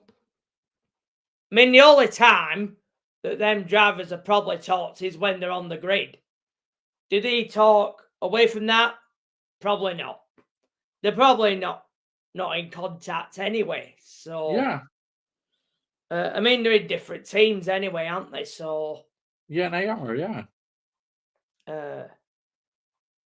Yeah, when you're on that grid, there are going to be some drivers who you probably know, and then you get on with them, and then there'll be others, where you don't get on with them, and yeah. But even if you don't get on with them, just have a chat, thrash it out, shake the hand, and then you end it. Don't you end it right there? But yeah. Yeah, but even then, of course, it ended up being Christian Horner versus Toto Wolff as well. It extended into that, and then that would have made the whole thing a lot worse. Yeah, and they're the team principals, and should they have known better? Yeah. Both of I- them. Of course, like I found it absolutely hilarious. I mean, there's been plenty of video clips on it, but when Toto Wolff was angry, he literally took off his headphones and then smashed them Yeah, on the desk. Oh, yeah, that's that's fucking when. amazing, honestly. I loved that. Yeah, yeah, that was at Abu Dhabi, and that's when it all was kicking off. I remember it. I mean, yeah, yeah. I mean, obviously that race will be remembered, but is it going to be remembered for the right reasons? For probably not for Hamilton fans, but yeah, obviously people who are fans of Verstappen, they're probably not going to care, are they? So, But actually, some Verstappen fans actually said that, like at the end of the race, they said it should have never ended that way. You know, the outcome should not have been decided like that. You know, a few actually said that Hamilton was real unfortunate in that. really? Yeah, Wow. Yeah, I were expecting that. Wow. Okay. Yeah. Yeah. Yeah. I mean, it's good to, you know, even if your driver might be your favorite, yeah, I mean, yeah, you still call them out. And yeah, I mean,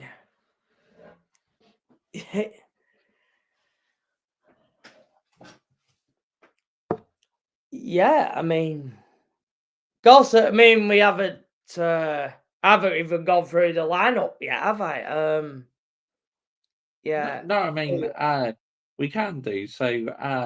Shall I start off with mine first? You know, as I am like the host of this show, it's only fair, like Man United being the home team as well, that I go with my lineup first, and then I let you do yours. Yeah. Yeah. So in goal, obviously, I'll play Andre Nana. You know, right back Diego Delo because he's doing quite well. You know, in the right back position. Then centre backs, this one's going to be interesting what Ruben Asteroid goes with. I mean, personally, I'd start Delect and Martinez as well. Then in the left back position, because Mascherari is now out injured for a little while, it looks like, I'll possibly put Fixer Lindelof in there because he can play left back. You know, I've seen him play left back before and he does a decent job. Then in the central defensive field, I'll probably go for Christian Eriksen. Now, in the midfield, I'll put Ahmad Diallo in there because Ahmad, to me, has a lot of pace. You know, he plays some good football and that. I mean, but Rude may start Casemiro again, but I mean, Casemiro is in his third season that, so I'm much longer Ahmad starts, and then obviously the central attacking midfield position, you'd probably play Bruno Fernandes, then on the left wing, Garnacho. Then on the right, number 10. Even though he's played on the left quite a few times, I actually believe he does better on the right than on the left. So, yeah, I have him on the right. And then up front, Rasmus Hoyland. Yeah. Yeah, that's a fair assumption. Colby Mainu, is he injured? Yeah, Oh, he's still injured at the moment, unfortunately. yeah. So yeah, that explains Ahmad, doesn't it? Yeah, but yeah, it could be Casemiro, couldn't it? Yeah, it might be Casemiro, given he scored that goal, didn't he? I mean, yeah, that was a great goal. I mean, yeah, that'll do his confidence a world of good. But yeah, obviously Chelsea's lineup, I think, obviously, sadly, in goal, the clown, Obviously, Sanchez, I think you know who that is. Yeah. I mean, for me, clown with flip-flop feet.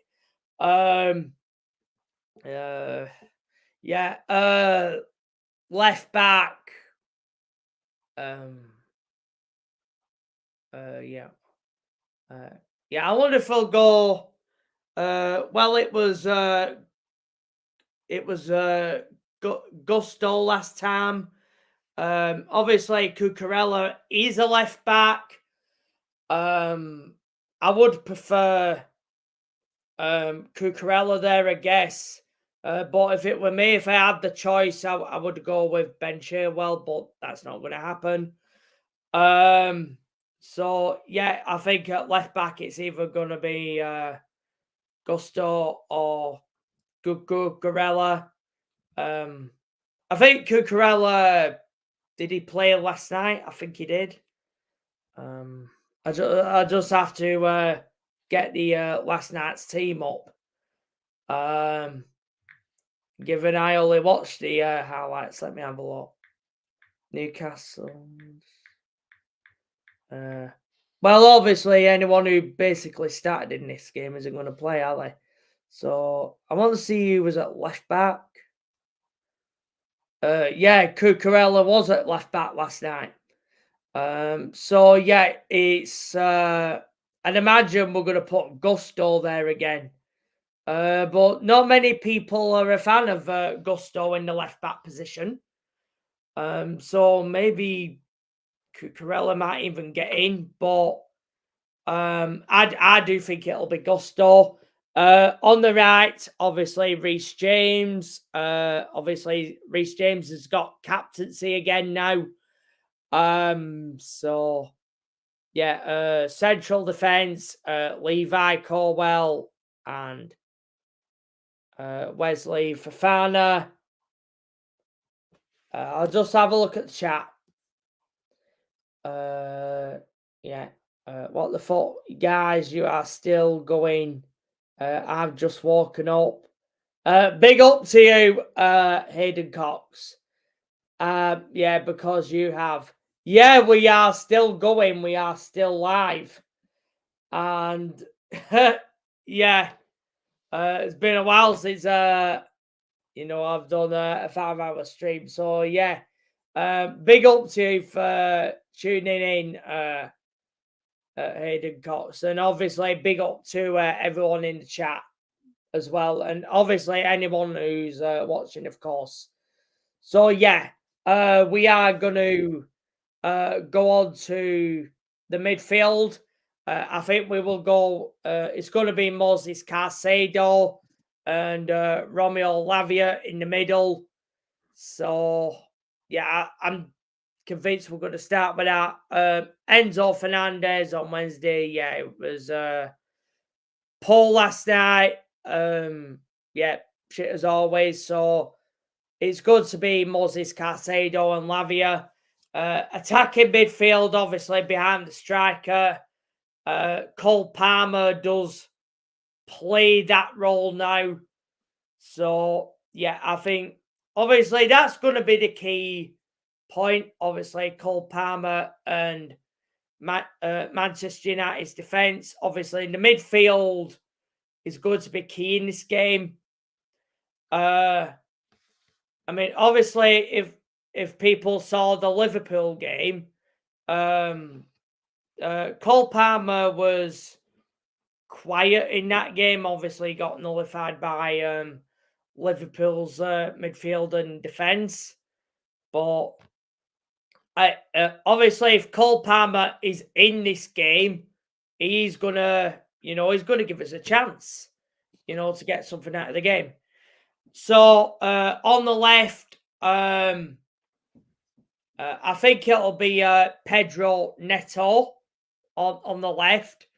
Obviously, Jadon Sancho, he can't play because Manchester United is his parent club, of course.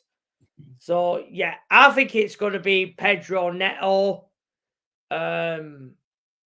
Mudryk played last night. So, yeah, Pedro Neto will be back in. On the right, Noni Madueke.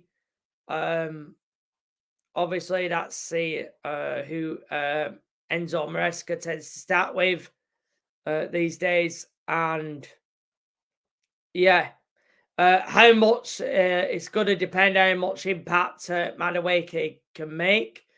But it's like I've said in my streams many times, you could get one great game from Madueke, yeah? And then the next 9, he will be shit. He'll be absolutely bloody crap. And up front, yeah, it's going to be Nicholas Sloshpot Jackson again, basically. I think we all know Nicholas Jackson is going to be up front on Sunday. If he can take one of his chances, great. But Nicholas Jackson, he needs at least 4 or 5 chances before he actually scores. So, yeah, I mean, that's who we're going to be starting off with. I think it's fairly obvious he's going to be the main striker. So, yeah, that's the team, basically. Sanchez, Gusto, Fofana, Corwell, Reece James, Caicedo, Lavia, Palmer, Neto, Madueke, and Jackson. That's basically our first 11. And I think that's what we will see on Sunday. Obviously, whenever I see that, obviously, I'm doing a vote on my community page at the moment. You know, whether to do the Man United and Chelsea watch along or the Brazilian Grand Prix watch along. I know some people have voted, so I'm going to put that out there so far. And what have you guys voted? It's going to be, as it stands, Man United versus Chelsea. Live watch along. Yeah, I voted that as well. You know, it was a tough choice, but I voted for the Man United and Chelsea live watch along. Yeah, so it looks like I'm going to be doing that at this moment in time. But I have kept that vote open until Sunday morning. And I will announce the winner on my MotoGP Malaysian Grand Prix stream in that on that very Sunday morning. So, oh yeah, Malaysia. That's one place I'd love F1 to head back to. Malaysia. Yes. I think that'd make a good race. Yeah, it's an iconic track. I actually missed that. You know, yeah. I mean, it's that was on the calendar for such a long time, and you know, it's sad it's not on there now. So for me, yeah, it's got to be the Malaysian Grand Prix for me. That's a question that I was hoping I was going to get asked, and yeah, I was going to say the Malaysian Grand Prix as well, Sepang International Circuit. I was going to say that as well. Another that I probably would have said, Nürburgring. Oh, 100%. I mean, I think it's criminal to start with that there's no German Grand Prix on the calendar. I think it's ridiculous. Yeah. I mean, for me, I would. I prefer the Nürburgring, actually.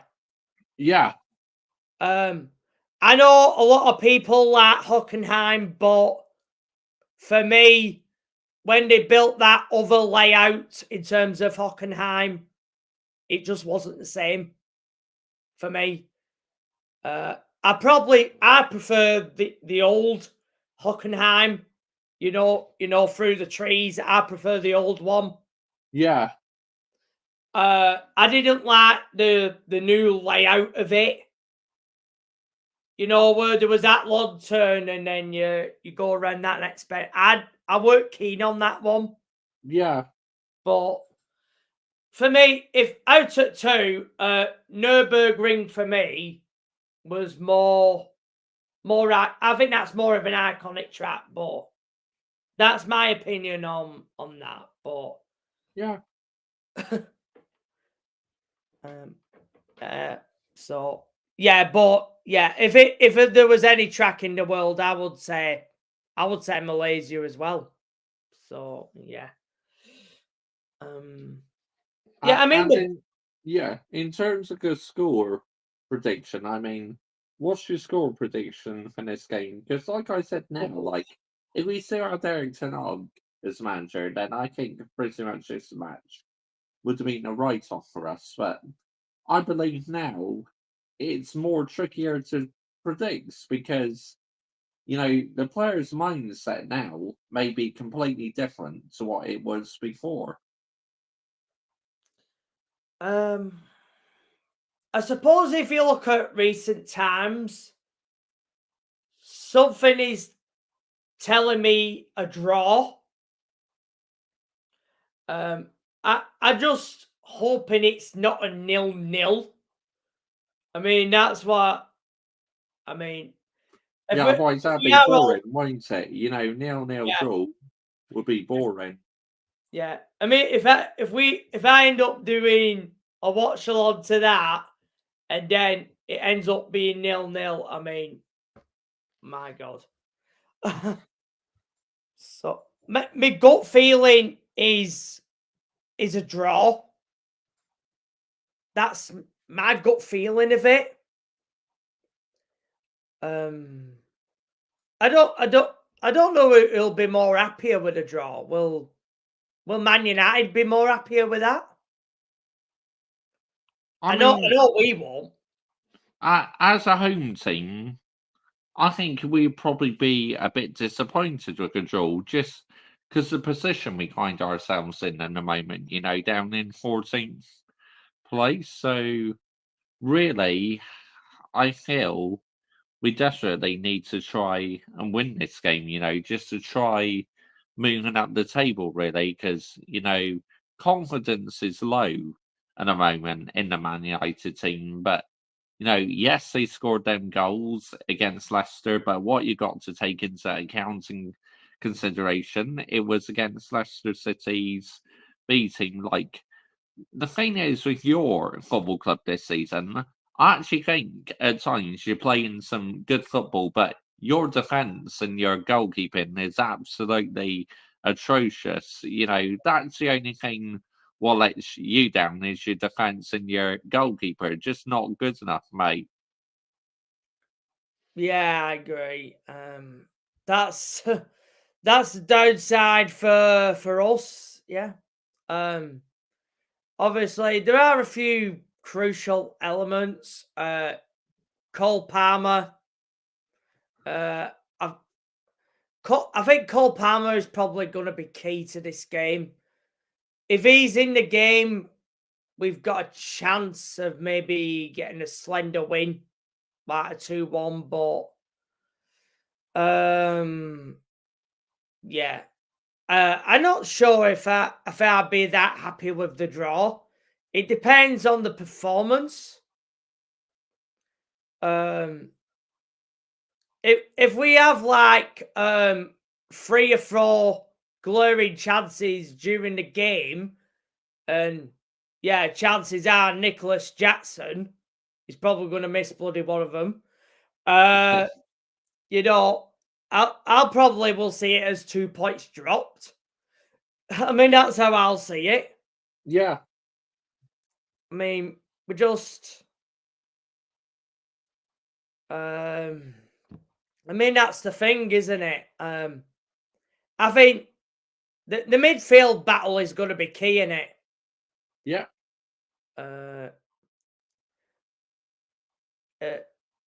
It's got to be a different kind of test, I think. Obviously, for your midfield, does it have more goals in it in your midfield? Yeah. Obviously, Caicedo and Lavia are more, probably more DM, more defensive mindset. But, you know, when we have Cole Palmer, there's always a chance. There's always a chance with him there. And, I mean, if he plays well, the team play well. And then, yeah.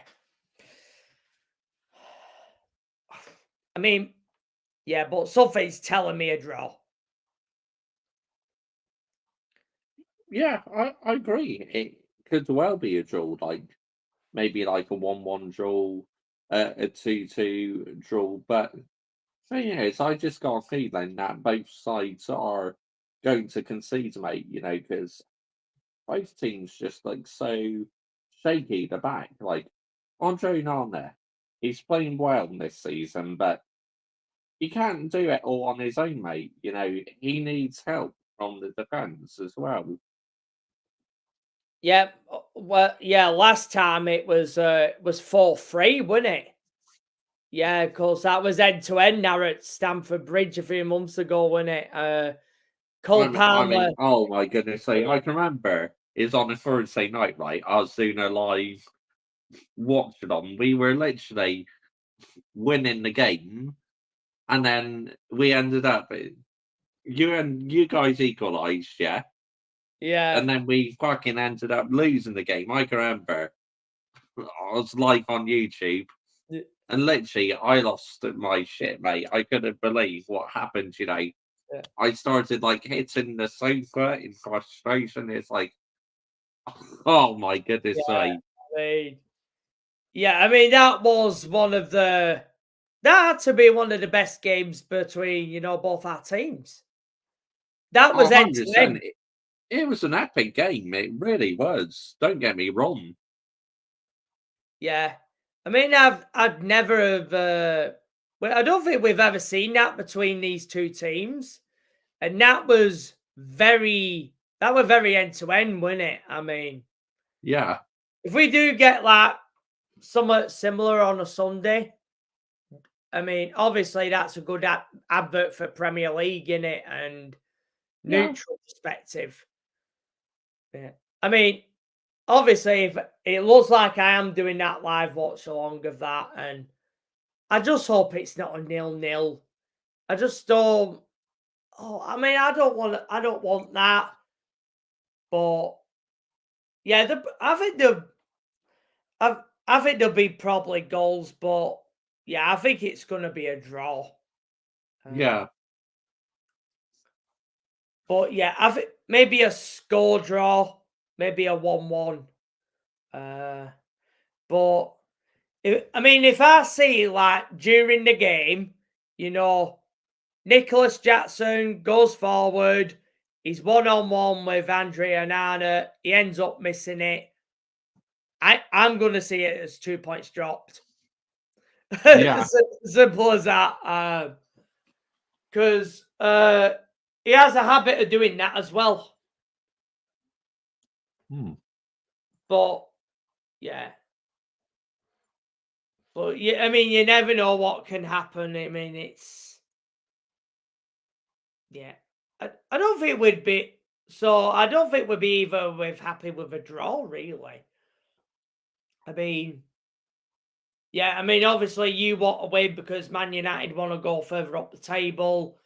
And then, yeah, I mean, we need that win, obviously, because obviously the week later, we have Arsenal at the Bridge. Because we've got them as well. But yeah, I'm going to read the comment here. And obviously, big up to everyone. If Lewis Hamilton, Alonso, Vettel, and Raikkonen in your top 10, yeah, this is an interesting point, Hamilton, Vettel, but yeah, we're gonna get Mr. Joshua J on this one. I want to see what he says on it as well.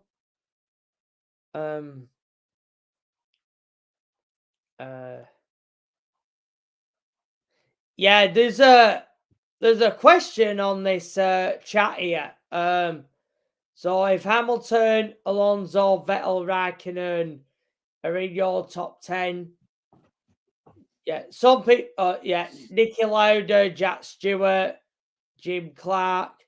Therefore, some people are going to question, and that is from Vettel Hamilton, and obviously big up to him there in the chat. Yeah, that's the question we've had before, innit? We never see these drivers race, did we? Jackie Stewart, Niki Lauda, and Jim Clark. So, yeah. It depends what generation you're from, Hamilton, Vettel. I suppose if you're let's say someone who's elder, therefore, yeah, I mean that's an interesting point. But what do you think to that, Mr. Joshua J? So good question now. But Yeah, it is. It's a very good question. I mean, like, obviously, in the early 2000s, I was following Michael Schumacher. He was my favourite, but then obviously when Lewis Hamilton come along to the scene, he became my favourite. So yeah, it's difficult, really. What order you put them in, really, to be honest. yeah, and this is the interesting point, isn't it? Niki Lauda, Jackie Stewart, and Jim Clark. Obviously, we never saw these guys race. Of course, Niki Lauda and Jackie Stewart were in the 70s. I think Jim Clark was in the 60s as well, if I'm right. But yeah, it's a bit difficult to judge other drivers that were around before, the time that we were all born in. It's an interesting point in it, but I mean, what do you say on that? I mean,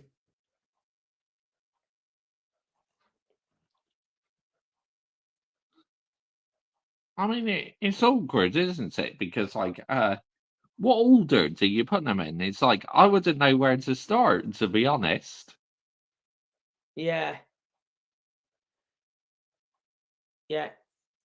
So, yeah, it's a bit difficult when we haven't seen any of these like guys race. I mean, we've seen like clips and stuff like that, but yeah, we haven't seen like a full race of of these guys. So it's a bit obviously Niki Lauda, obviously a well-known name, and obviously God rest the guy's soul. Of course, it was a legend in the sport as well.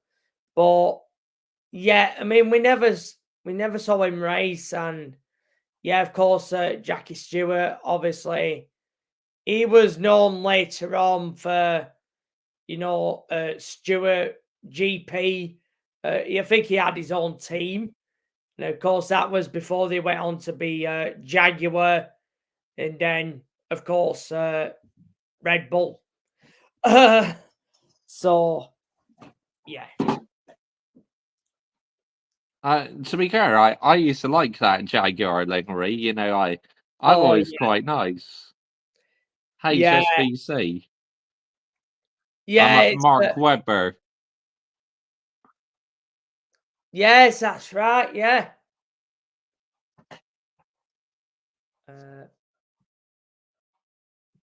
Yeah, I collect quite a few model cars, because I quite like my F1 model cars. Yeah. You have to make sure you shop at the right place, especially for those older ones, aren't they? I think it's best on eBay, isn't it? Yeah. I think eBay is probably best for that.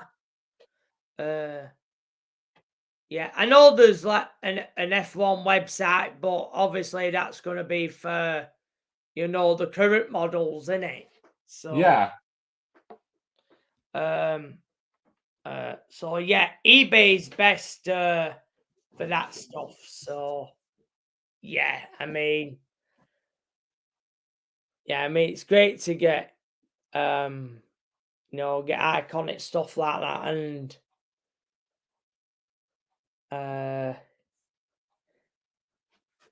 yeah, just but I can compare Max Verstappen to Lewis Hamilton, Alonso, Vettel, and Kimi Raikkonen. I would say he's better than Vettel, Raikkonen, and Alonso.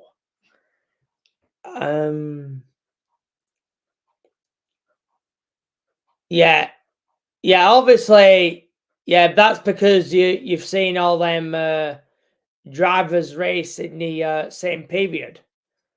So yeah, it's better. Yeah, you have a better idea when they're all racing pretty much at the same time, isn't it? In terms of that.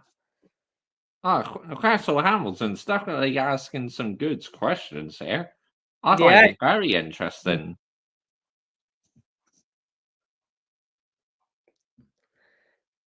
So right, I'll put this right. I'll go Hamilton. Oh,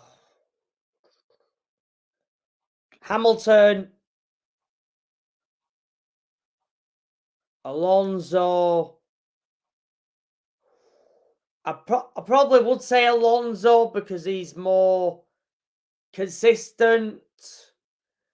Yeah, I mean, obviously, I know Verstappen has won 3 times, Vettel's won 4 times. Oh God, Vettel or Verstappen. I'd probably put Vettel in front of him because he did it first. But yeah, and then it'll be Raikkonen pretty much. I do understand. I mean, I do rate Alonso, so it's a bit. Oh, it's an interesting one that. So, yeah.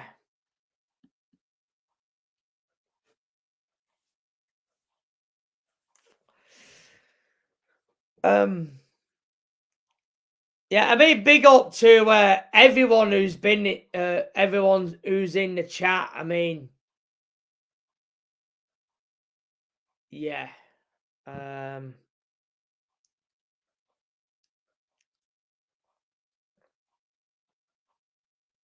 So yeah, thoughts on obviously got the Brazilian Grand Prix this weekend. Yeah. Yeah, I mean, obviously I want another Ferrari win. Let's get that right. 100%. Yeah, definitely. I would love another one too. And yeah, I think this weekend, I'm actually God, I can't believe I'm saying I'm actually positive going into a Grand Prix weekend. Yeah. God, I think the only other driver on the grid at the moment who has the pace is Lando Norris. Yeah. I mean, it's probably only McLaren have got the pace, maybe, but the rest, no, they're too far back. So, I mean, I think it's ours to lose pretty much. Yeah. And yeah, I think we've got to go in favourites for that in Interlagos. So yeah, obviously for the sprint race and the main race. And yeah, of course, Max Verstappen has been given a 5-place grid penalty. So that might put him out of it. So obviously it depends where he qualifies, doesn't it? What's your thoughts on the sprints? Because I know some people don't really like the sprint races. I mean, I'm not really a big fan of them. I think I'd rather just have like practice 1, practice 2, practice 3, qualifying, and the main race. Because to me, that works. Yeah. So it's been a recent thing, the sprint races, hasn't it? Oh God. Yeah, I think maybe traditional is probably better. Yeah. There's not really a lot that happens in the sprint races, I don't think. I mean, you No. can get. Yeah, I mean, there might be 1 or 2 good races you can get out of it, but it's not exactly like a lot happens. Yeah. Yeah. I It's agree. I a bit. agree, mate.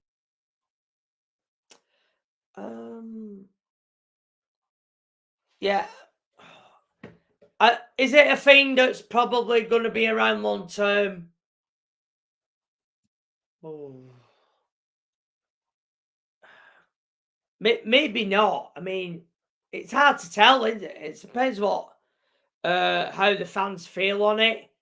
For Yeah. me, I think down the line it's going to be, back to tradition. I think. I mean, look at qualifying. I mean, they ended up, doing different things with that for a long time, didn't they? I mean, Yeah. you used to have the 1 hour of qualifying, and then you had like a shootout at one point, and obviously people were not keen on that one. And then obviously you have qualifying that's now split into 3 parts, and that seems to be the format that we've all settled with now. So Yeah, maybe, I remember that shootout format they tried was absolutely abysmal.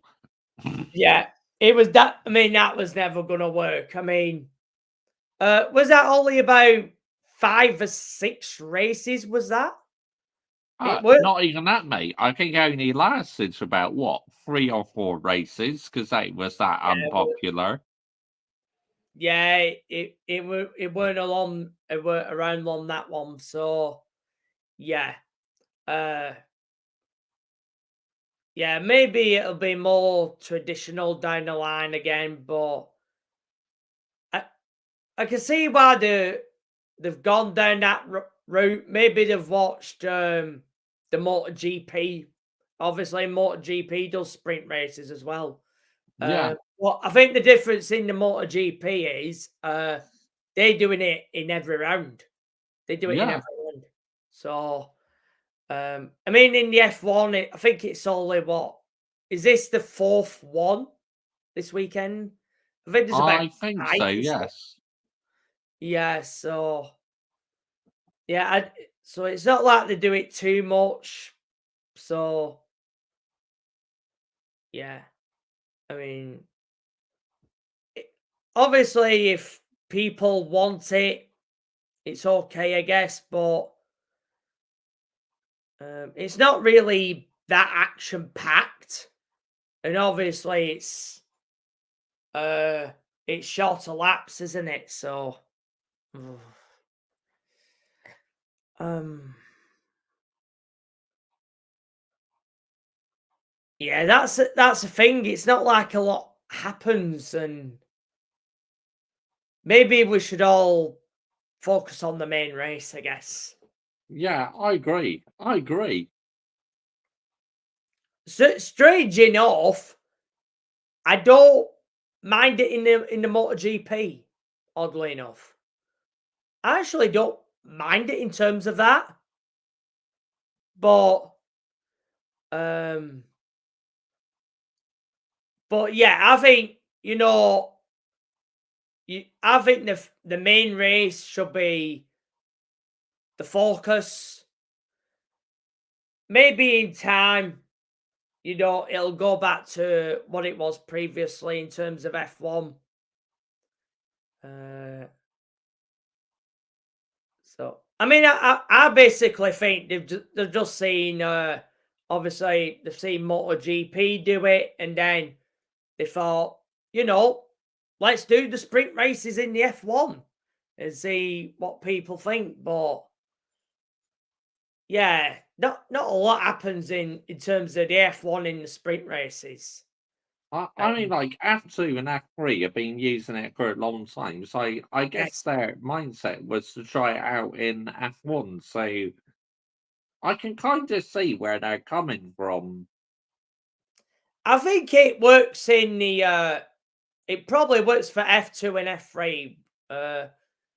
But yeah, but I mean those it's more action packed in those formulas, isn't it? And I do think I think that works.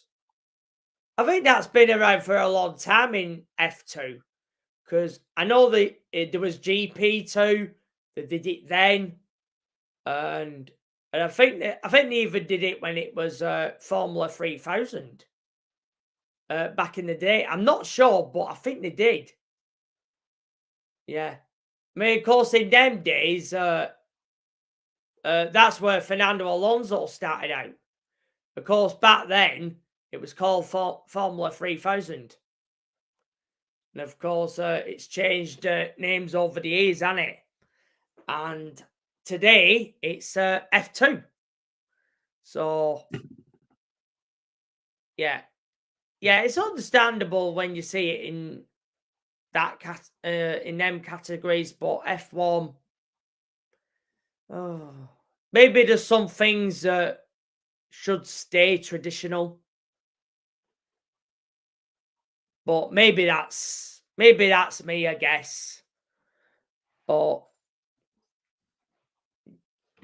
yeah, I mean, it's the same thing, like like with the newer tracks that you get now. I mean, Qatar, Saudi Arabia, the UAE. I mean, you get all these newer tracks now. Obviously, in that part of the world, it brings big money. It's Yeah. the Middle East, isn't it? And it obviously we go to these races, and yet we're not going to the more traditional ones like a Malaysia or the Nürburgring. Is that where we should be going back to, the traditional tracks? But I mean, yeah, because I believe there's too many street circuits on the calendar these days. This is the problem I have. It's like just bring back some of the old school races. They were a lot more exciting, and some of these street circuits are boring. Yeah, in terms of the street circuits, I mean, God, I mean, right, out of the street circuits, yeah, which ones should we keep on the calendar? Obviously, Monaco is going to be a given. So, obviously, because it's been around forever. So, out of the street circuits, which do we drop? God, I mean, Miami. I'm not a fan of Miami. I think that should go. Yeah, not a fan of that one. Baku. I quite like Baku, to be fair. I think that should stay. Singapore is okay. I don't mind Singapore. yeah, that's a tough one, isn't it? I mean, so right, I mean, the F1 calendar, is it 24 races at the moment? Yes, it is. So right, If we start taking street circuits off, so right, Monaco's a given. So we got 24 on the calendar now. We had 2 more. That is 26 with Malaysia and the Nürburgring. So what are we taking off? So we're practically going to be deciding between Singapore and Baku. I mean, Miami could go because there's already Texas and there's already Las Vegas on this calendar. There's already 3 in the US. So, oh God, Singapore or Baku.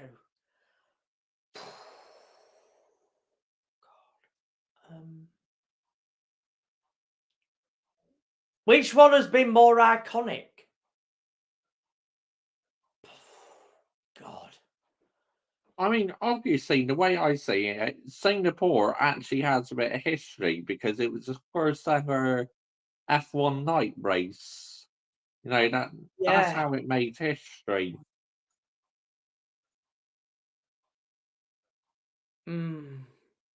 Yeah, I mean, it makes God, it makes sense, doesn't it? I guess. Yeah, I mean, if we ended up, let's say, if they ended up putting 2 more on the calendar, they're not going to do 26, are they? I mean, people are going to be crying about the congestion of the calendar if we end up going down that route. But oh God. Yeah, I mean, yeah, it's probably going to be Singapore in it. I mean, yeah, it was the first night race. And Singapore was a few years earlier than far more few years earlier than Baku. So, yeah.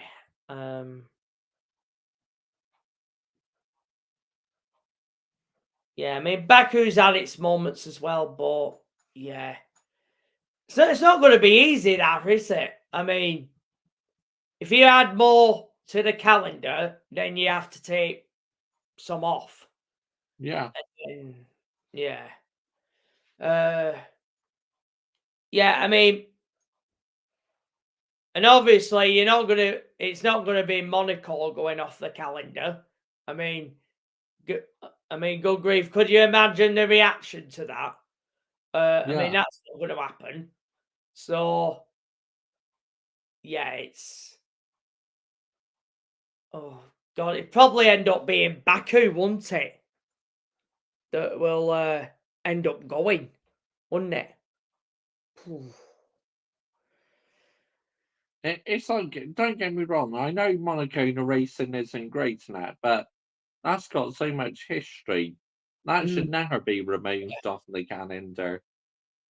Yeah, that's never going to happen. So, yeah.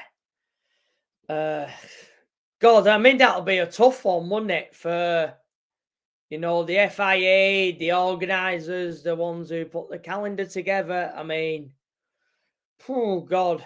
I mean, yeah, I wonder if they'll go around making a vote. Just pit one over the other. Yeah. It might have to come down to that. But yeah, I definitely think, some of the old school circuits should be on the calendar as well. I think it makes things a lot more interesting at the end of the day. Yeah.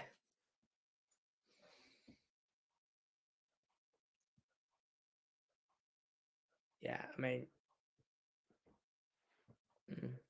yeah, I just wonder what everyone in the chat would think of that. I mean, I don't think it's controversial what I've said. I mean, I prefer Nürburgring over the Hockenheim, but That's you know, the way I am, and obviously I've made it clear in terms of, you know, I don't like the I didn't like the new layout of Hockenheim. I didn't like that, unfortunately, but yeah, I mean, if one track was great, you don't need to change it.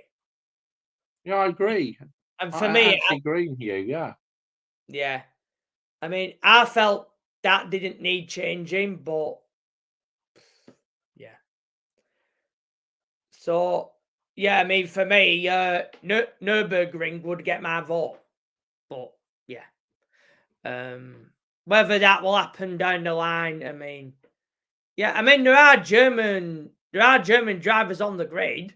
I mean, Yeah. there's Hunkelberg. I think is he the only German driver on the grid at the moment? I believe so. Yeah. I think he is, isn't he? Yeah, I think he's the only one, isn't it? Yeah. I think it would be good if he had a home race. I mean, yeah, it should. I mean, should have one, but yeah, it's the way the calendar's gone in it. The money's in the Middle East, Yeah. so yeah, it is what it is in terms of that, isn't it? I mean, Yeah. I get it. You know, you want to obviously when you're in charge of a sport, you want to maximize in terms of money, and at the moment, it's in the Middle East, so yeah. I always thought Qatar would be on the F1 calendar anyway. I mean, they were doing MotoGP anyway, so Yeah, it's obvious at some stage that was going to end up on the. yeah. Excuse me. Still, it's a bit congested. You know, I'm a lot better than what I was, so it's taken time to get rid of the congestion. But anyway, like, yeah, like I was saying, like, I'm not surprised it's on the F1 calendar because it brings in so much money and sponsorship at the end of the day, doesn't it? So to me, it's no big surprise at all. Yeah, I mean, yeah, of course. Yeah, you had a bug earlier in week. Yeah, that's Yeah, good. That must have been going round because that's what happened with Early Doll's football TV as well last week, wasn't it? Yeah, it's that time of the year, isn't it? Winter, you know. Oh yeah, you have to make sure you get your flu jabs and all that as well. Yeah, of course, I've not had mine yet. yeah. I used to do mine I've had every. it done. I got my flu jab done, and Oh, also I had the COVID one done. Like I had them both done at the same time. You see, so that's why. Like, they did say after a week you had in that you could start to feel rubbish and that, and which I did, ironically enough. You know, so yeah, that's when it all started to come out. Really. yeah. So yeah. I mean, I'll have to get mine done at some point. I mean, I don't want to end up going, you know, ending up having a cold and, you know, not be able to do my lives and that. So yeah, I mean, yeah. But well, the thing is, I'm not usually a fan of doctors and what have you. But Mm. yeah, I suppose you got to have them done, I guess. But yeah, I mean, Yeah, cheers to that, Hayden Cox. I appreciate that, mate. Yeah, we both put in the ground, so we really do. yeah, big up to Aiden Cox as well. I mean, yeah, a big up everyone in the chat. I mean, yeah, I mean, almost 6 hours in the chat. You know, the chat is elite, and they're all very dedicated in it, and that is amazing. You know, for anyone who does 6 hour streams or 7 hour streams together. I mean, I mean, Yeah. that is lethal, isn't it? I mean, I mean, that stream I did the other night, mate, 6 hours and 44 minutes for a solo stream all by myself. I mean, phew, wild. yeah, I wasn't expecting that because a few days earlier, you got congested and you weren't that well either, and yet the other night you still did that stream, and yeah, I mean, God, I mean it's incredible effort, isn't it? I mean, Yeah. it's wow, because you have Elite, eat high standards. standards. Yeah, Yep, exactly right. yeah, yeah, absolutely. Yeah, and anyone who does them, them streams for that long, I mean, yeah, and to keep keep your audience entertained in that time. I mean, uh, is that difficult? I mean, it's probably easier, when you're doing it, with someone rather than, on your own. Is that harder? I mean, I would say it probably is, I guess. I mean, if I was doing it on my own, there's no way I would usually do like 6 hours and 44 minutes. But I think because I was in such a happy mood, because you know why, because Yeah, obviously I know. Alexander losing his job and that. And then we ended up playing games in the live chat as well. It's just Yeah, turned out to be a mental stream. yeah. But you're a cocky bastard, Mr. Joshy J. Yeah, I hated Cogs. On form as always. yeah. I mean, yeah. Well, I mean, in terms of Ten Hag, I mean, yeah, he's going to be missed by all the rest of us. 19 clubs. I mean, yeah. I mean, let's get that right. I mean, yeah. Yeah. I mean, I was gutted. I mean, just before the Chelsea game, not again. I mean, that happened with Ollie as well, and that was before the Chelsea game. Yeah, I can remember. Oh, couldn't believe it. Yeah, and I was hoping for another week at that time, but we were getting Ollie's at the wheel and Ollie's at the. I thought we were getting all that, but no, I just can't.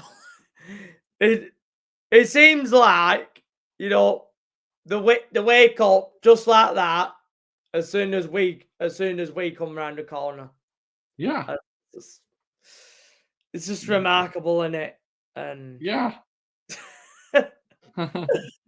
oh god, but yeah, I mean that's going to be the cards that we're dealt with now. So yeah, I mean obviously you got Ruud van Nistelrooy, of course he's there for now, and then it's most likely going to be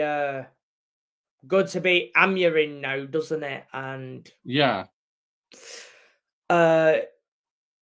it's got me. It's entering into the unknown again, and obviously, yeah, he said he's 39, so it's young manager. So be a young manager this time, and Yeah. Very young for a manager. It's like and when he comes in, he'll have my full support. If it goes south for him, it'd be all on Ineos, mate. I'll be pointing the finger at Ineos. yeah, I mean, yeah, he's even younger than Ollie Yeah. when Ollie was there. Yeah, so I mean that's oh god, it's an interesting one, isn't it? I mean, they've gone for the Van Hals, they've gone for the Mourinhos, and then they've gone for the Solskjaers, the Ten Hags, and then it's like they've gone one way to another, but they haven't found out what clicks. And obviously, the thing is, most of the players are still there. And I did that, obviously, Hayden Cox the other yeah, night because I was in a happy mood playing music. yeah. Dua Lipa and Sabrina Carpenter, Yeah. yeah, yeah. Yeah, I mean, yeah, music, that's another thing, isn't it? I mean, yeah, I've got various music tastes, but obviously I know I've been around well, I'm 36, and I so we're not that far apart in age, are we? So No, uh, I just turned yes. 32, like you say, you're 36. Hayden Cox. Oh my god. Hey! Oh, that is the top comment. Hey! Oh, that is brilliant. Yeah, there's nothing wrong. We're talking about women. Hayden Cox, nothing wrong with that. Nothing wrong with that at all. Yeah, yeah. Yeah, so yeah, go on, Mr. Joshy J. Which one?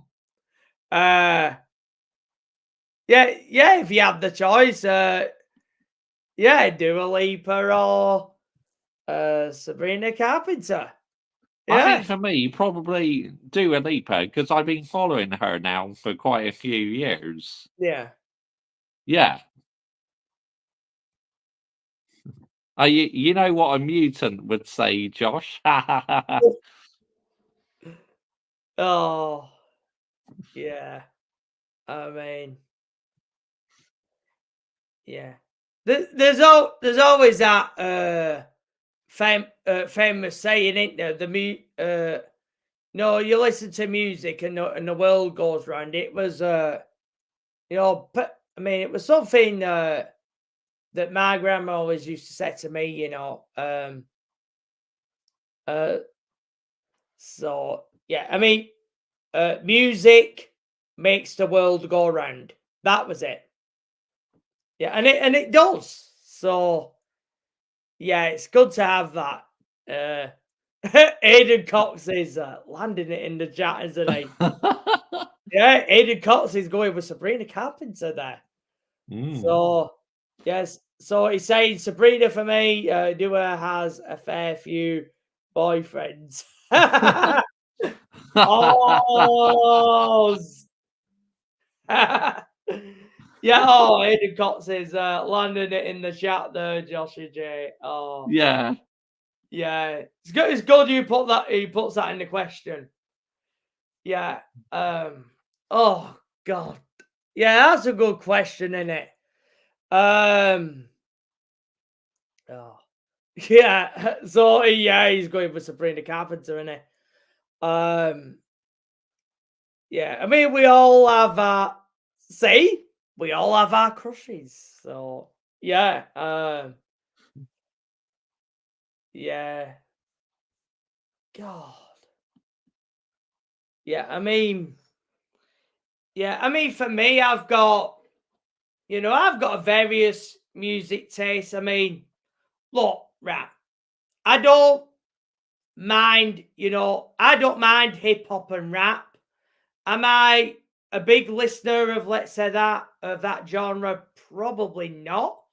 I mean, I don't mind it, but of To course, me, mate, hip hop and rap music these days is absolutely shit.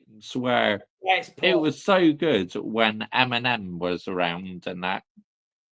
Yeah, it's different now, isn't it? You know what? I mean, it was all right before, but COVID-19 came along, and we've mentioned that earlier on as well, and I think that's played a part in hip hop falling away now. I mean, it's fallen away now, hasn't it? I mean, yeah, Eminem, he can have the odd hit here and there.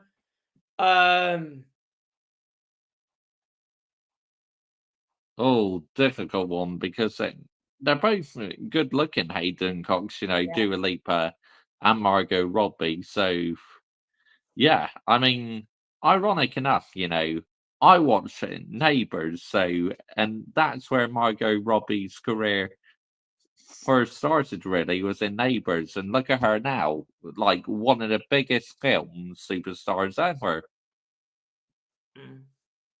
Yeah, of course. I mean, most of them start out on Neighbours, don't they?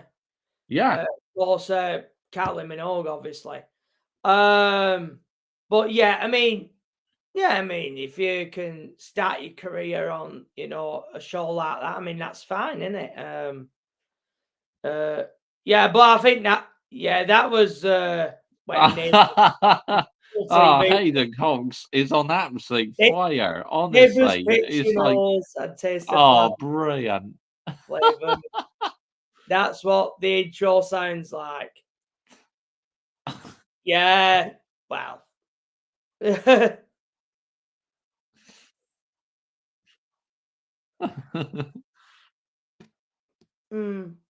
I mean, I didn't mind Neighbours. I mean, it was all right. There was a period, obviously, when I watched it, of course, but EastEnders, to be fair, that's probably the first British show I ever started watching. I mean, I've always liked EastEnders, but these days, even that can be a bit poor sometimes. But I still like some of the characters in EastEnders still, like Phil Mitchell, Ian Bill, and all them characters. Great characters. Yeah. I watch EastEnders, but yeah, it's a bit hit and miss, isn't it? At times. Yeah, I can see where Hayden Cox is going with that.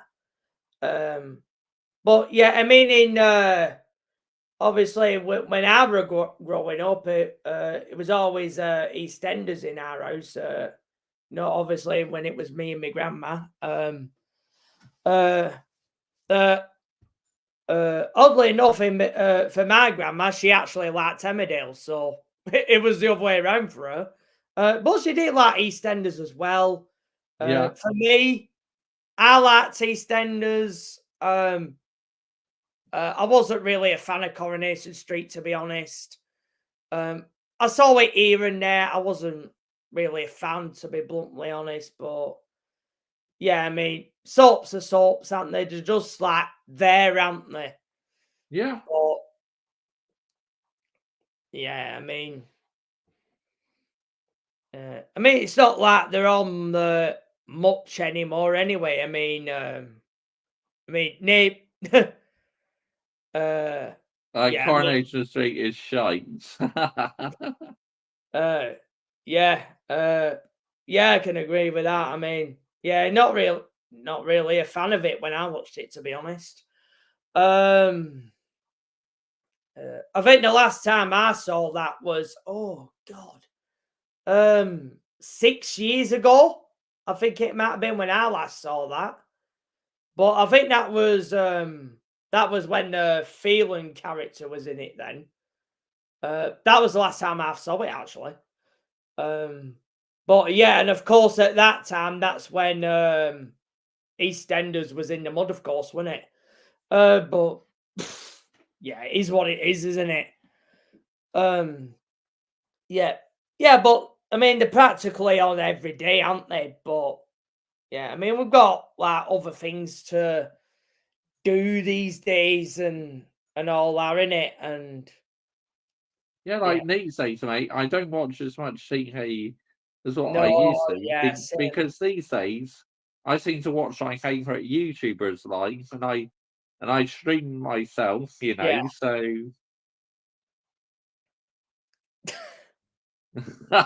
Hayden Cox, yeah. But Mr. Joshy J. Michael not Chelsea FC. Why are you both still lying? oh, yeah. I mean, oh,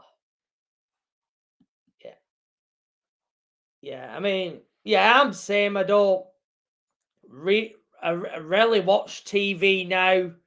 I mean, I do like do other stuff. Obviously, I'm doing this channel and I'm doing all these live watch alongs now. And after the other time, I sleep. And then sometimes obviously I watch the other YouTubers. For this a while now, Hayden Cox, you know, because like first of all, I found it quite Yeah. funny the way like Lee Gunner was doing it, so I wanted to create my own version of going ba ba ba ba ba. Yeah. Yeah. I mean, yeah, I mean, obviously, you know, doing live streams and obviously doing this channel now, and then the half of the time I'm asleep or I have a lot of sleep these days, which strange enough, when I was younger, I barely went to sleep. So maybe that's it's probably age catching up with me. I mean, I don't know, but yeah, yeah. Oh yeah, and that's the other. There was another thing I wanted to ask. You know, in terms of, let's say, music taste, you know, from when you were younger to the way you are now, does your music taste change as you get older? Because it hasn't really been that for me. No, I pretty much feel like all exactly the same music, mate, to be honest. Yeah. I mean, yeah, it's same for me. Obviously, some are at different points as well. I mean, obviously, you know, when I was a kid, I mean, for me, yeah, I mean, it was Madonna and Kylie Minogue. Obviously, you know, when I was a kid. So yeah, I mean, that was clear cut when I was a kid. Yeah, of course, there are music that you do like, and then there's some music that you don't like. I mean, for me, worst song ever was the Barbie Girl song. I mean, Yes, do Hayden not get me Cox, this started is a on that one. pajama top, mate, a Man United Yeah. pajama top. Oh yeah. And look, the bottoms as well. Hold on, I'll get a Oh, closer shot to get. Look, there you go. Look, yeah, Manchester United memorabilia. Yeah, yeah. I mean, got them from Amazon. I did them pajamas. Yeah, Amazon. Oh yeah. yeah, they sell football stuff on there, don't they? Yeah, I mean, yeah, I mean, you can get some good stuff on there. And is that a P? Oh yeah, PG top. Yeah. So yeah, I mean, obviously, I mean, I've already got the hats. Of course, I've got the plaques there just behind me, and I do have the shirt, which was the obviously the Champions League one from a few years ago. It's just a shame that, yeah, I mean, it's got the free sponsor on, and well, that didn't end well in terms of Yeah. Chelsea. It is what it is in terms of that one, but yeah, I mean, I wouldn't change that kit for anything, but yeah, I mean, prices of football shirts these days, I mean, they're lethal, aren't they? I mean, Yeah, where it's is it? ridiculous, mate. Honestly, it's criminal, you know. Yeah, I mean, God, I mean, there's no way that I would have bought that new one. I mean, oh my God, that new kit. Oh God, that new home kit and the new away Chelsea kit. Those kits. Oh no, they don't. Yeah, I mean, Well, like Man United kits, I've not always been impressed with them, but this year I actually think all three of them are really nice kits. Which is your favourite one out of them three? I mean, I gotta say, probably the one what's just got the red devil on it. You know, the white one. oh yeah, that's the away one, isn't it? The third one actually. Is it Yeah. the third one? Oh, yeah, that's the good one. Did they play that against West Ham? Was it? Were they in the white kit for that one? Yeah, I think so. Yeah. Yeah, because West Ham claret and blue, I think, aren't they? Yeah, I mean,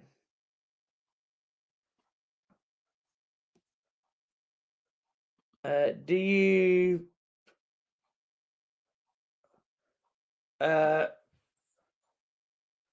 the worst song ever for me is that song where it always goes, hey ya, hey ya. Oh, I think I know what this one is. Yeah, by Outcast. Yeah. It's Outcast, in it. Yeah. Yep.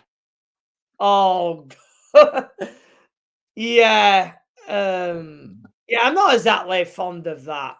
But is it the worst song ever in existence?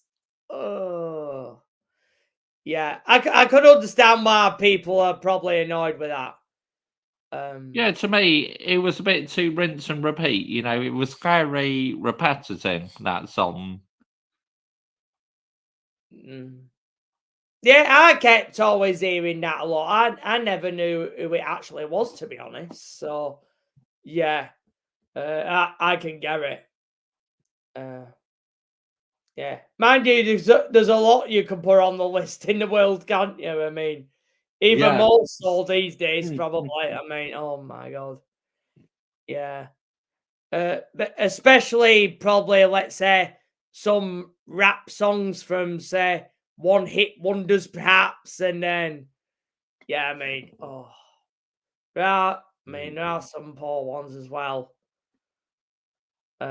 It was on when I was very young, and I remember uh hating it. Being and hating it, yeah. Oh. Yeah, that was everywhere.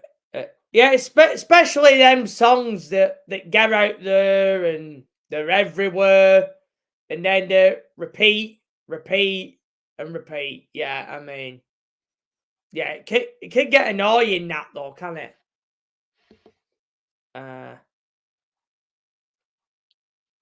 Even more so if you're not a fan of it. So, yeah, I mean, yeah,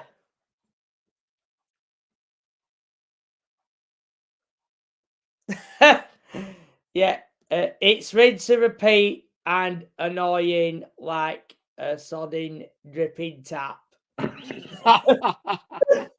Yeah, that's fair. That yeah, yeah.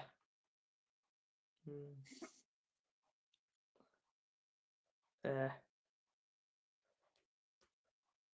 But yeah, it's like these days, like things just don't feel exactly the same, do they? Like when it comes to clothes, you know, the materials no longer the same as what it used to be.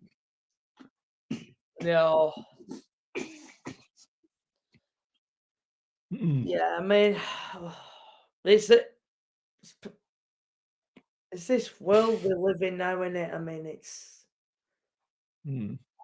I mean, when things change, I mean, I'm not exactly big on change, personally, but yeah.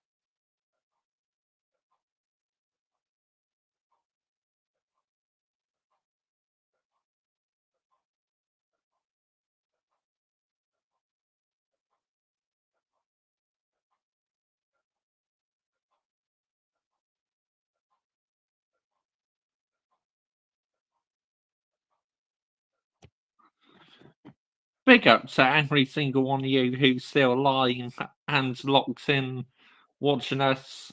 I mean, literally, myself and Michael.ChelseaFC, we've been landing the minerals this evening. So, Yeah. yep.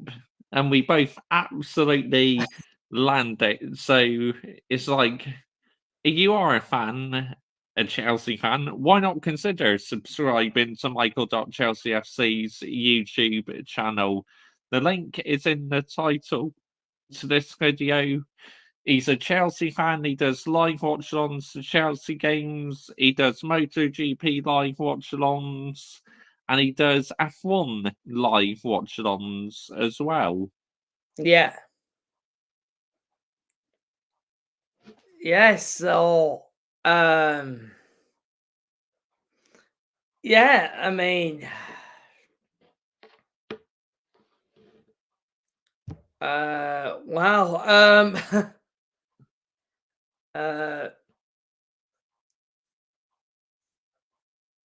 So yeah, I mean, it's amazing that everyone's, they're still in the chat and always landing it, aren't they? And big up to everyone in the stream. And yeah, I mean, yeah, I mean, what, it's, we have to find out what's gonna obviously happen on Sunday now, aren't we? We've obviously just oh yeah, Hayden Cox is landing it in the chat there. Yeah, I mean, yeah,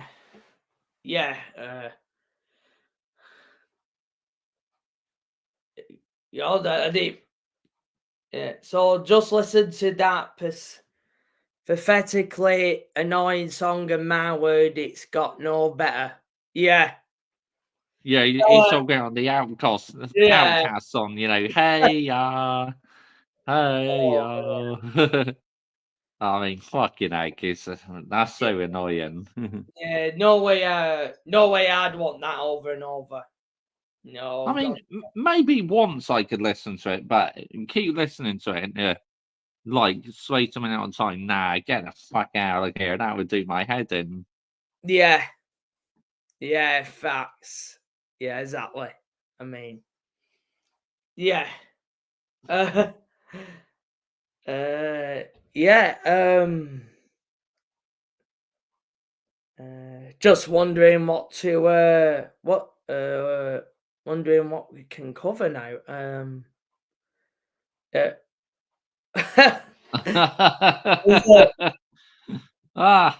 Oh wow. Yeah, Aiden Cox is landing it in the chat. I mean, yeah. yeah. See, this is what I mean, mate. You know, I've built such a great community. This is why we can like have banter in the live chat as well, because my chat is mainly elite, you know. So yeah, and obviously I have a few mutants. Sometimes I put them in the bin. You know, I either time them out or I block them. Yeah. Yeah, I mean, oh. Facts. Yeah, exactly. I mean,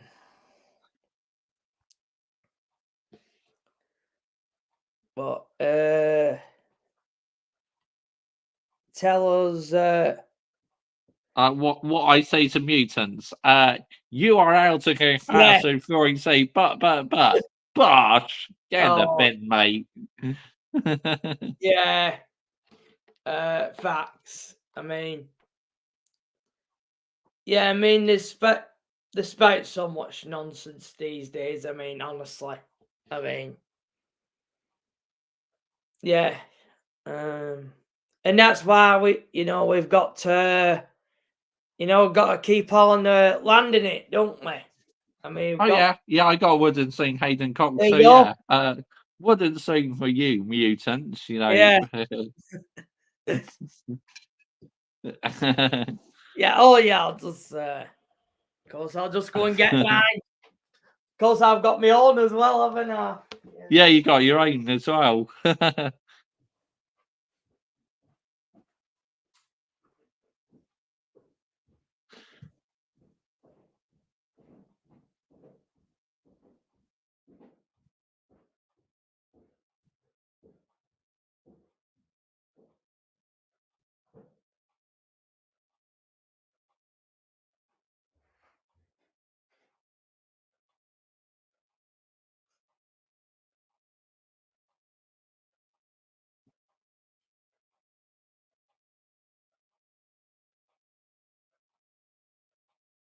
Yeah, but you know, this is why we carry on going because it's you guys' support. You know, is why I carry on landing it in that. But, Mr. Joshy J wouldn't seem only used for cooking. But they can be used for other things as well. Like, if the players are pissing me off, I was showing them the wooden spoon. It's as simple as that. Because why should the players get a free pass if they're pissing me off? They should not be given a free pass. I hold my players accountable, yeah? Because as a football fan, as a true football fan, you should hold your football club accountable at the end of the day. I mean, let's get the narrative right here. Like spanking mutants. Pools. Oh my Goodness me. Yeah. Oh, here we are. Yeah. Yeah. Difference is I got the silver spoon. Yeah.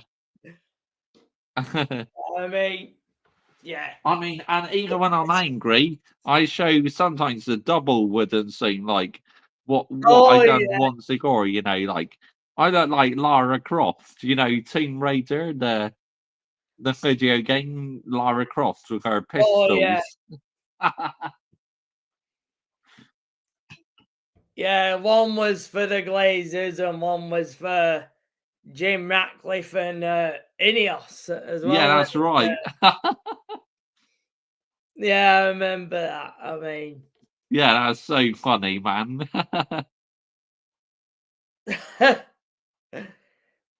uh, Hayden Cox just said he feels like he's been put through some sort of spell with like us showing our spoons. oh, yeah. I mean, yeah. Oh, wow. Yeah, he's always landing it in the chat. I mean, wow. Yeah, I mean, we got to cook all of the wrong guns in the game. I mean, let's get that right. Yeah. Hey, can't let them get away with it. I mean, Yeah, absolutely. Why let them get away with it, mate? Because oh, we won't, you know, we will carry on landing the minerals and yeah, anyone who chat shit about our football clubs and that, we will hold them accountable. That's the way I see it. yeah, facts. Yeah, like all these brown envelopes and that, they can get in the bin, mate. Yeah. I mean,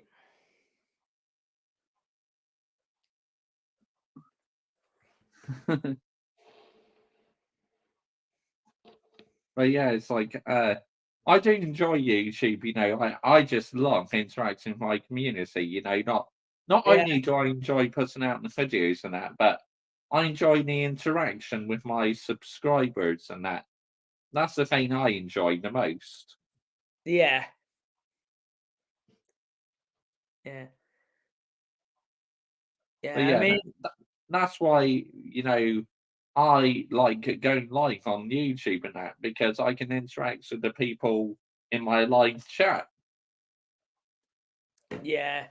I mean, I must admit at the beginning, I didn't know if there was going to be like people tuning in or anyone tuning in. And yeah, I mean, I've got more of a reaction to, my channel more than I thought I would have done. And yeah, I mean, I could have done that without obviously all of you guys and, everyone.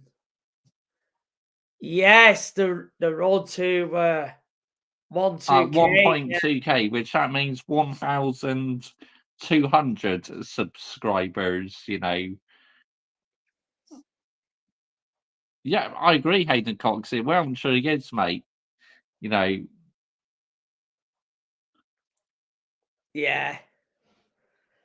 oh yeah, So, you know, I still like putting out normal uploads as well, you know, about the regular 5-minute uploads I do, but there's something yeah, special when you go live. It's because you have a chance to interact with your community more, don't you? You know, when yeah, you go live. yeah. I mean, yeah, that's true, and yeah, it just shows, there's always people out there, no matter how many people are watching, and yeah, I mean that's the great thing about obviously doing this and then and going live. Of course, that's when you that's when you really interact with your chat, isn't it? Yeah. Going live, even more so, and yeah, um, Yeah, I mean, I can't believe. I mean, how far I've come on the channel. I think I only started like when was it I started? Just under 6 months ago. When I started from my first older video to what I've done now.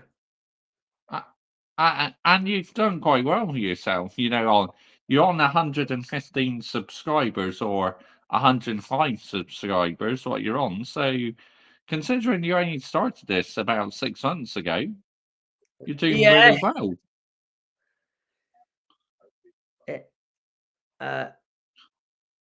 Yeah, you have, Hayden Cox, because you found me when I did the Southampton shirt review. That's how you came across my channel. Ah. 116 Michael's on. Nice. Yeah. It's a Southampton shirt review. So, all right. So that's over 1 year now, and I started about 6 months ago. So yeah, I was after. So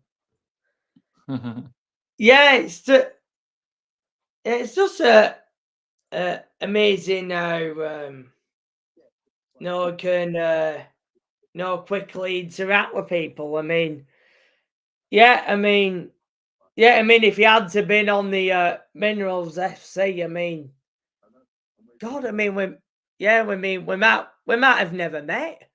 I Yeah, I mean, know. that. Oh God, I mean that's. Oh, yeah. I mean, I think it just shows that people can come far and wide, even if not a particularly a fan of that team, for example. But Do you two contact each other outside of YouTube? Yes, we message each other on Twitter sometimes. yeah.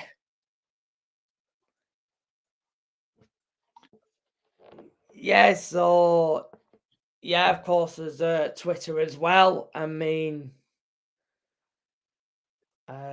yeah, um, uh, yeah, you're on YouTube, Twitter, and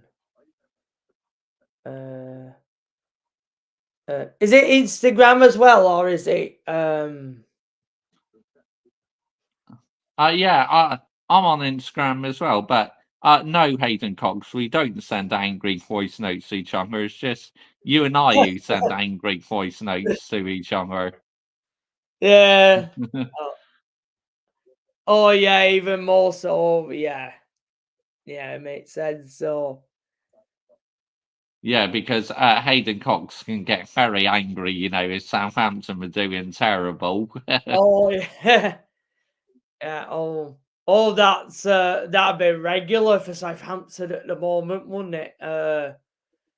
Yeah. And also, if he's playing cricket as well, he can get really angry with the umpire. Like Yeah. once he was arguing the umpire's decision, and he went, "Hey, spectators down the road, mate," to the umpire.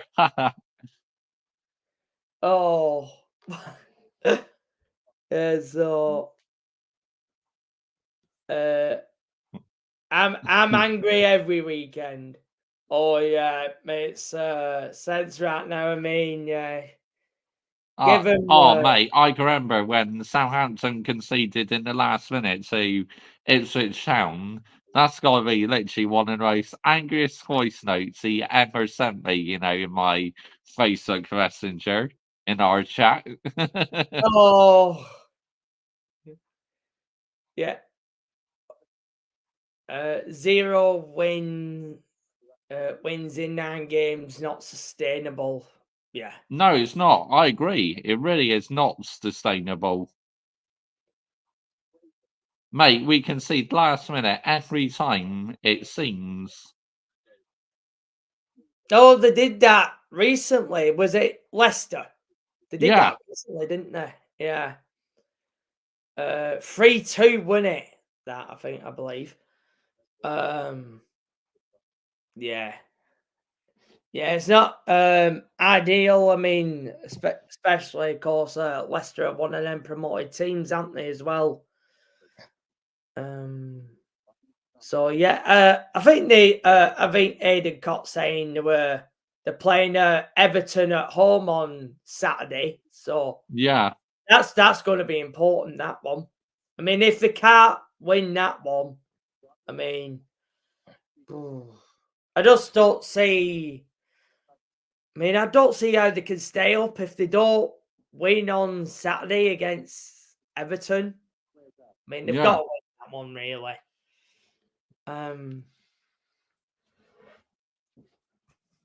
But yeah, I mean, it's like with the teams last season, isn't it? With the promoted sides, I mean, if you don't,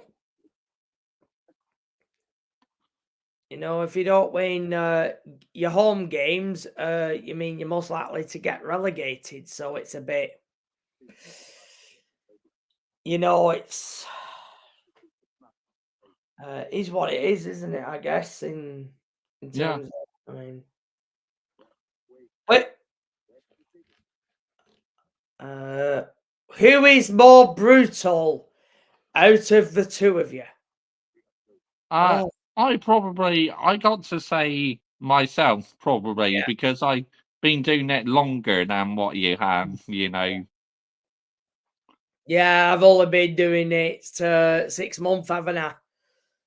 But yeah, but I felt that way ever since this client ownership have set through the door. So yeah, I mean, I never really wanted them in the first place. So yeah, I mean, I wanted the Saudi media group, or better still, we stick with Roman, but that weren't going to happen, was it? So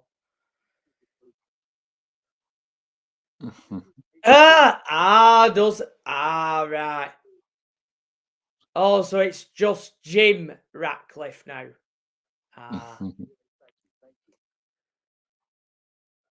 Yeah.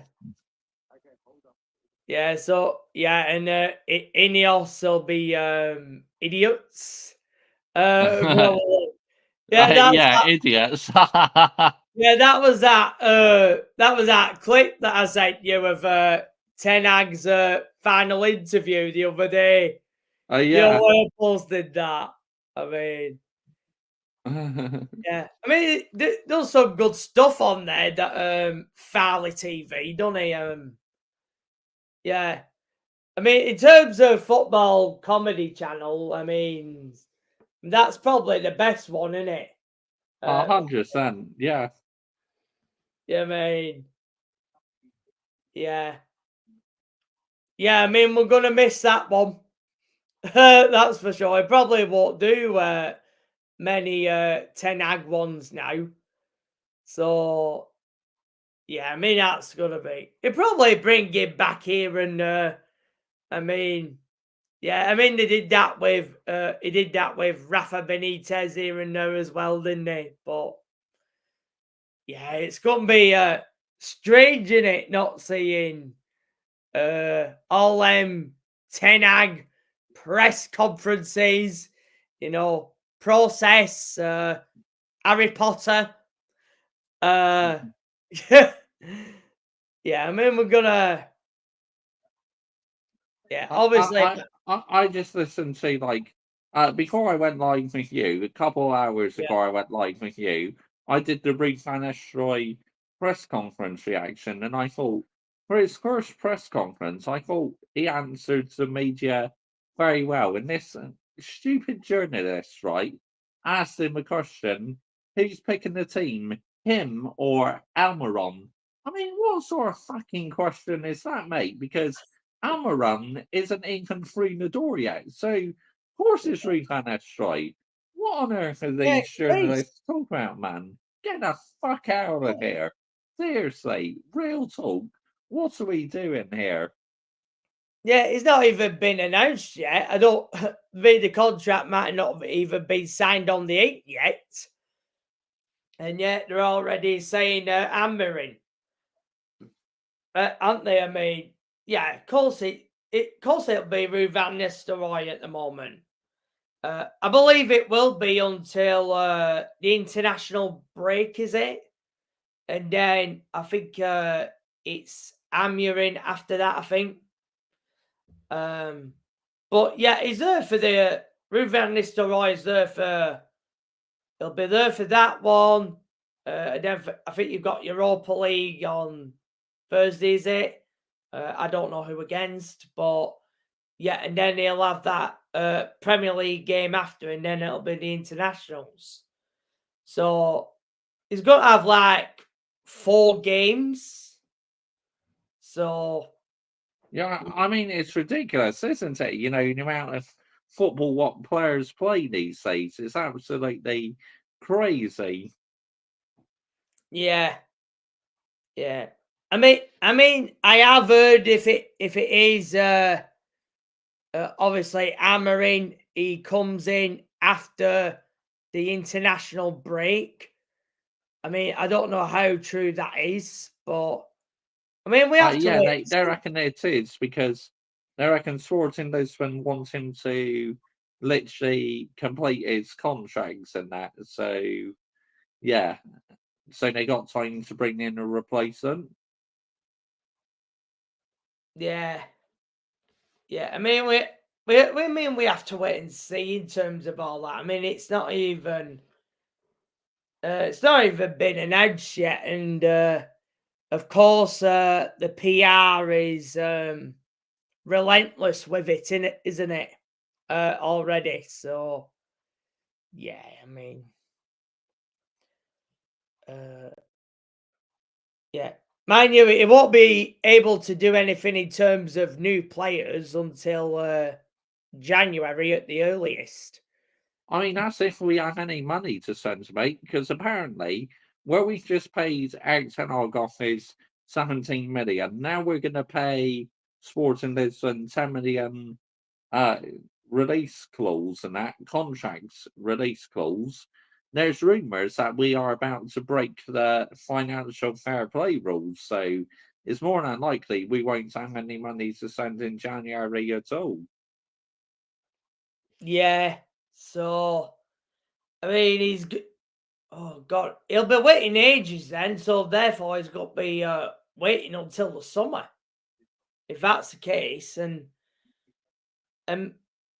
maybe they're going to have to sell before they buy as well. I mean, that's probably a possibility as well, isn't it? I mean, God, I mean, that's got to be some careful management, that, isn't it? I mean, if you got no money to spend and then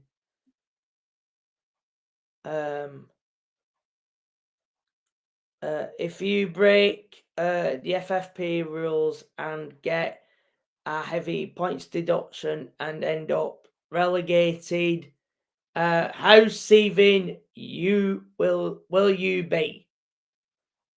Yeah, I'll be seething. I'll be absolutely fuming, mate. I mean, it's like, what? The fact that we get a massive points deduction. Oh, mate, I don't know what to do myself, mate.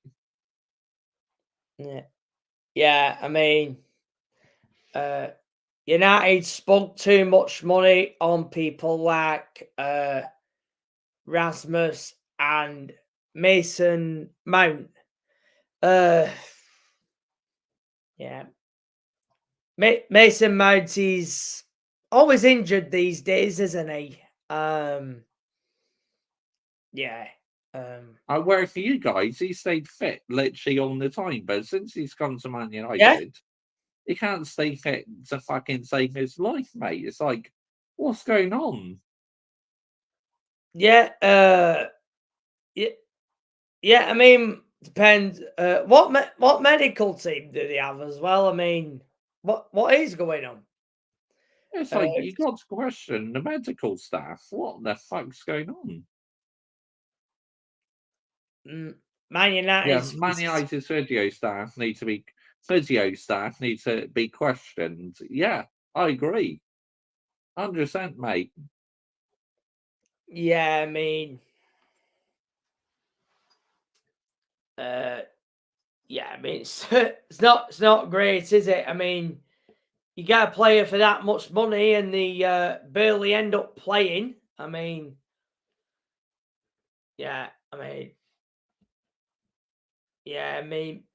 Mason Mount, Man United. I think it's and there's that player from Arsenal as well. Is it Timber? Yeah, that's the name, isn't it? And that's another one who's always injured with them. Of course, I mean we had it a lot last season. Obviously, Nkunku was out for a long time. Romeo Lavia was out for, well, all of it. Wesley Fofana was out for all of it. And yeah, I mean, those players have just come back now, haven't they? I mean, but we all know why Mason Mount was getting the number 7 shirt. It was all to do with PR and that. They go, if we give Mason Mount the number 7 shirt, that would boost our shirt sales. And so that's why he was given the number 7 shirt, which that's not on him, right? That's on the Glazers, because they were still 100% in charge of this football club before Ineos came along.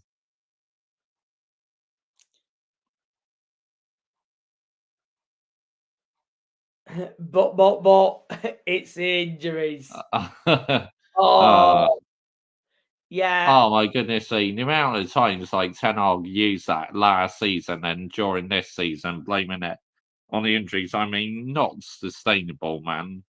You ask, right? Well, I'm not.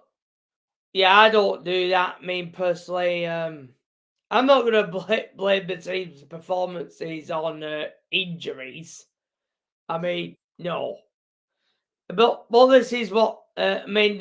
That's what the toxic positivity merchants use, isn't it? It's the injuries. It's the injuries. But but Newcastle United had a lot of injuries last season as well.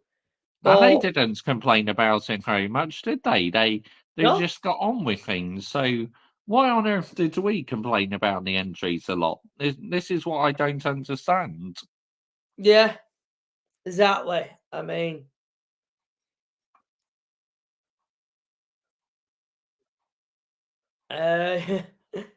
you both cringe then. Standards. Yeah, you both cringe then. Standards. Yeah. Newcastle have been shite for 2 years now. I mean, they've not been great recently, have they? And surely Eddie Howe's job is under pressure very soon. But I do like Eddie Howe, though. You know, I believe he's a good coach in that, but he's not really done well in the last couple of years, has he? No. Yeah, and they've not really spent that much money, though, have they? And I mean, it's. I mean, I thought they would probably have spent a lot more than what they actually did, but they seem to have slowed in that at the minute. So maybe that's part of it, I guess. But it is what it is, isn't it? In terms of Newcastle. About 70 million on Isak. Yeah, Alexander Isak, about 70 million they sent or something, I believe. Yes, scored yesterday as well. Of course, he scored that first goal, didn't he? And I mean, we all know how that game ended up.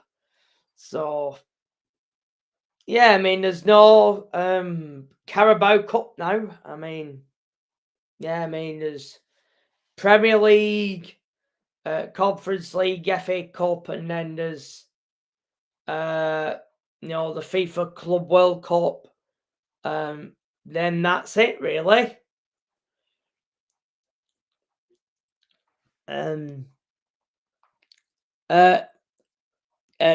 Yes, Hayden Cox, 100%, mate.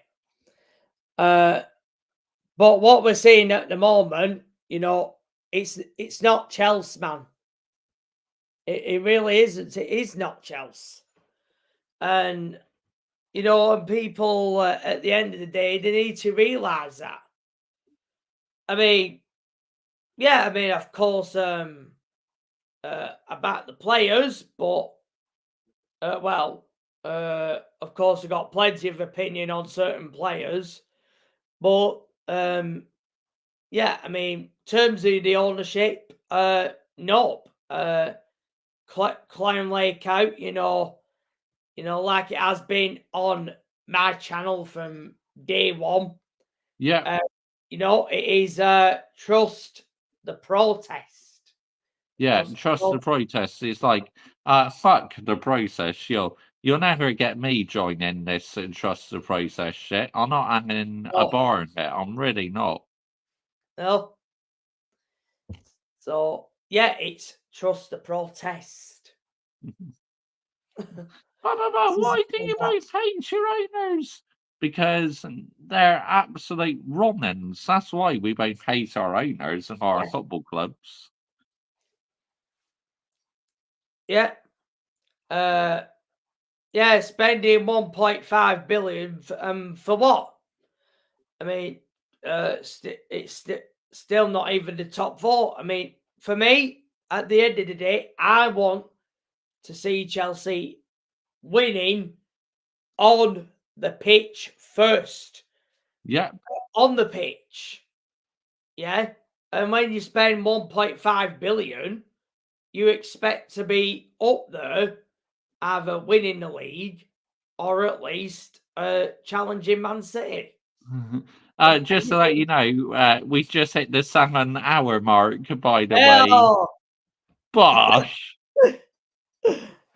Oh, yeah, and big up to everyone who is in the chat as well. I mean, 7 hours. I mean, that is lethal.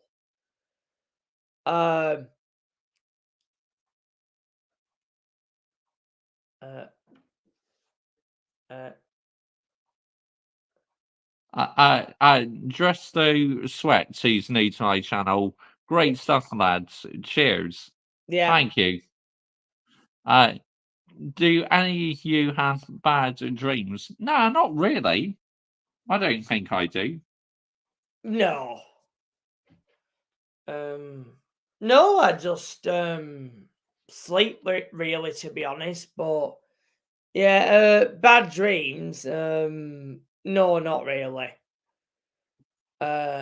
So yeah. I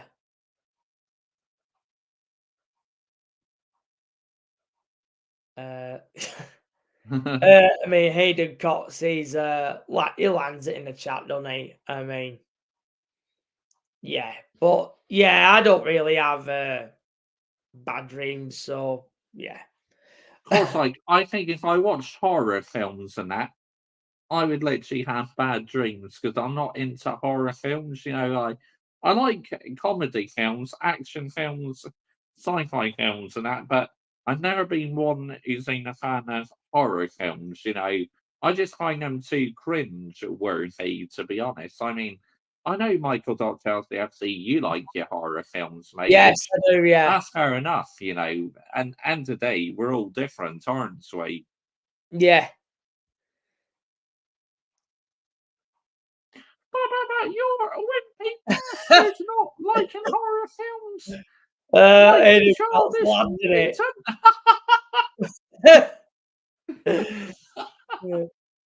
Oh, Aiden Cox is landing it. Yeah. Yeah. Yeah, Aiden Cox, he's landing it in the chat, isn't he? Oh, yeah. Yeah. Yeah, facts. There.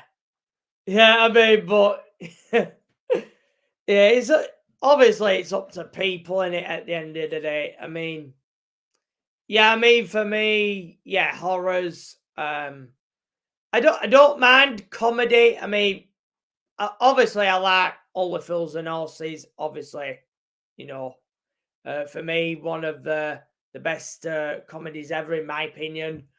But yeah, it depends what comedy it is. But yeah, I mean there are other types of comedy I'm not really a fan of, but yeah, it's is what it is, isn't it?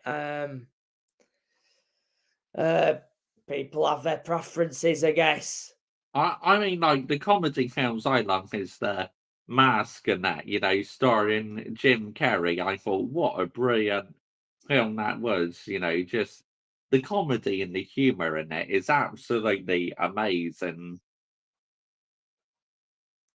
Yeah, I mean, um, yeah, yeah, yeah. So yeah, be so the masker, yeah, be wasn't he Ace Ventura as well? I Yeah, think, Jim Carrey, Ace Ventura, yeah. yeah, Hot Fuzz, yeah, I love Hot Fuzz as well, Hayden Cox. Your dad's got a good taste there, mate. What a film Hot Fuzz is. And even though I don't like horror films, but I didn't really think this was a horror. Shaun of the Dead, that's another film I liked as well. Shaun of the Dead. yeah. I mean, in terms of yeah, oh, is that a zombie film? Is it? I think it is, isn't it? Shaun of the Dead, isn't it? Yeah. Yes, it is. Yeah. It's more of a comedy. Comedy horror. Yeah, I'm not really a fan of probably of that line of genre, but yeah, obviously it's for some people, and obviously it's not for others, and yeah, I mean it is what it is, isn't it? In terms of that, I mean, yeah, I mean I don't mind comedy. It just depends what it is, and then usually for me, if I'm not a fan of something, I don't tend to be a fan of it. So yeah, I mean, uh, we all have different tastes, don't we, and all that stuff. So yeah, um, yeah. I think Hayden Cox is yeah. He said it's more of a comedy. Hayden Cox there in the chat. But obviously, yeah, you'll know more about that than me. So yeah.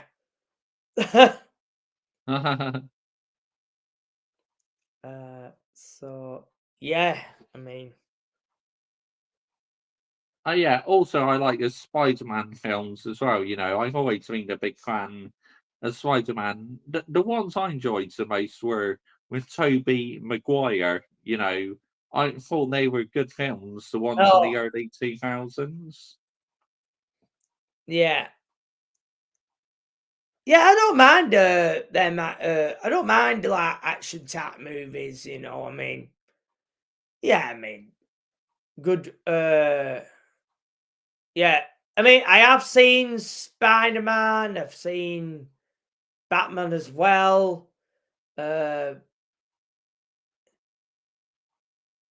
yeah, I mean, yeah, yeah, I mean, in these things, obviously, obviously you get the movie, you get the TV series, and then you probably get the comic, and then you get a lot of things, that come in those things in it. I mean, Spider-Man, Batman, is it I think it's Marvel these days, or Marvel series, or whatever. There's all that stuff as well. Yeah, I mean, Yeah, it depends what you've watched and what you've grown up with, really, and then obviously, if you've if you've loved it, you loved it, and then if you don't, you don't. I mean, Aiden Oh, I Cox can't put and this up on the knows that. screen. Yeah, this is facts. To be Yeah. honest, Josh, you say you don't like horror, mate. But you watch Man United every weekend, so you must like horrors after all, mate. Yeah, watching Oh, Man that's United fucking is like, brilliant. That's just amazing. yeah. I mean, watching Man United is like, yeah. I mean, you want to close the curtains, basically, don't you, in terms of that? So, yeah. I mean, he's right. I mean, Aiden Cox, he's landing it in the chat, isn't he? Yep. I mean, yeah, it's yeah. I mean, there might be some truth in that there, Mr. Joshy D. I mean, yeah. I mean, he's right. I mean, you watch Man United every weekend, and mind you, it's almost every week now, isn't it? So Yeah. yeah, he's right. I mean, yeah. I mean, wow. I much prefer to watch Sabrina Carpenter in concert. Yeah. Aiden Cox is landing it in there in the chat. He's on fire, mate. Honestly, it's brilliant. Yeah. Oh. Pulls.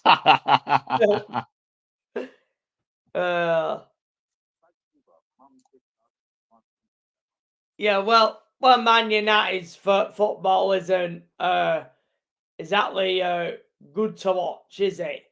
I mean, obviously, Ten Hag ball. I mean, that didn't end well, did it? Yeah.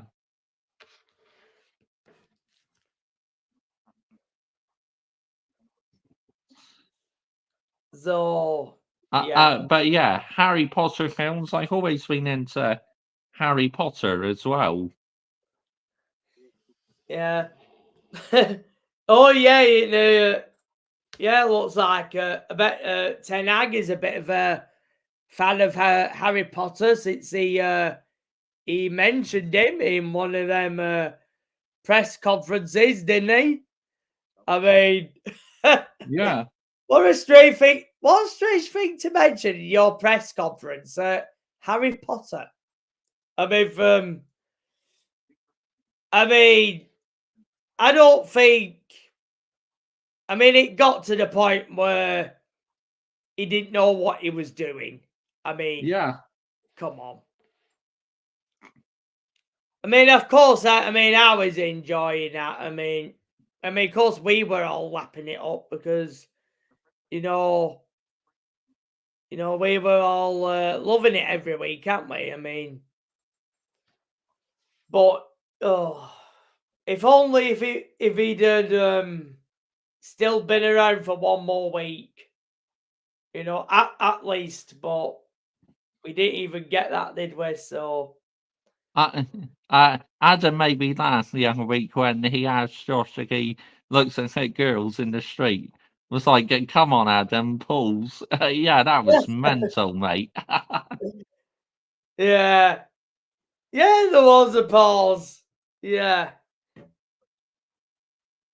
Yeah, but yeah, I mean, who doesn't? I mean, come on. At the end of the day, who doesn't? I mean, at the end of the day, we all do. Yeah. So yeah. Yeah, Adam is a real one. Yeah. Yeah, big up to Adam Partridge, yeah. Yeah, I know. Of course, he's always a regular, isn't he, as well? Yeah. Yeah, Fats Aiden Cox, I'm sure you do, yeah. Yeah. Oh.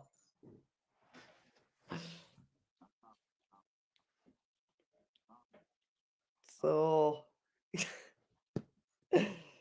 yeah, I mean, he's landing it in the chat tonight. Hayden Cox. I mean, talk about landing minerals. Yeah, I mean, he's heard some stories of me after I've been out. Oh, wow! Oh my god! Yeah. But yeah, I mean,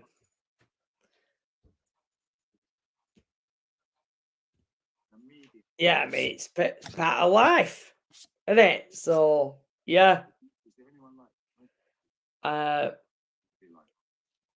yeah, but big up to everyone in the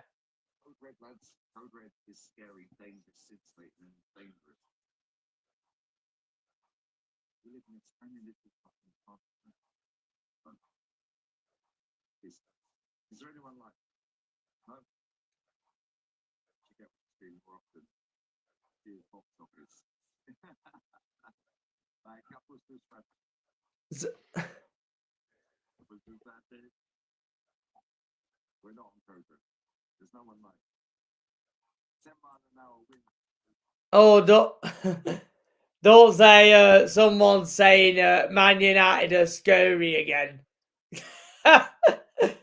Oh, hey! Josh looks like he's texting some lady's pals.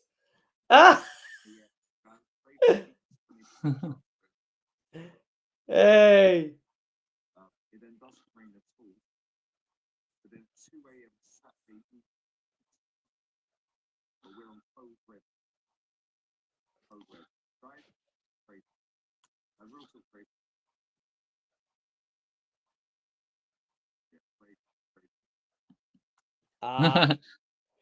Yeah, yeah. He's saying you text him some ladies, Mr. Joshy J.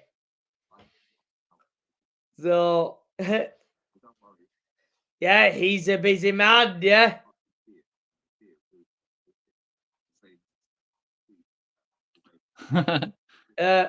Must be a lucky lady, pals.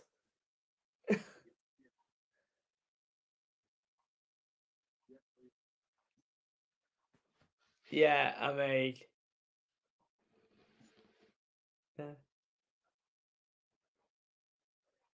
yeah. Well, he did say do a leaper earlier on, but but I don't think it's do a leaper Hayden Cox.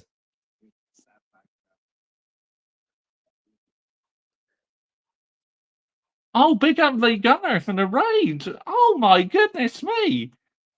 This is a historic moment. One of the biggest YouTubers has just raided my channel. No way. Big up to every single one of you from Lee Gunner's chat. Yeah. This is absolutely incredible. Well, welcome to the stream, guys. Yeah, big up to big up to Cog, big up to Zip It Mate, big up to Rude Boy, and yeah, big up to Lee Gunner as well. Yeah, I mean, God, we're getting a Lee Gunner raid here, Mr. Joshua J. I mean, everyone's coming in. Big up to Flames as well. Yeah. Wow.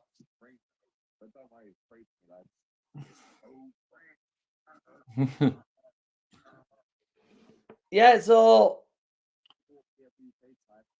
yeah, let's have a look.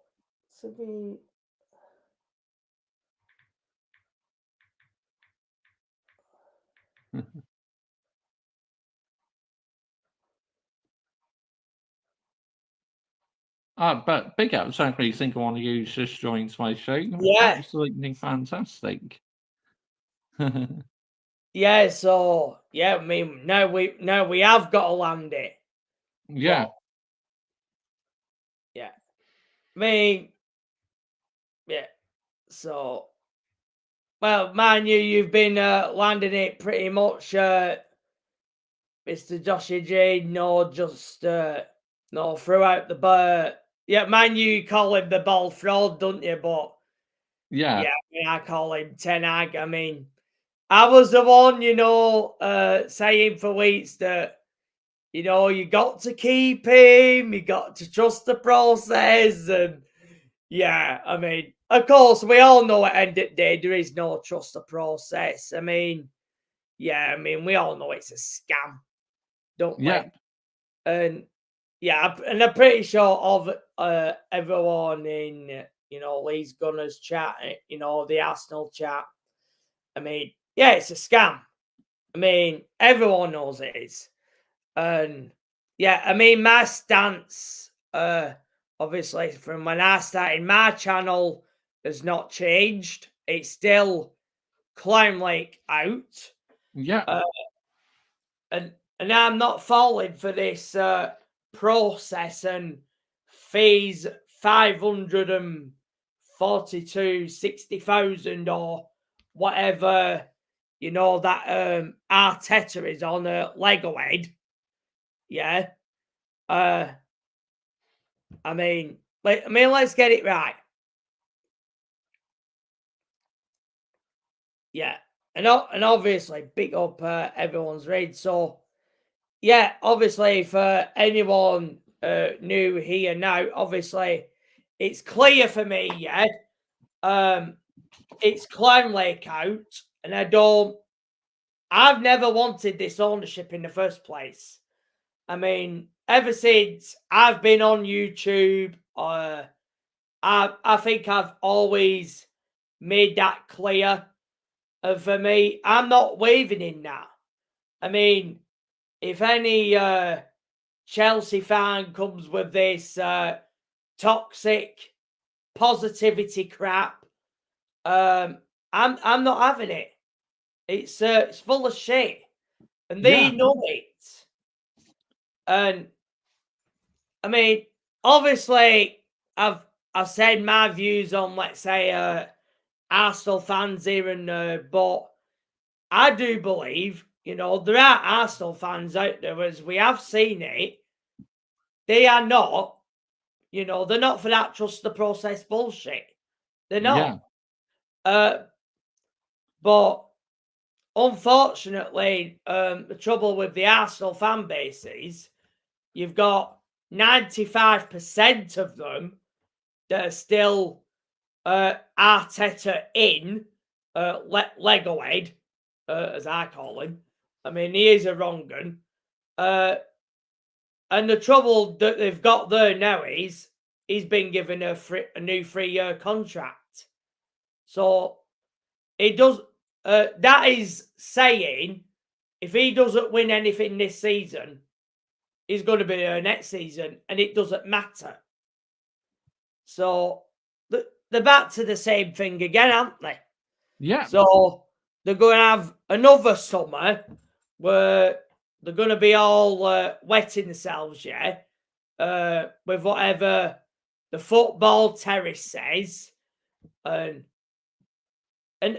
this is another thing, yeah. I mentioned Henry talks bollocks earlier on. Why have you got a Spurs fan, wetting themselves over bloody Arsenal? I mean, and then there was all that North London United fiasco.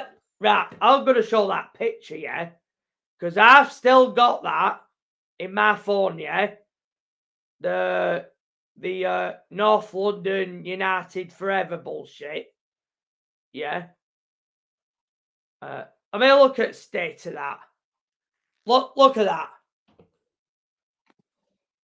I mean, that's ridiculous, mate. I mean, would you see any of that in Real Madrid or Barcelona? No, because what they would do, they'll probably find your address and hunt you down within about an hour and that. So why is it we have the weak mentality in this country? Yeah, and you won't even get that up at North, Celtic and Rangers in Scotland. You Yeah, I don't get agree. that Not up there, do you? sustainable. Yeah. I mean, can you imagine? I mean, do you remember the reaction, of when Luis Figo, he left Barcelona, and he went to Real Madrid? Yep. Do you think all the Barcelona fans all welcomed him back when he was wearing a Real Madrid shirt? Did they? Nope. They didn't. So, and yet, you look at the Premier League and you get pictures like that. Yeah. I mean, obviously the Spud fans, I mean, they're bad enough, aren't they?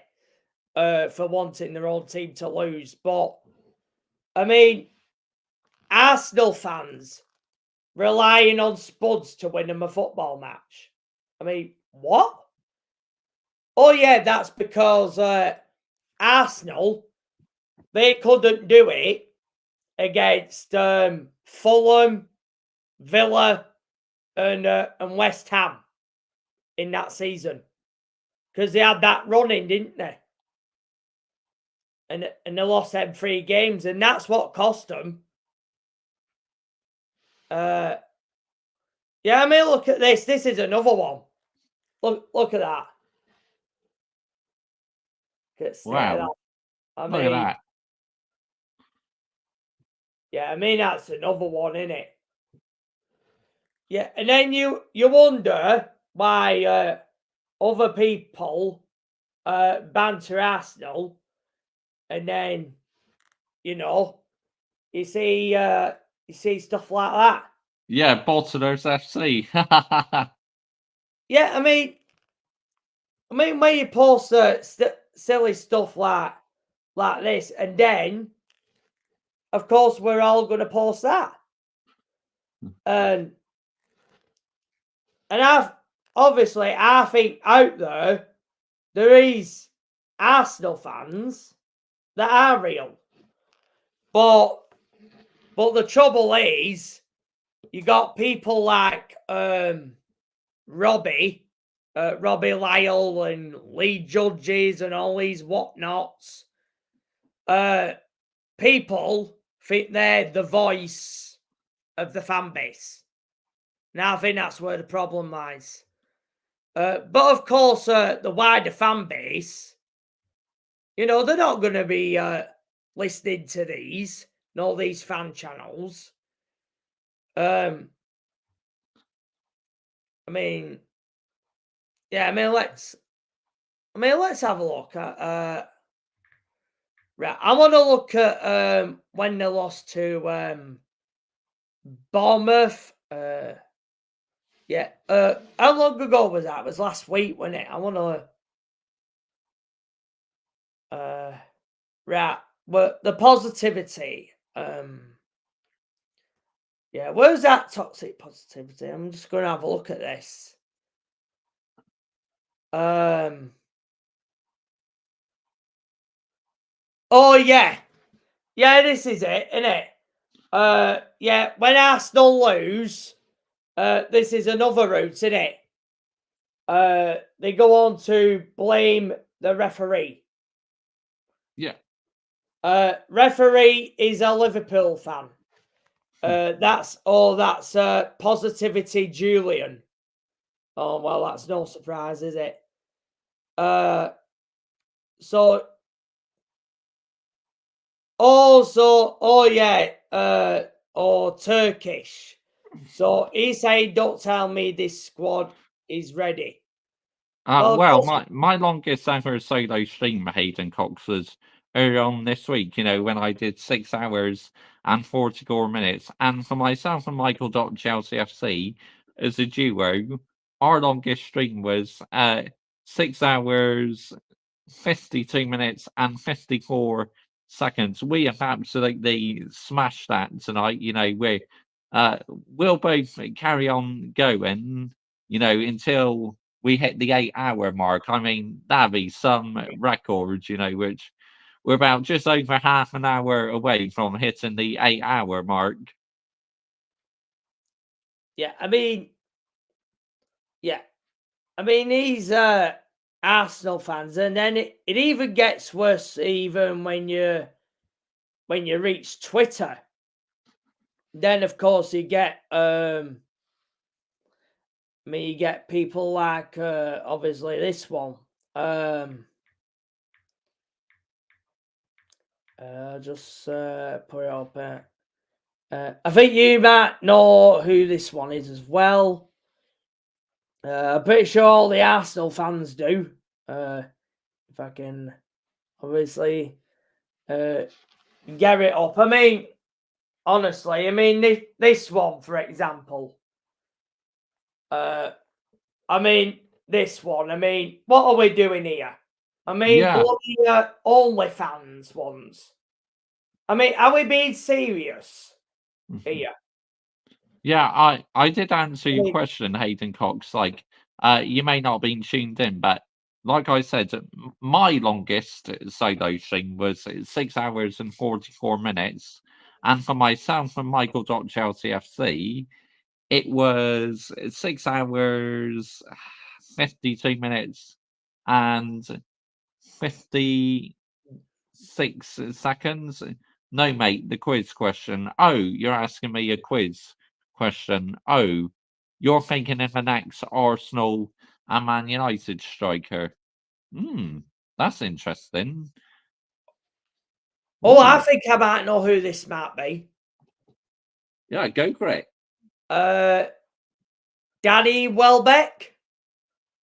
Yes, I reckon so as well, yeah. But I know who else it could be.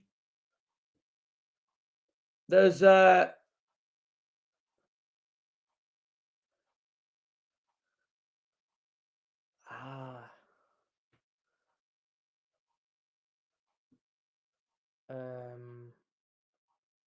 Robin Van Persie. He's another one as well. Yeah. Danny Welbeck, Robin Van Persie. Robin Van Persie, what a legend he was, honestly. Yeah. 1-0 Michael, you got it right. So 2-0 Michael. Yeah, they were two most obvious ones that I can think of. Yeah, Josh, you're getting battered here. I know, Mr. Joshy J, Stinker and Hugs. There's one more. See what the question is. Go on, mate. Go on, Hayden Cox. Far away, mate.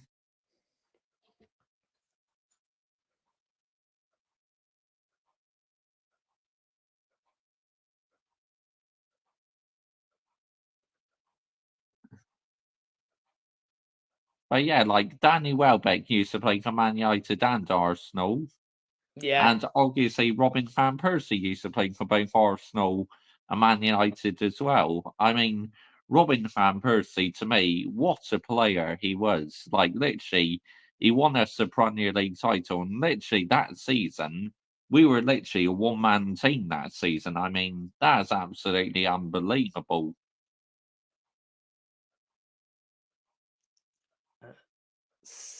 Same question.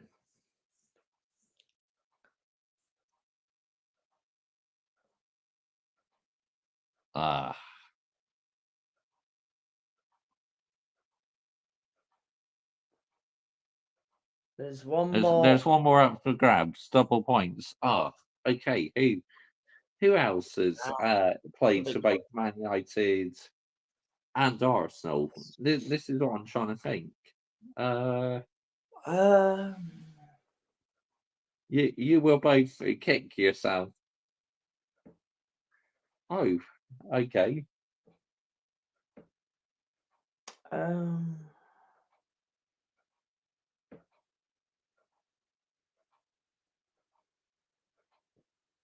There's one more. Oh God.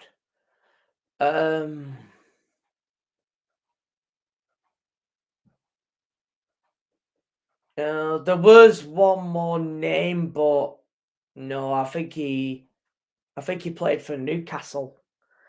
So no, I don't think it's him.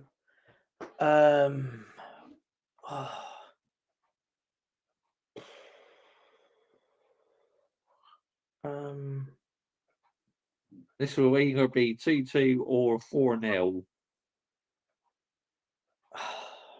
I'm going to guess Louis Saha. You know,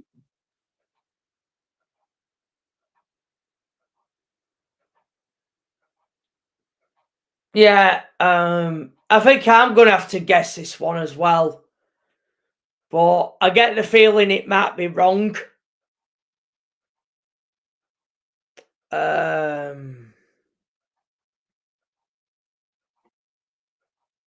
my God. I don't even think it's the right answer either anyway. God,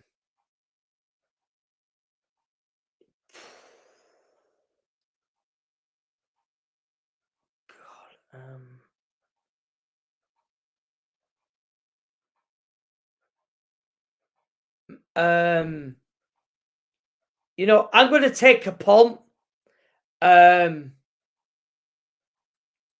Alexis Sanchez. yes, Alexis Sanchez.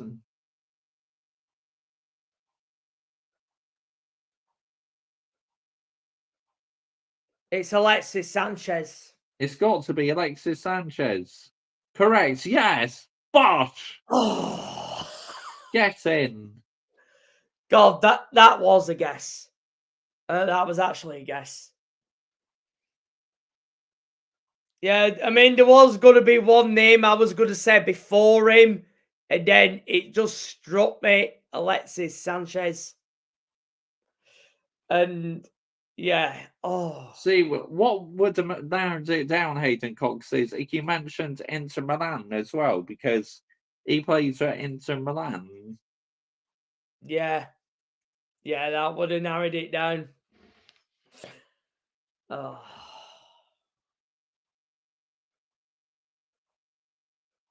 Next question. Man City and Aston Villa player. Ooh, are you talking about a Man United player who plays for Man City and Aston Villa? Is that what you're talking about, Hayden Cox?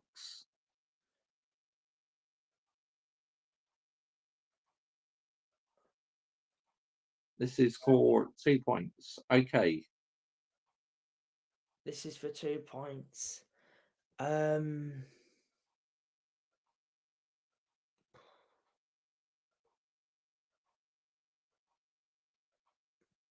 there's only one I can think of. Jack Grealish. Yeah, Jack Grealish. That's what I would say as well. Yep.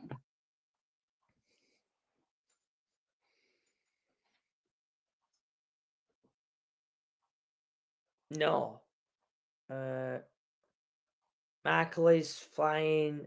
No, mate.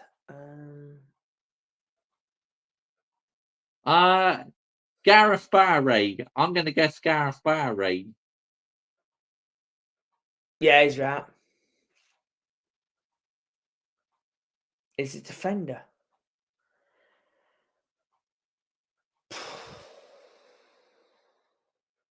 Oh, no.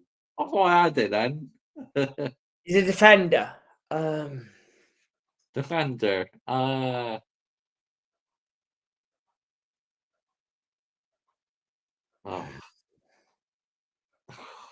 Fucking heck, man.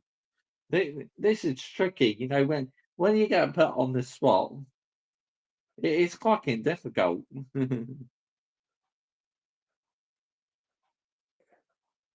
This is a tricky one, to be honest. I'll give you 3 points if you get it. Oh my god.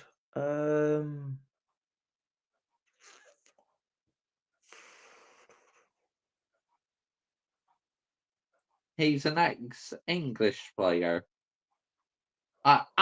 Wayne Bridge. I'm going to guess Wayne Bridge.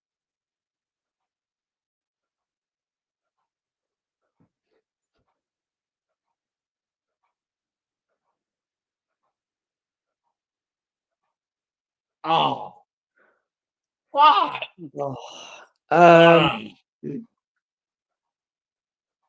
Oh, fucking heck, man. Oh god, I think mine's going to have to be a guess as well. I'm going to take another punt again. I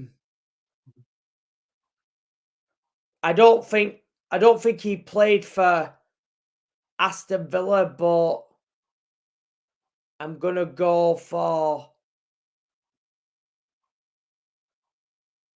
Micah Richards.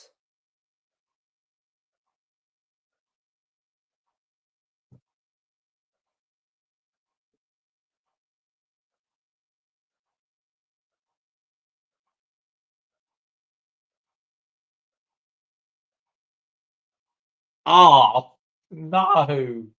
Oh, Yeah. Mikael Richards, you're right, Michael. Yeah, it was as soon as Aidan Cott said he's an ex English international player. 7-0. Oh my goodness me. Kind of stopped me then. Michael is flying, but Mr. Joshy J, stinker and hugs. Biblical stinker, man. Absolutely shocking. Yeah, it was Aston Villa for a short time. Yeah, but yeah. Correct.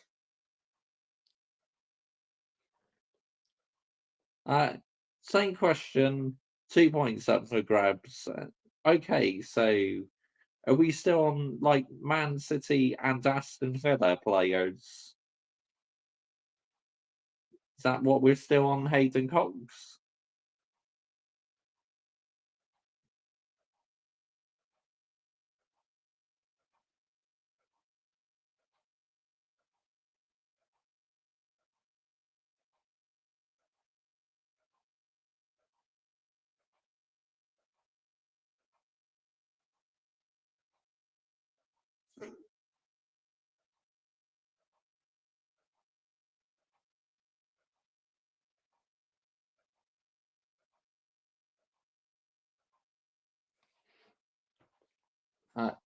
Who is it? Can't Hayden Cox reveal to us because, like, there's Yeah, he's going for same question, 2 points up for grabs.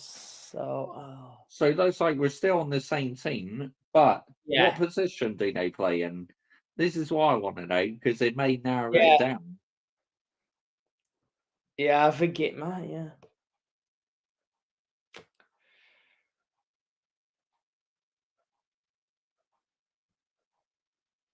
Defense. Okay. Defense.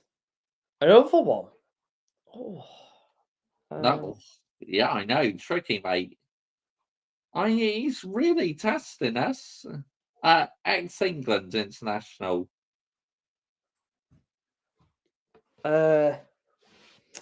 Ex-England international. Oh, God.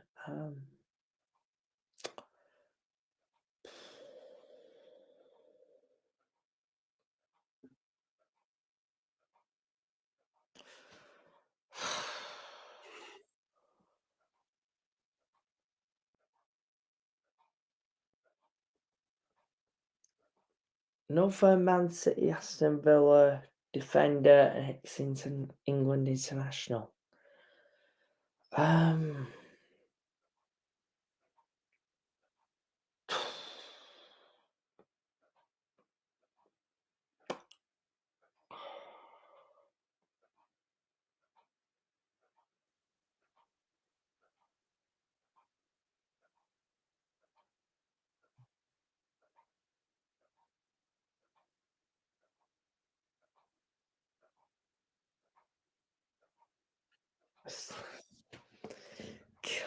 They're not I easy. know, These he's really put us on the spot here, hasn't he? Like, fair play to him, but Hayden Cox is really testing us. Made 26 caps for England, scoring 1 goal.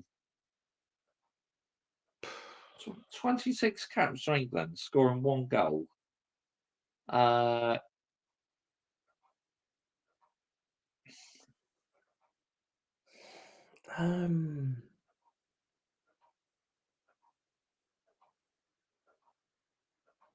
I'm gonna take a. I think this might be a bit of a giveaway here. I'm gonna take a punt. It's a guess. Julian Lescott.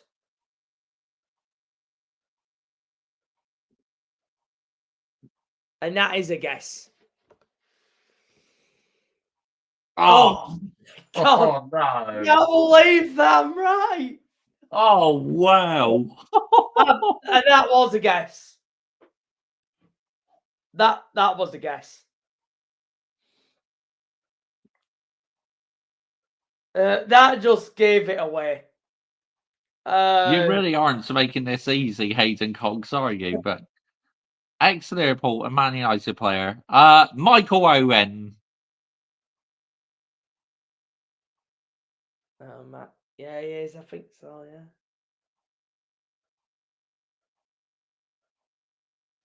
yeah.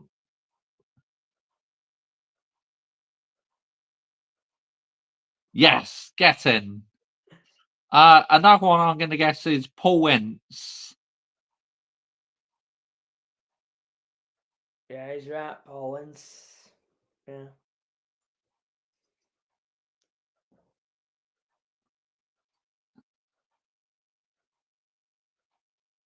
Yes, 9-4. Get in. I'm coming back. Next question. Here we go.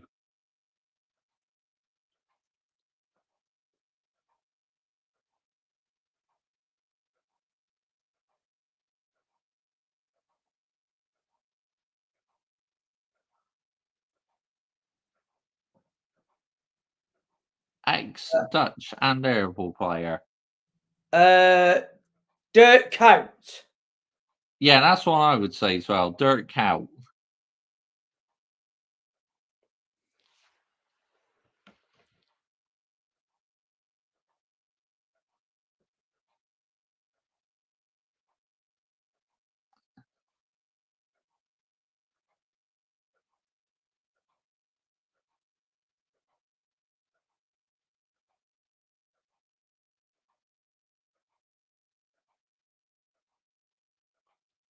Yeah, it's Dirk Kuyt. It's Got to be Dirk Kuyt. Yeah, I would have called so, mate. Yeah, 100%. He was the first one that sprung to mind, so 11-4, Michael. Wow.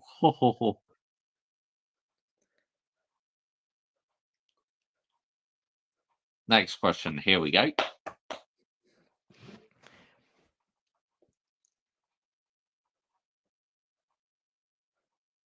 Ex-Southampton and Man United left back. Luke Shaw.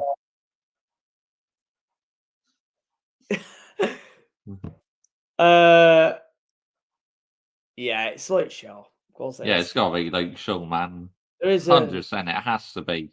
Yeah, 11-6. Yes, get in. Next question. Yep, go for it, Hayden Cox.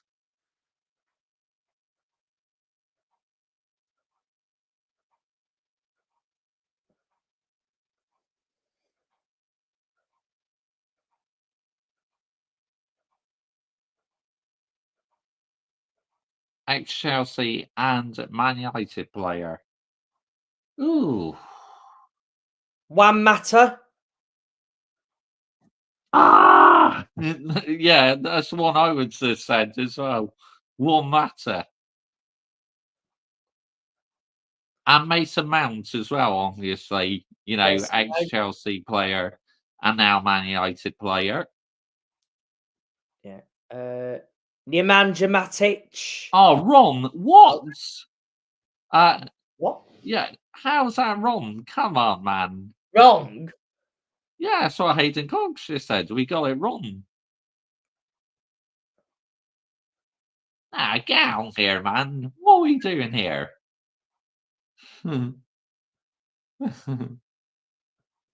How we run?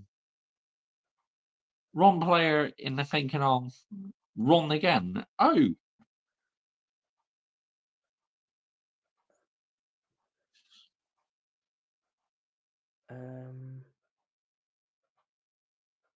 Radamel Falcao.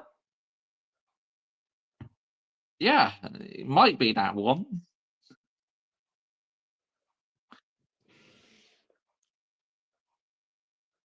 Again, you'll kick your... No?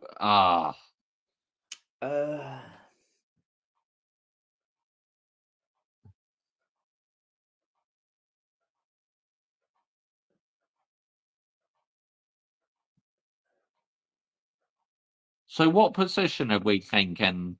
Because that would narrow it down for me. Yeah. Yeah, one for me.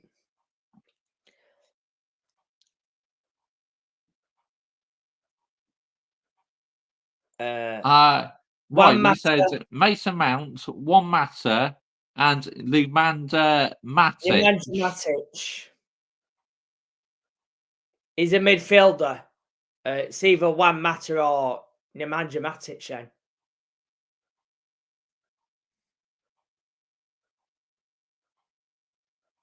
Yeah, Mason Mount as well. Yeah. Correct. Radamel Falcao was a striker, so yeah, it won't be him.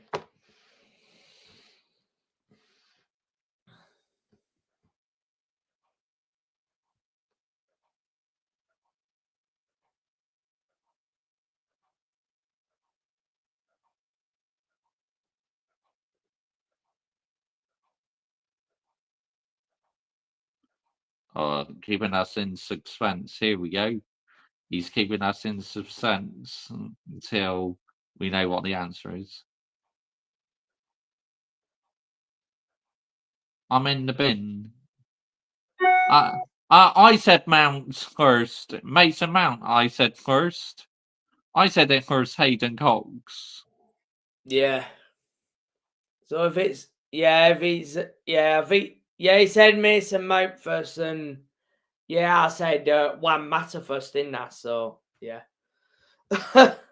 11-8. Wow, game on. Wow.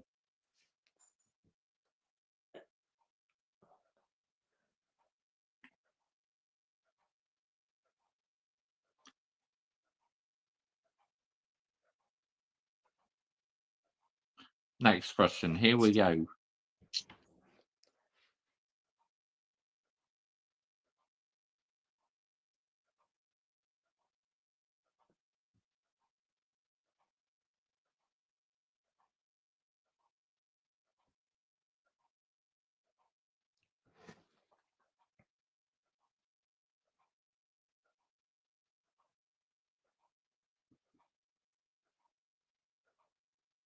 Here we go. Next question. This is going to be interesting. Ex-Man United and Ajax player. There is a lot to pick from, but I'm thinking of just two. 1 point for each player. Daley Blind. That's one of them. He used to play for Man United and Ajax. Donny van der Beek. Donny van der Beek, yeah. No. No. No. Oh. And no. No. Okay. Ex-Man United player. Which position is that then? Because I know some players that come from Ajax and Man United, but what he's talking about is ex-Man United players. What have gone to Ajax? One guess, otherwise I'm moving on. Oh, okay.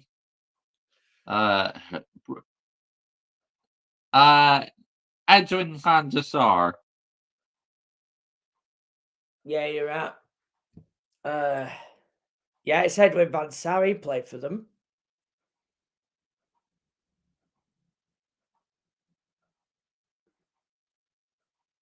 Can be ex-Ajax or ex-Man United. God.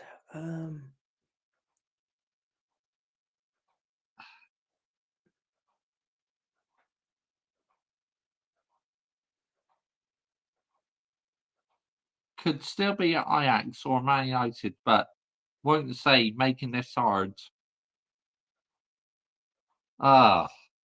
Gordon Bennett. Delect.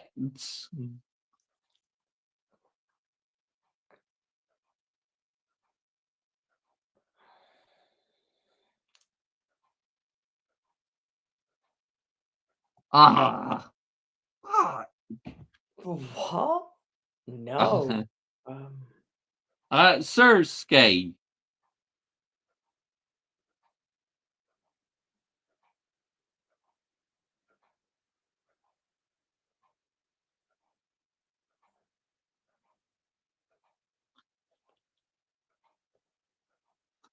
No. No. Yeah, Zerski was at Bologna. Yeah, that's right, actually. Yeah, he's at Bologna, wasn't he? Yeah. Yeah, you're right. Gordon Bennett. Tough. Very tough.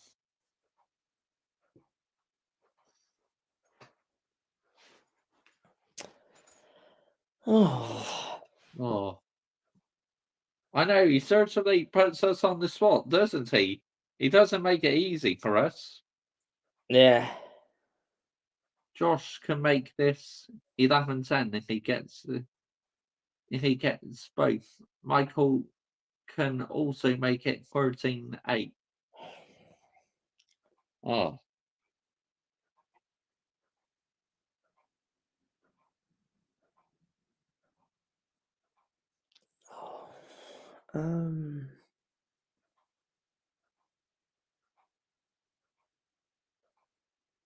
Oh. Repeat the names you said, please, in case I missed it. I know I haven't this time, though. I said Delect, the defender, and I said Daily Blint as well.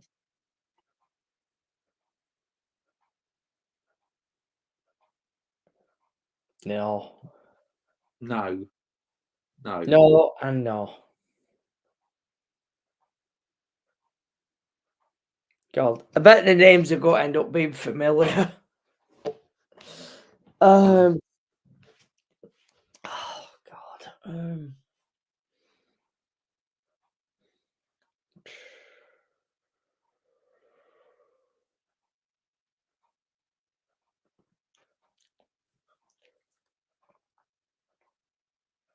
Boys, you'll kick yourselves.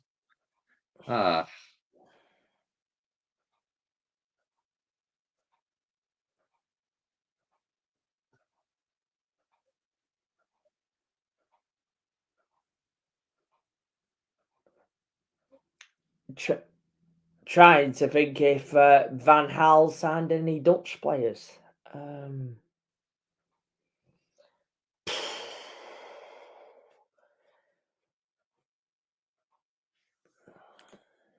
Memphis Depay. Yes, Memphis. Gone. That's got to be right. It might be.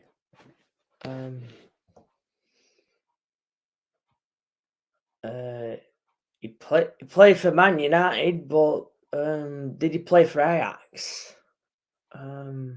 Yes, he did.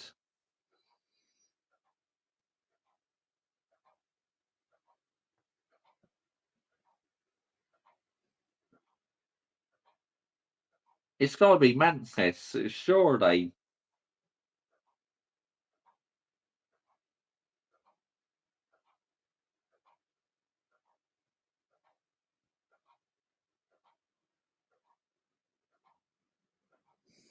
They may be at Man United now.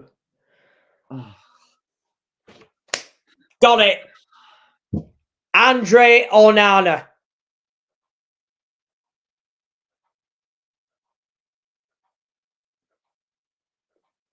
It's got to be Andre Onana. He was at Ajax.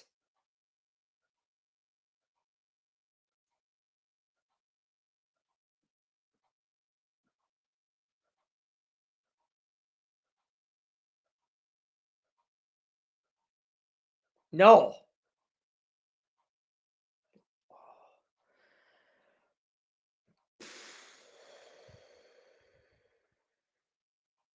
God, I don't even, I've not seen anything of Ajax for quite a while. So,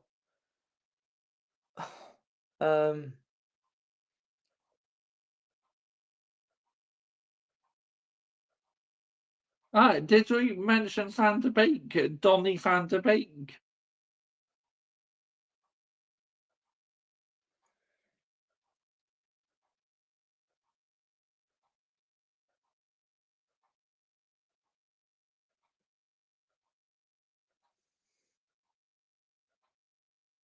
$1.8. Nope. Wrong. Donny van der Beek plays for Girona now, doesn't he?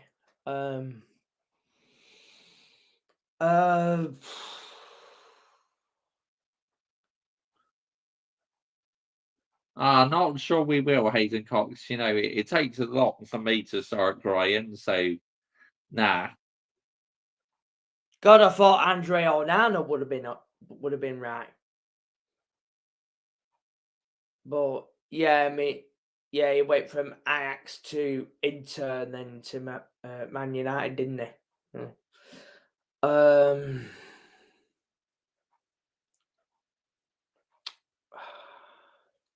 Yeah, I know, Hayden Cox. I know you're joking, mate.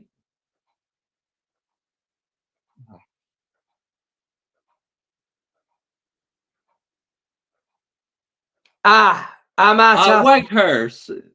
Luke Weghorst. He's Dutch.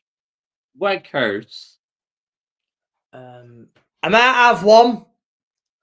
Christian Eriksen. No. By the way, we just hit the 8-hour mark, by the way. 8 hours. Christian Eriksen.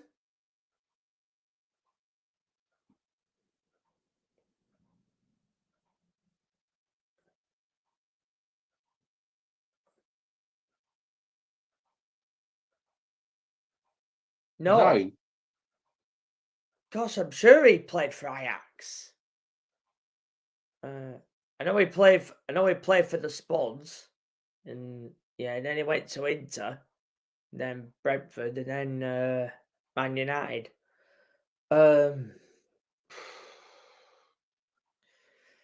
Hence, they both play for Man United now. So I said De Ligt, that wasn't right. I said Sirski, that wasn't right. Who else? Mascherare. I know. Anthony. Yeah, 21. Anthony. 21. It's Anthony, surely. It's got to be 21. Yeah, it's No. Anthony. No, it's not. No. Yes, 1 point. 12-8. Yeah, I said Anthony in there.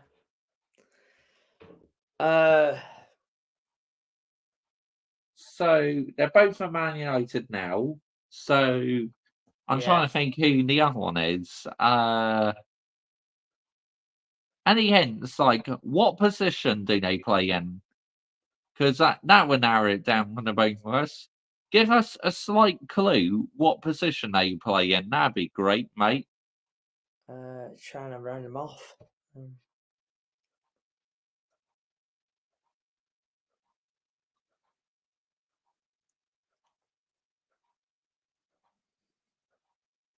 To make it interesting, this is the 2 points. But say which position they play in. Defence. He's talking about Man United now. So I'm gonna take a punt here. Tyrell Malacia. Marashia. Tyrell Marashia. Yeah. Yes! Get in! But I think I should get the points because I said the name correctly. Tyrell Marashia.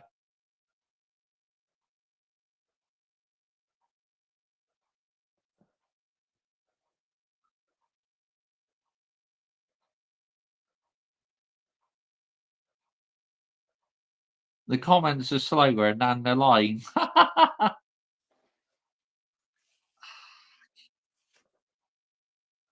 It's not him. No, it's not him. Luke Shaw.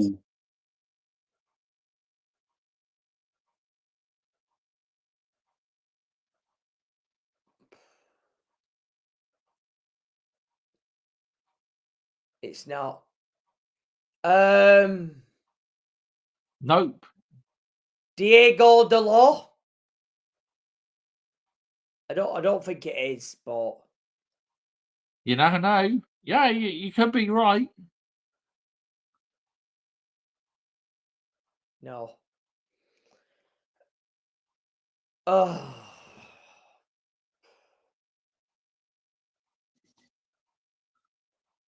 Victor Lindelof. It might be. It could well be Lindelof.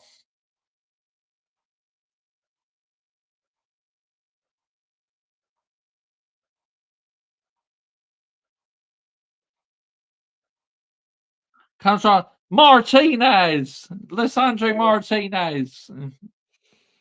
It's going to be Martinez. It is. It's got to be. Oh. Yes, 12-10. Get in. He's played that one well. Yeah, he has. He has. He did very well here. Next question.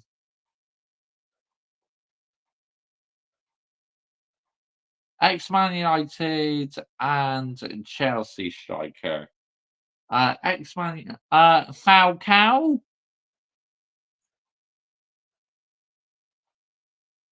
Yeah, it is. I think it is.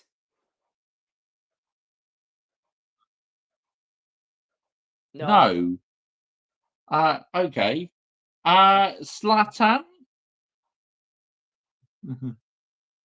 Did Ibrahimovic play for you guys? No, I don't think he played for Chelsea. No, I don't think. No. No. What about Forlan? Diego Forlan? Did he play for Chelsea?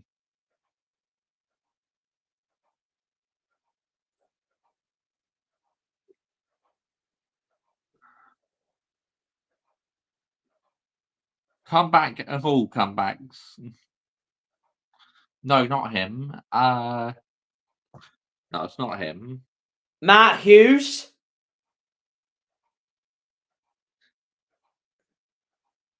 Hence, he also plays for Inter. Romelu Lukaku. Lukaku. I got in first. Lukaku. Yeah, it's Romelu Lukaku. It's got to be.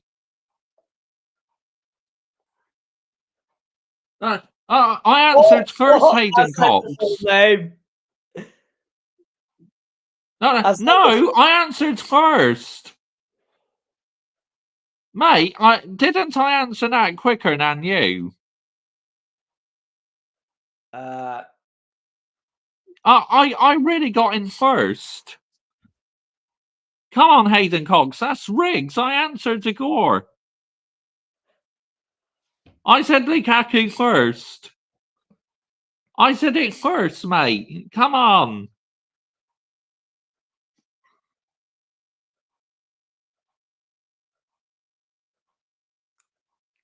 Goes to VAR.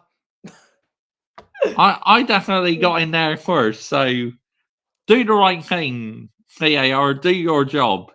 Don't screw me over like where they screwed over Man United. Gonna go to VAR.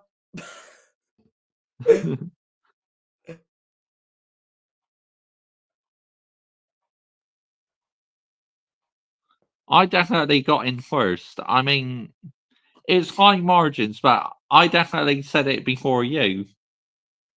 As soon as he said X enter, straight away I said Lukaku. VAR has overturned it. Yes. See, I knew you were enemy on Hayden Cox. I knew you too well, mate. You, you asshole. Next question, go on.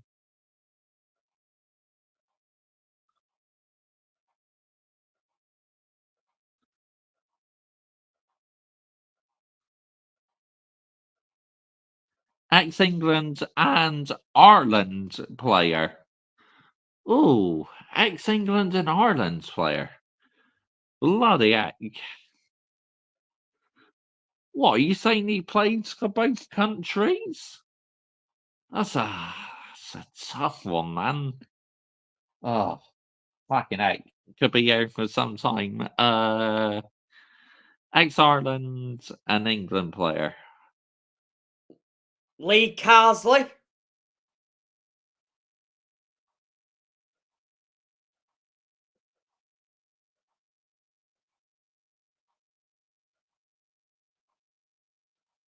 No.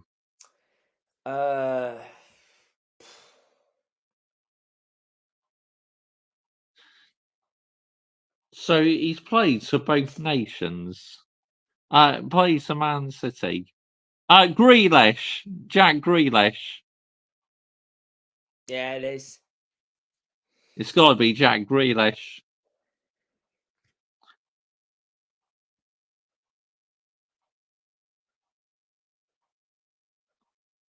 Yes. Wow, I can't believe this. I was miles behind. Now I'm in the lead. Next question, 5-pointer now. This must be the final question, surely. Yeah.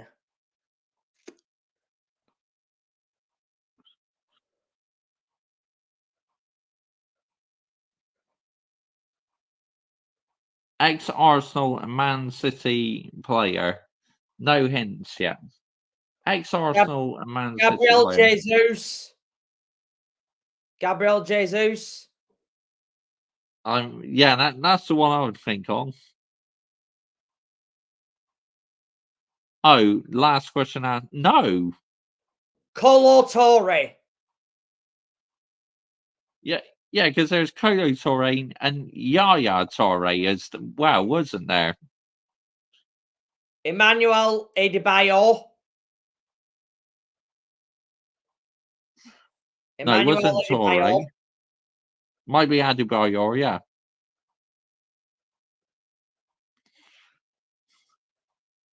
Samir Nasri. Nasri, yeah, it could be. Could well be Nasri. No. May play for one of the teams now. Zinchenko. Andrei Shinchenko. No. Yeah. No, not Andrei Shinchenko. I'm thinking of Andrei Shevchenko. I mean, fuck's sake. Yeah, it's the Ukrainian left back, isn't it? Yes, Michael. Well done. Yeah, you guessed it right. Yep. Wow.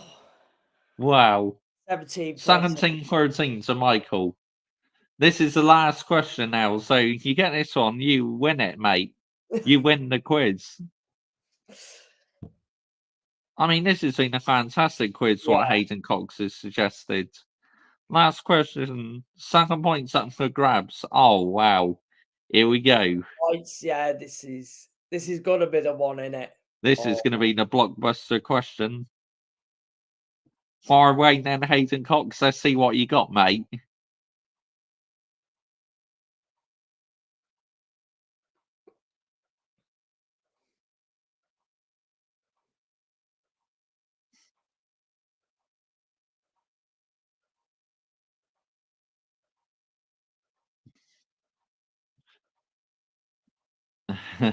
He's keeping us waiting. Yeah. He's keeping us in suspense. Come on, spill the beans, mate. We need to know.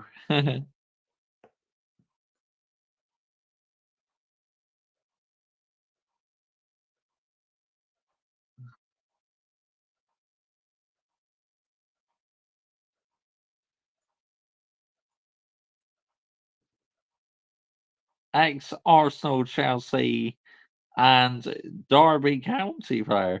Ex-Arsenal, Chelsea, and Derby County player. Ex-Arsenal. Oh, gosh. Who gets this wins. Oh, he's really put us on the spot now, mate. He wants He wants a full name too. Oh, Gordon Bennett.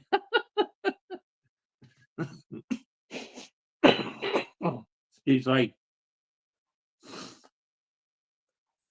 Not just a second name. Okay.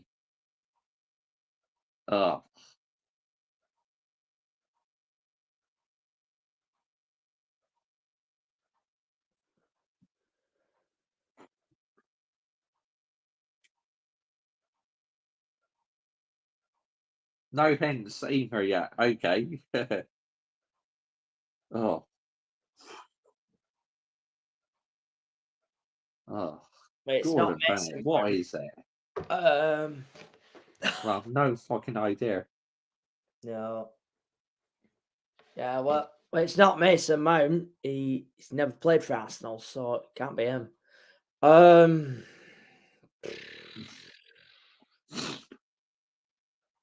Trying to wrap my brains on who's played for Derby.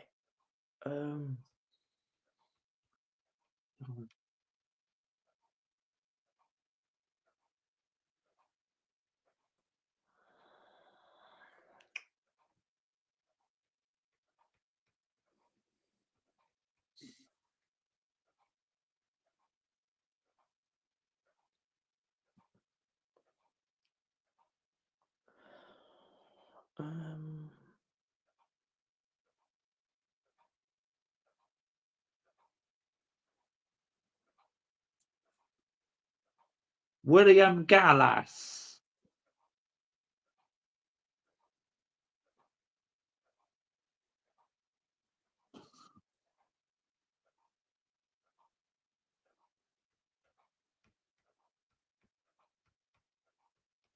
Trying to think here.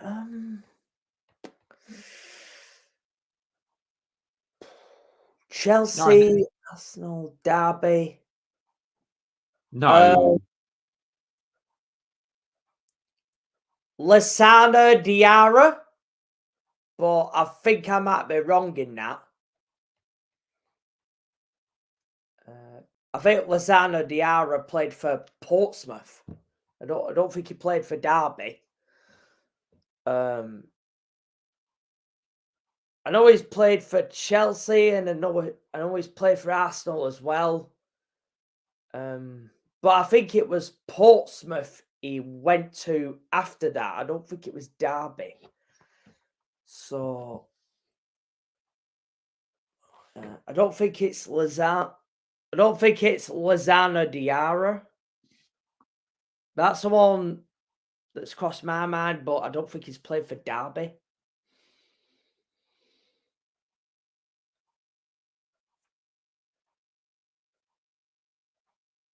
Um,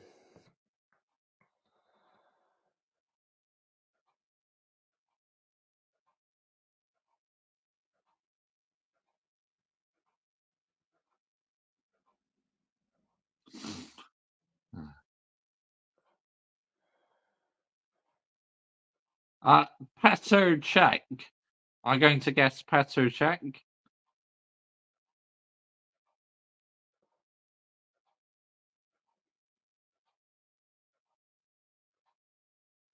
No. no. Yeah, he played No. he played for Chelsea and Arsenal, but yeah, he didn't play for Derby.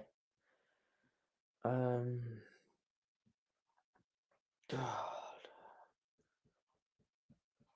Hence, it's not a goalie or a striker. Okay, so if it's not a goalie or striker, it's got to be a midfielder or defender.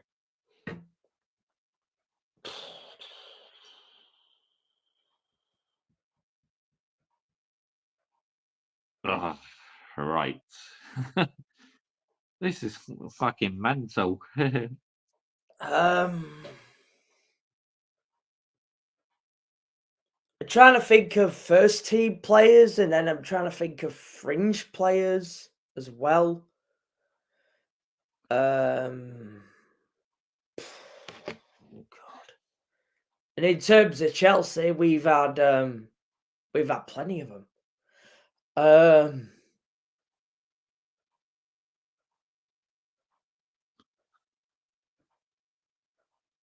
He's retired. He's retired. Is it? You're both still going. I just woke up for work. Oh, welcome back, CSC 1905. Yeah, like, we're pretty much done after like Hayden Cox finishes this quiz. Yeah, but we absolutely smashed our record tonight. Nobody had them in the comments. Yeah, because we're on the deciding question now. Whoever gets this right wins the whole quiz. Where Hayden Cox earlier on tried to screw me over because I answered the question first, but then he said Michael.Chelsea FC answered the question first, so we had to go to a VAR check. Yeah. Oh.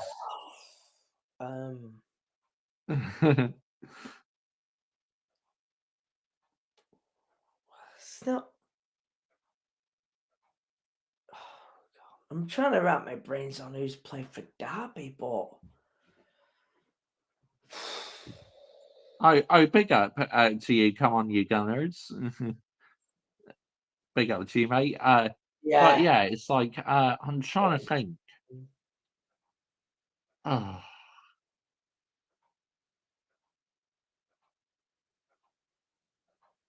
I'm just wondering if it's a fringe player.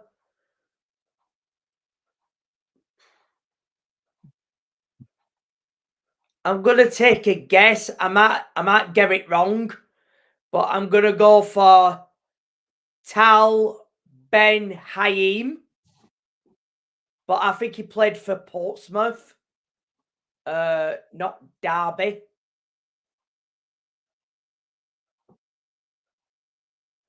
I'm going to guess. One I'm going to guess is Demba Ba. I know he plays for Chelsea because the Chelsea fans used to sing Steve Gerrard. He slipped on his fucking ass. He gave it to Demba Ba. Yeah. Steve Gerrard. Oh, it's crazy, honestly. It's mad.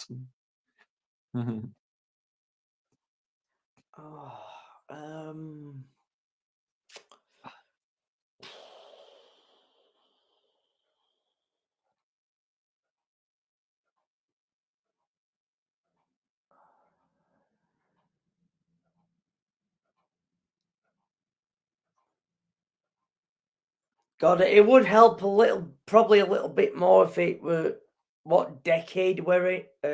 he played in. That probably would help. Oh.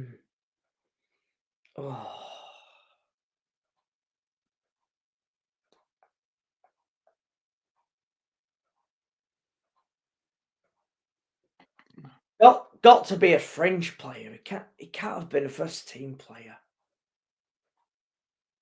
It can't have.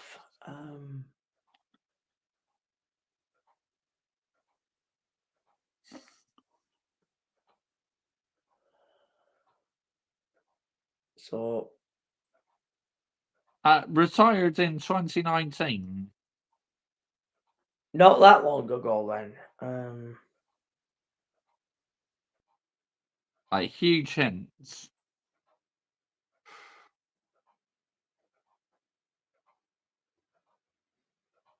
So he's not a goalkeeper or a striker, so that's them two positions now. He's a midfielder or a defender.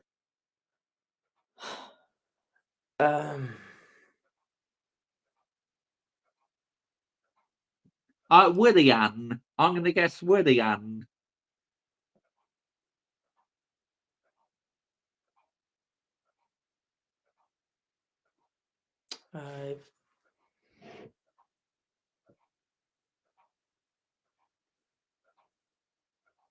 No, yeah. Willian didn't play for Derby County.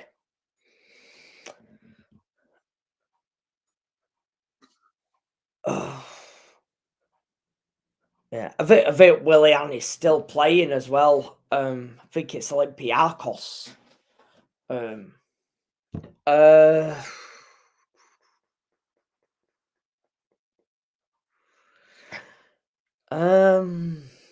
Oh, gosh, man.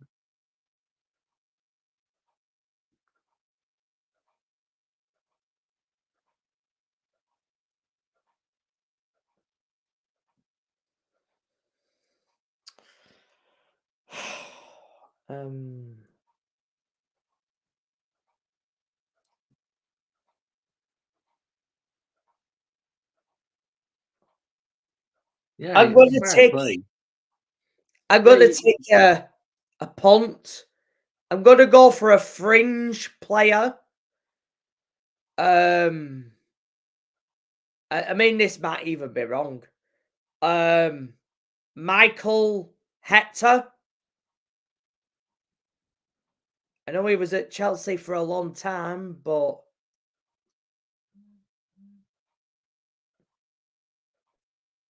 I think he played for Sheffield Wednesday. I don't think it's him. No, it's not. I thought it might not be. Oh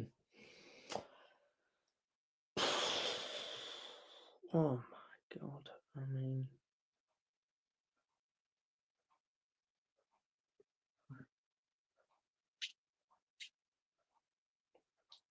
it's not Raheem Sterling, so it ain't him. He said it'll be 1 minute, lads, because apparently he needs to rewatch the VAR video. You know, we watched it where we both answered Lukaku. Oh yeah. So yeah, it's a defender, and a midfielder, and someone who retired in 2019. Oh God. You really are being a wind-up merchant, aren't you, Hayden Cox? Because I definitely answered that first. If you said I didn't, then it's completely rigged.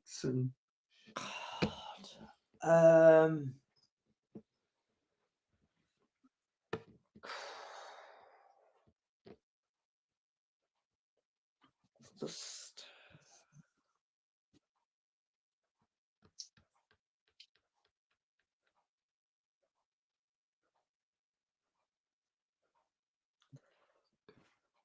He's made this a difficult question. He has, honestly.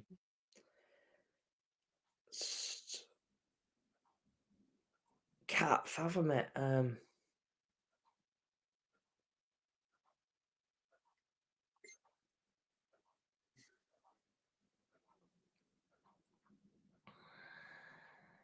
Oh, here we go. Hayden Cox messaged me on Messenger. So here we go. This is going to be interesting. Oh, here we go. Right. Let's have a look.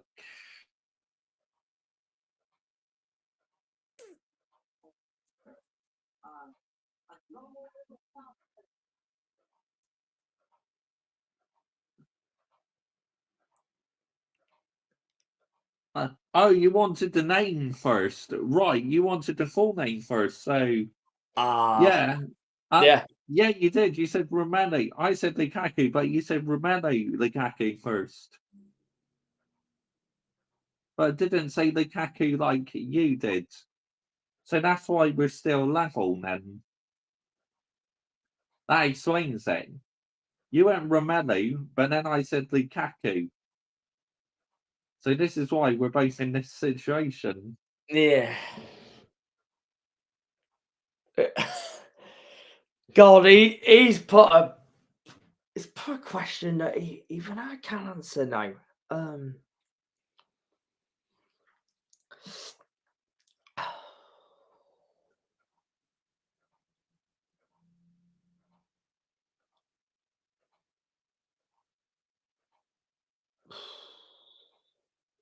Defender, midfielder, someone who retired in 2019.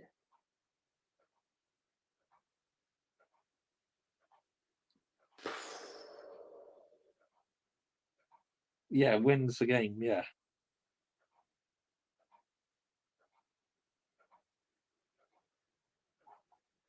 I'm assuming Derby County was the last club they were at. Want a big hit? Yes, please. That'd be handy. A huge hint, in fact. Go on then. Yeah. Go on. Go on, Hayden Cox. I know you want to, mate.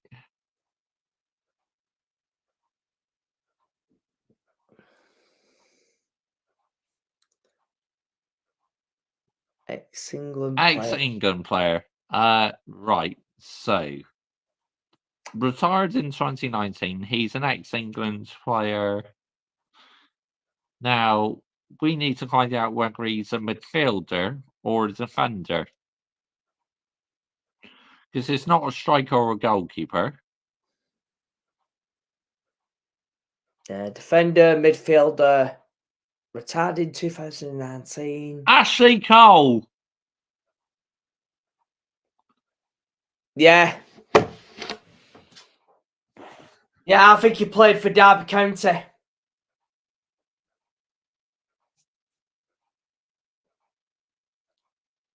I think he did. Yes! I win the quiz! Get in! God. Yeah. And now I'm thinking it was somebody who wasn't that well known. Bosh! Get in! Oh, commiserations, mate. What a battle. Yeah, Derby County's. Yeah, correct. Yeah, I mean, oh, that was close, wasn't it? I mean,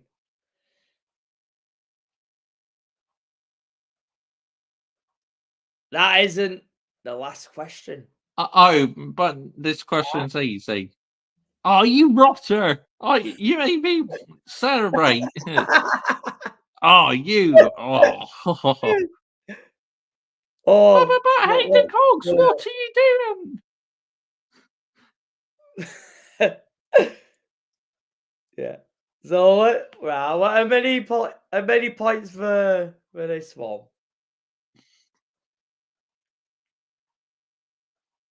$20 all. 1 point to play for. Right. Okay.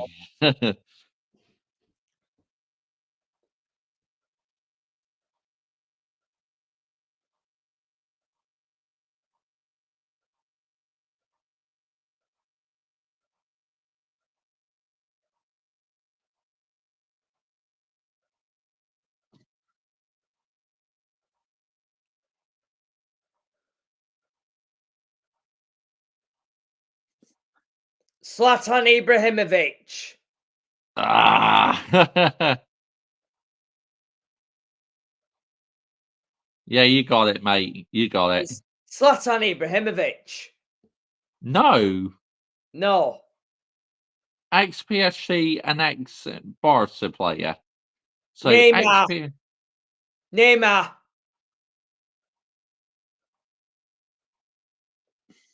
It's got to be Neymar, hasn't it? Yeah, you got it, mate. You definitely got it this time. No. No. Oh.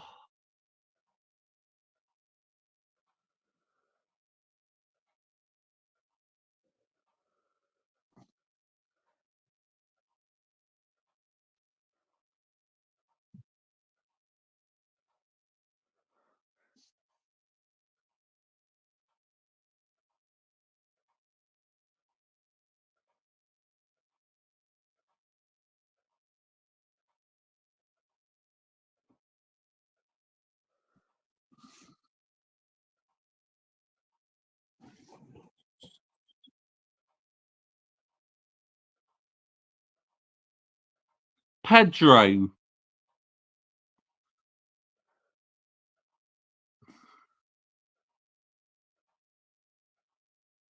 Is it Pedro?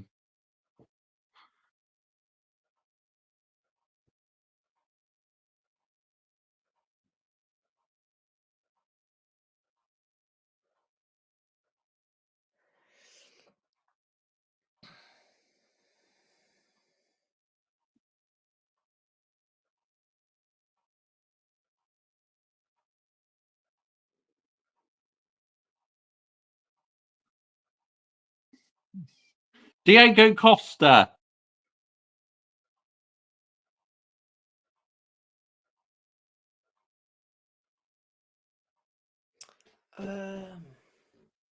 No. So the both ex PSG and Barcelona now. Iniesta.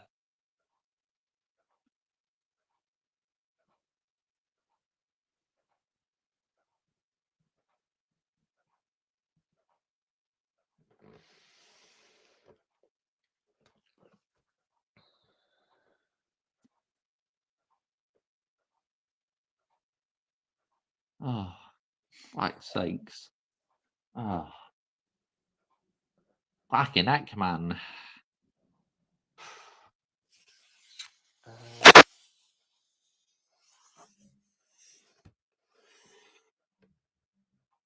Trying to wrap my brains who's played for Barca.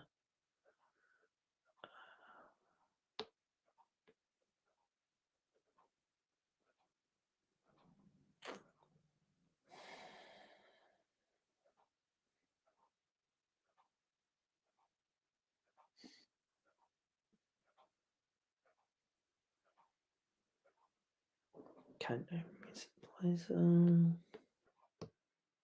Danny Alves. Daniel Alves. It is. It's Danny Is Alves. it? Is it Danny Alves? He Is played it? He played for Barca. No. No. Ronaldinho. Ronaldinho.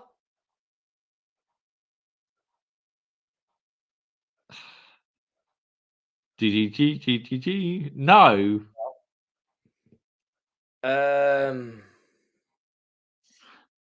Thiago Silva.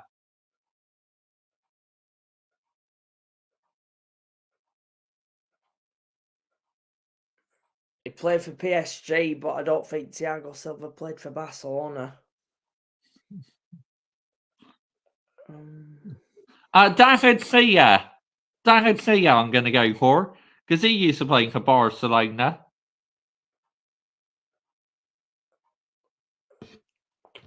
Oh, God. No.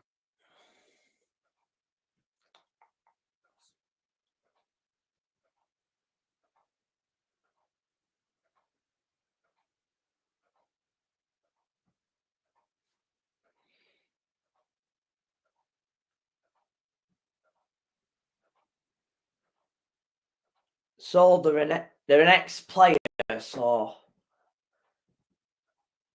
they're not playing currently.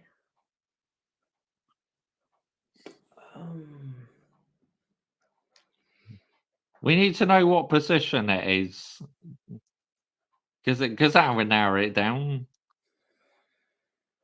Which position are they? Are they striker, midfielder, defender, goalkeeper? That's all we need to know. Oh, you're not saying the position. Damn it. Oh, you cocks. Oh,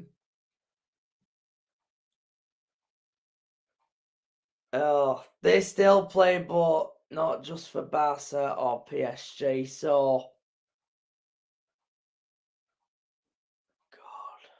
God.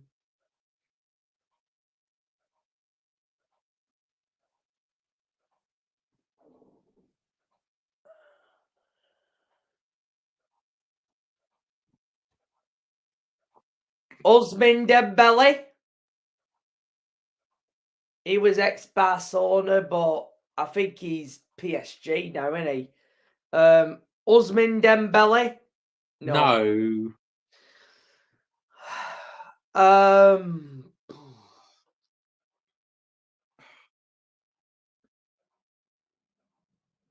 Right, so it's someone who's still playing, but they're not playing for either club now.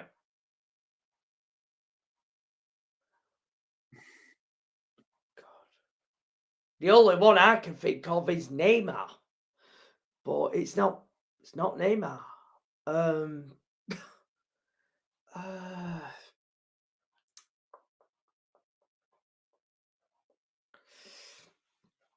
Cucurella.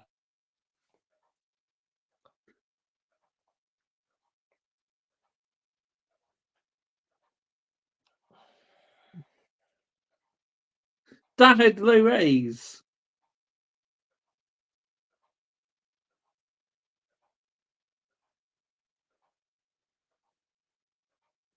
Manuel Ugarte. He played for PSG, but I don't think he played for Barca. It's not. I don't think it's Manuel Ugarte.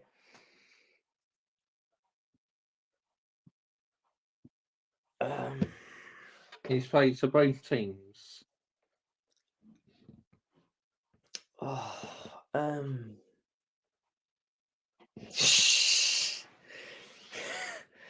Oh God, Aidan Cox is pulling. I know he's an arsehole, isn't he? But in a good way, he's made it really tricky for us.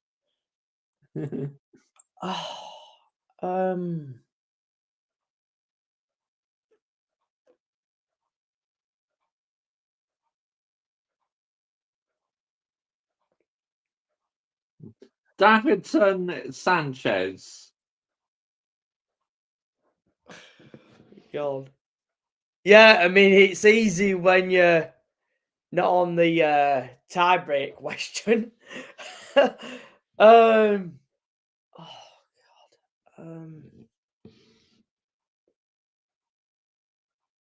You got to start giving us a hint which position he plays.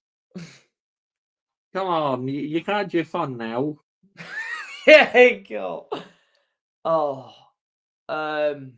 Now it's time to spill the beans and say which position he plays. Left. I know. Alex Grimaldo. Alex Grimaldo.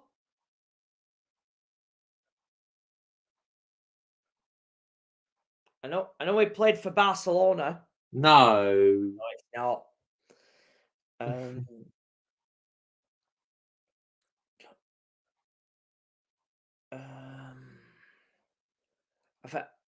I think he's a left back as well. So left-footed. It might mean left wing then.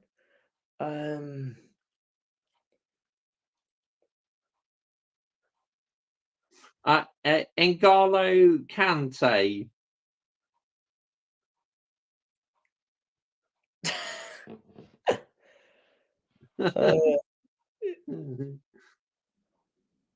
Josh has steam coming off his head thinking that hard.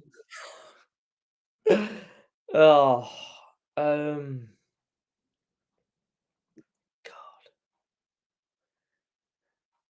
Easiest question of the night, and God, I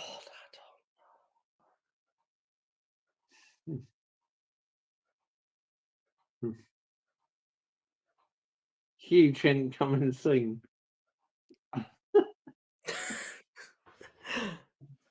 Oh. Yeah, I mean, at this rate, we're probably going to be waiting for that huge hint, aren't we?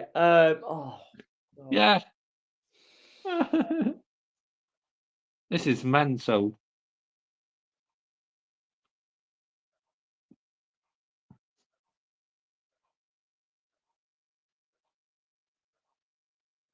Someone who's played for both clubs, but yet they're still playing. God.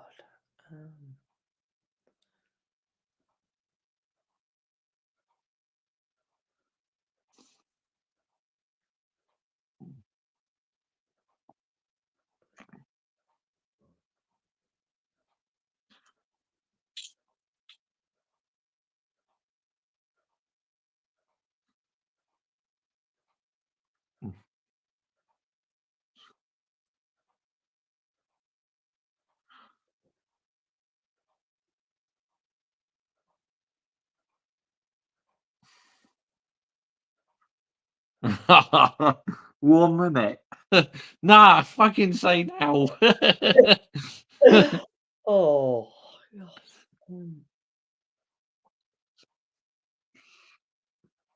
Oh, wow. This is crazy.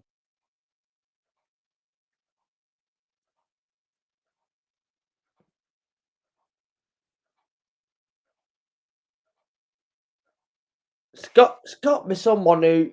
So someone's still playing. They play for both clubs. I'm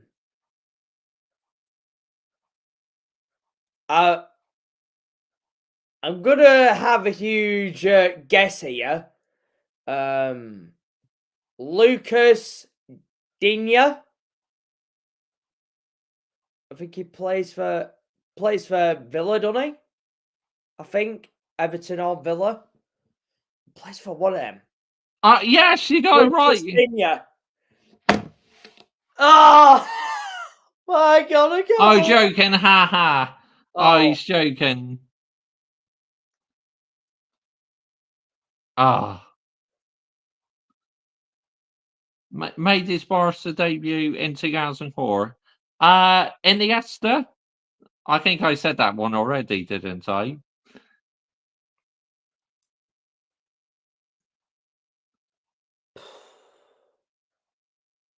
No, not Iniesta.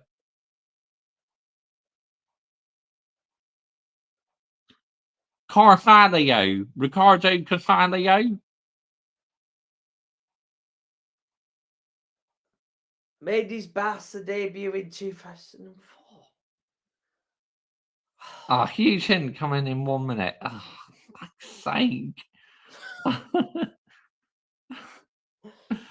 No.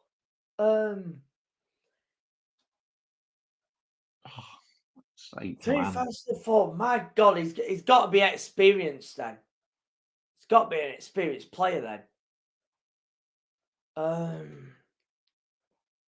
It's got to be someone who's nearing the end of their career then. If it's someone who made his Barca debut in 2004 and it's 2024 now. So it's got to be someone who's massively experienced. It's got to be. Near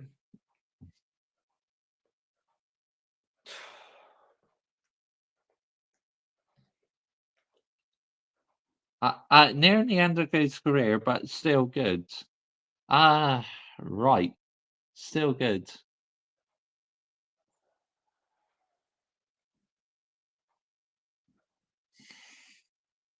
I'm trying to round off everyone now.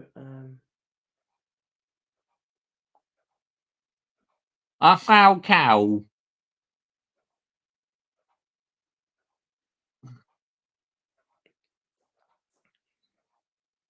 I don't think it's someone who plays in the Premier League, if that's the case.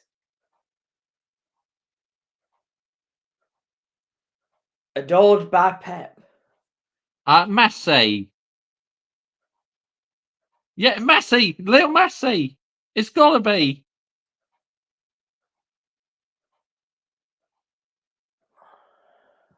Lil Messi. It's got to be. Come on. Yeah, he's never played in the Premier League. Correct, Josh wins. Yes! Yeah. Lil Messi.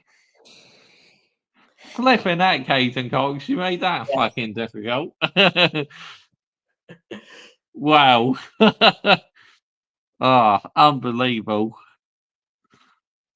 Oh, yeah. When I said nearing the end of his career, why didn't I not guess that one? As soon as you said that, it narrowed it down. I exactly knew what he was on about. Josh wins 21-20. I mean, what a quiz that was. Big up to Hayden Cox for that. That's absolutely amazing. Round of applause, please. What a game, yeah. Yeah. But oh my Michael.Chelsea FC, shout what's coming up on your channel, mate. What you got coming up, mate? Yeah. Obviously, we've got the MotoGP in Malaysia this weekend, so we're going to be doing the sprint race and the main race for that. I'm also going to do the sprint race for the Brazil, and of course, I've got the viewer voted live watch along, which at the moment is going to be Man United versus Chelsea. So, basically giving the viewers to vote on which stream they want to see in it. Yeah, it looks like it's going to be Man United and Chelsea at the moment. So, yeah.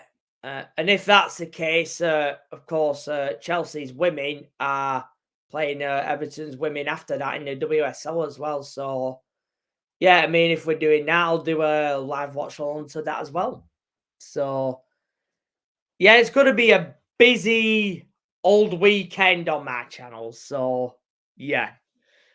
There's got, and of course, I mean, if we're doing the match, we're going to have our reactions live. Well, mine. So, yeah, I mean, that's what I've got coming up pretty much. So, yeah, it's going to be a busy old weekend. Yeah, it is. I agree. You know, it's going to be very, very busy for you, you know, but, you know, do your channel good, mate. You know, like, I know I could appear on your channel, but I feel it's best when you come on here because, you know, my channel is much more bigger and then people can really see, like, what you do on your channel and that, you know. It's like I'm getting you good publicity at the end of the day, aren't I? Yeah. Yeah. I mean, yeah, and of course, thank you for having me on the show again and this stream. I mean, this stream has been elite again, and yeah, and everyone in the chat. I mean, they make it come alive, don't they? I mean, nearly 9 hours. Absolutely unbelievable. I mean, what a great show it's been. Thank you so much for coming on. And big up to every single one of you. And make sure you're subscribing to Michael.Chelsea FC. Yeah. His link is in the title. Many thanks for watching. And we're off for some well-deserved rest now. Yeah. Good night, good morning, good evening, wherever you are around the world. But we'll bid you you're out of here fast before I say but. Yeah. Oh. Yeah.